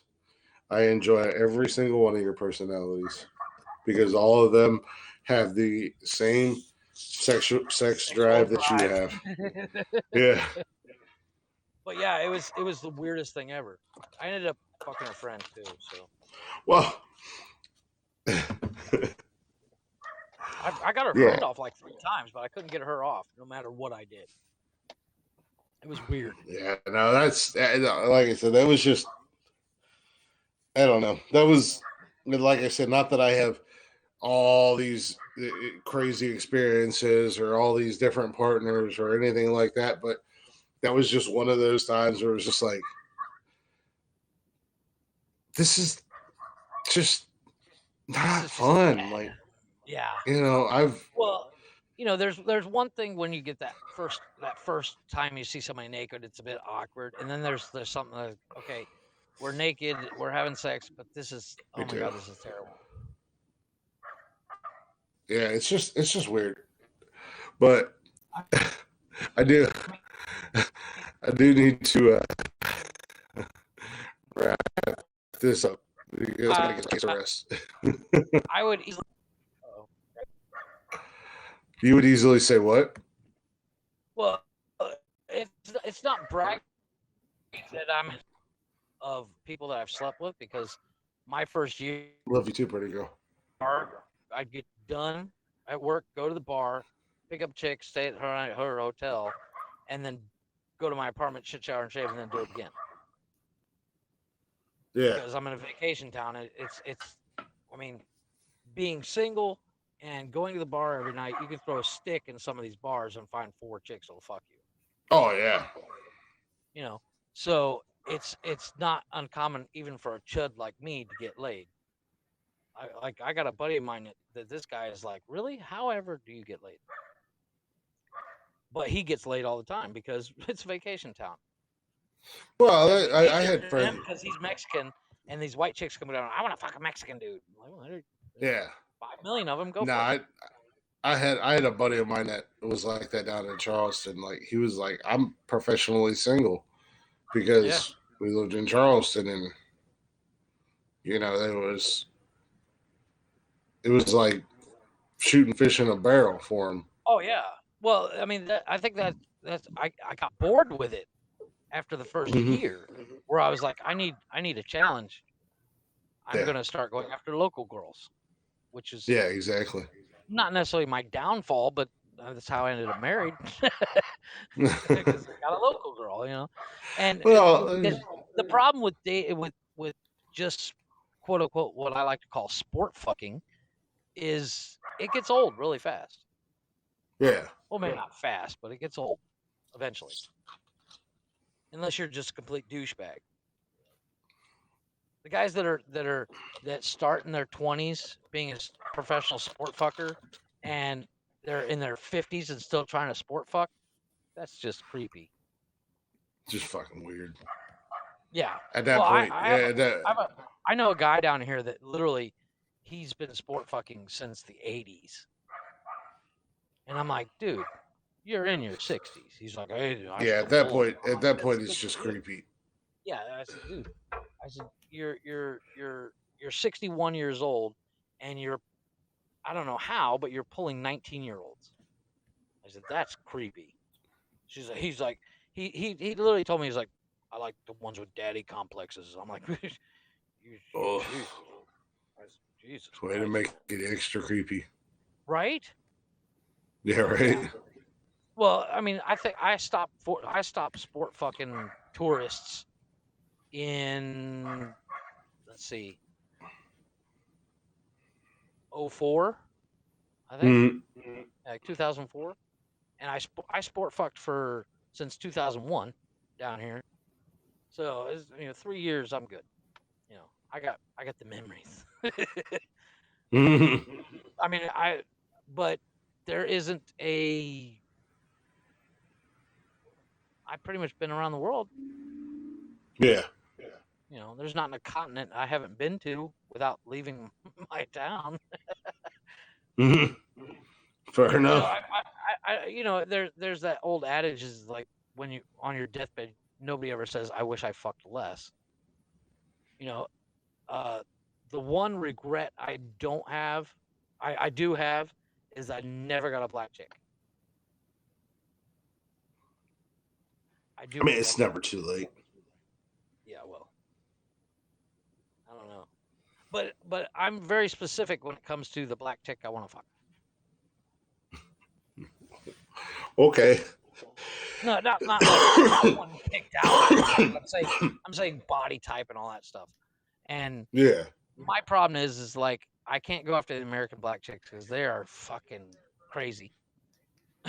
That's all I need. Some hood rat just fucking call her baby dad. Hood rats. Huh? There's nothing wrong with hood rats. Oh no, I'm not. Summer's a hood rat, according to her ex-boyfriend. Yeah, well, but she was dating when she met me. Believe it or not, one of the funnest is the British Indian girls. Holy crap, those girls are crazy. They're down. They're down, dude. And Australian girls are awesome. And of course, Mexican girls are awesome too.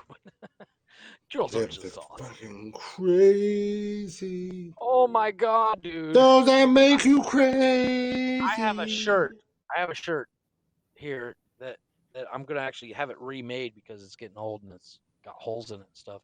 It says, "I'm crazy. She's crazy. I'm nuts." What was it? She's crazy. I think it's, she's crazy. I'm stupid. Together we're dangerous. I was like, yeah, that's true. That's a good number. Well, I've never claimed to be the brightest light bulb in the bunch, so I'm not a smart man by any means. I'm not Forrest Gump. No, absolutely not. But I'm not smart. But yeah, let's go ahead and wrap up. I may not be a smart man, but I know what love is. Love is. I love that fucking movie. That is a great movie. Yeah, but yeah, let's for like 6 months I worked at a store in the airport here, right across from a Bubba Gump. And I love that restaurant. Every 2 weeks I'd be like, I need to watch Forrest Gump again. Because they play it on the TV all the time. And I'd sit there at my cash register and just kind of tilt my head a little bit, and I could see the TV full, and just to the point where I could hear it even though the volume's off. I could hear it in my head. I'm like, I know exactly what he's saying right now. But that restaurant's awesome. That restaurant, that barbecue burger, holy shit, that's awesome. I walk in, and I'm like, I know what I want. I don't need a menu. Yeah, exactly. I know what I'm about, they had really good. They had really good food, and I used to always get the shrimp appetizer, the fried shrimp appetizer. Yeah. Well, actually, I was kind of pissed at myself when I went to Hooters the other day because I bought the wings and they changed the recipe of the barbecue sauce, so it wasn't as good. But for the same price that I paid for wings and fries, I could have got the slider platter for half the price. And I was I pissed. have not been to Hooters in years. Like I went to Hooters once, maybe twice when I lived in Charleston. Right. And before that, when I was back home, man, we used to go to Hooters all the fucking time. Oh, Like yeah. I didn't go there because of the women. I went there because Hooters had the closest awesome. thing. What's that? The food is awesome at Hooters. Well, I went there. I went there specifically because Hooters had the closest thing to a original or an OG Philly cheesesteak that you could get outside of Philly. Yeah. Well, there's a guy from Philly here. He had a Philly cheesesteak restaurant for like 5 years, and then unfortunately he did pass away. And then the new owner changed the recipe and all that stuff, so I stopped going. So they went out of business. But that place was awesome. He was actually from Philly. His wife was from Philly. When he died, his wife sold the business to somebody else. But oh my gosh, I would go daily on my way into work. Oh, so that good. sucks. Yeah, it was terrible. But oh God, what did I do? Well, down here at Hooters here, they have if you get it to go on Thursdays, they have 2-for-1 wings to go. Or you can go and have all you can eat wings for I think $20 on Thursdays.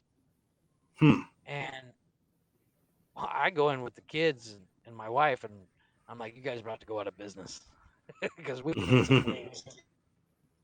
We'll literally get down on this. 4 on them wangs.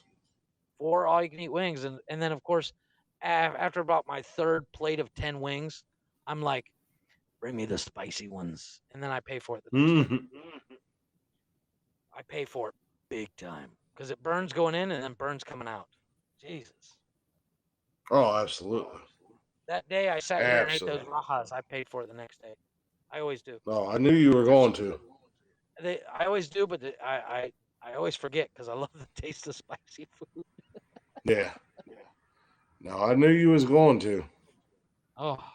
But yeah. Let's go ahead and close this out because, like I said, I'm gonna get some rest. I took my medicine tonight. I got me some Budweiser. Yeah, I don't think that was doctor approved. Yeah, I don't know, man. I imagine tomorrow's gonna. Yeah, Doctor Glick prescribed 6-pack of Budweiser for dinner like I said, my wife got sick, and she's on these antibiotics. She's got pills she's got to take every 8 hours. Another pill she's got to take every 12 hours for 3 days. And then she just got her last injection right before she went out. Nice. Because it has to be done at like 9 o'clock or something like that, but she's going to be out way later than that. So we just did it early. Yeah. But no, like I said, I still got I got a couple stories saved for Saturday. I got some juicy stories saved for Saturday. That's good ones. And Lord only knows what I'm going to find between now and then. Yeah, exactly. Pops will be back. Pops will be back Saturday with the top 10. Hopefully, he'll have his headset on. We can hear him a little bit better. Jeff will be back with another horrible TV or movie review. I'm telling you, dude, Squid Game, it's worth it. I don't know, man. Maybe. I'm telling you, it's seriously trending, like you read about. But I guarantee you, if you check it, it's probably on the top 10 in the States. Yeah, I'll check it out after I get done watching. It's all over fucking TikTok. I'll check it. Oh God, I'll check it out after after I finish Deadwood. Yeah, when you get to the plot twist at the end, you're gonna fucking call me like, "Damn, that was fucking cool." Like, oh, no, man, I called that movie. I called that shit at the first episode. I'm telling you, it looks. The final game, or the second to last game, is fucking dope as shit. Yeah, I'm telling you, it looks a lot. It looks a lot like Running Man, that Schwarzenegger movie. Yeah, but I mean, you really feel for this guy, the main character. Yeah. You're invested in him, and the crazy thing is, like I said, they completely set it up for a second season. I don't know if they're going to do it, but I'm hoping they will, because if they do a second season, it's going to be dope as shit. Yeah. Well, we'll see what happens. In the meantime, check out Ragnarok. Yeah, I'm gonna work on it. It's a slow burn, but it's totally worth it. I was looking at it last night. Well, I'm still watching like 9 different shows. Mm-hmm. Check out Ragnarok. Like I said, Ragnarok's a slow burn, but it's worth it. All right, I'll check it out. I'll start watching it tonight. On that note,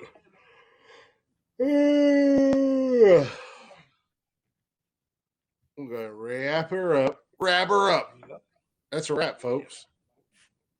So appreciate you guys listening. Appreciate you guys hanging out in the Shatters box tonight. Who would have thought that a news article would take us down the road it took us? Got a couple more juicy ones for you guys coming up Saturday. Yeah, right. Plus we got Top 10 with Pops coming up Saturday. Jeff will have a new show and or movie to spoil Saturday. And I'll have more what the fuck news, and Lord knows what else the fuck will come up, because outside of what the fuck news and the top 10 and movies, we usually sprawl off. Jeff's review it's all random and unscripted and unedited. Yeah, that's the word I was looking for. Thanks, Bo. But thank you guys for hanging out. Thank you guys for listening to the extended version. I'm sorry I sound like shit. Those of you guys listening to us on the replay, I am sick as hell. But I thought I was only going to do 2 hours tonight and wound up doing 4 hours. But check us out again Saturday night. We'll be live on Haps, Facebook, YouTube, and Twitch at 8 p.m. Saturday. While you're at it, go ahead and check us out on social media on Facebook, Instagram, Twitter, TikTok, YouTube, Twitch, Haps TV, all at Nonsensical Nonsense. And if you've caught any of our lives, or if a friend of yours has shared, or somebody's told you, hey, check out Nonsensical Nonsense, and you want to check out every episode, go ahead and give us a listen on Anchor, Spotify, Google Play, Apple Podcasts. Basically, anywhere you get your podcast jollies, go give us a liking, go give us a thumbing, go give us a pounding. After you give us a thumbing, give us a pounding.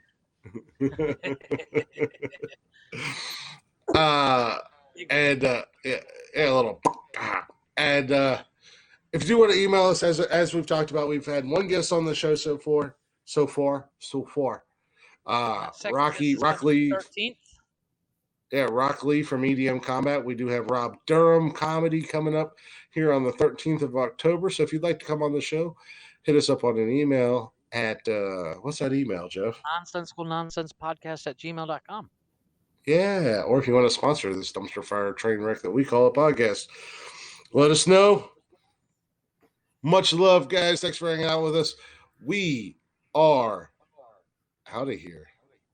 Deuces. Jeff, you might want to hang out for this. Oh, you got my song. Blacktop Mojo. Follow them on social media at Blacktop Mojo. Go give them a like. Go give them a listen. Let them know Nonsensical Nonsense sent ya. Basically, so Kat and Matt scratch their heads and go, what the fuck? Who?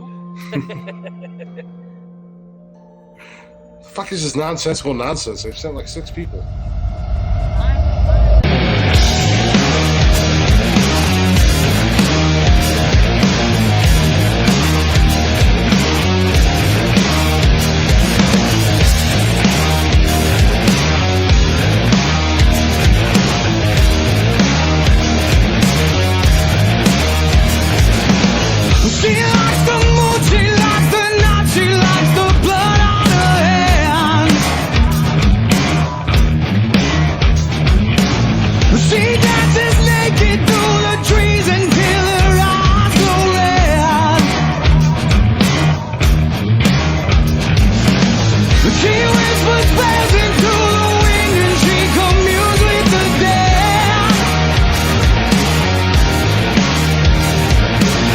She throws the bones into the fire, and in darkness she stands. Raise the blade above her head. As I began to bleed, she said, "Oh, mother in the sky, take this sacrifice. I wanna live forever, and now the spirit in the air. Give me a new blood, make me a god like you."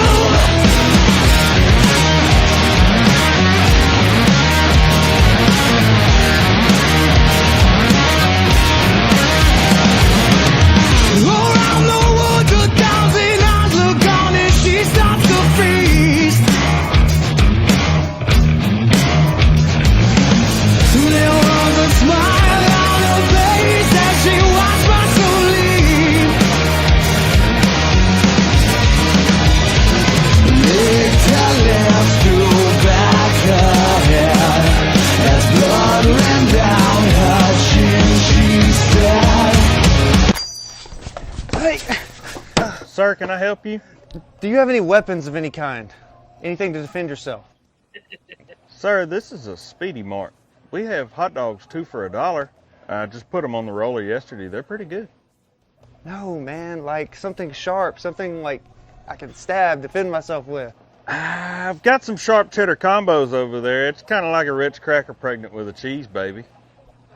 All right, well, let me just take one of these lighters, and I'm gonna borrow your bug spray, and can I borrow your bathroom key as well?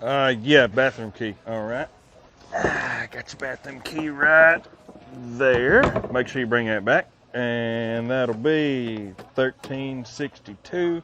And I'm gonna have to have exact change, sir. We're in a coin shortage at the moment. Whatever, man. Okay. There's that. No, I'm sorry.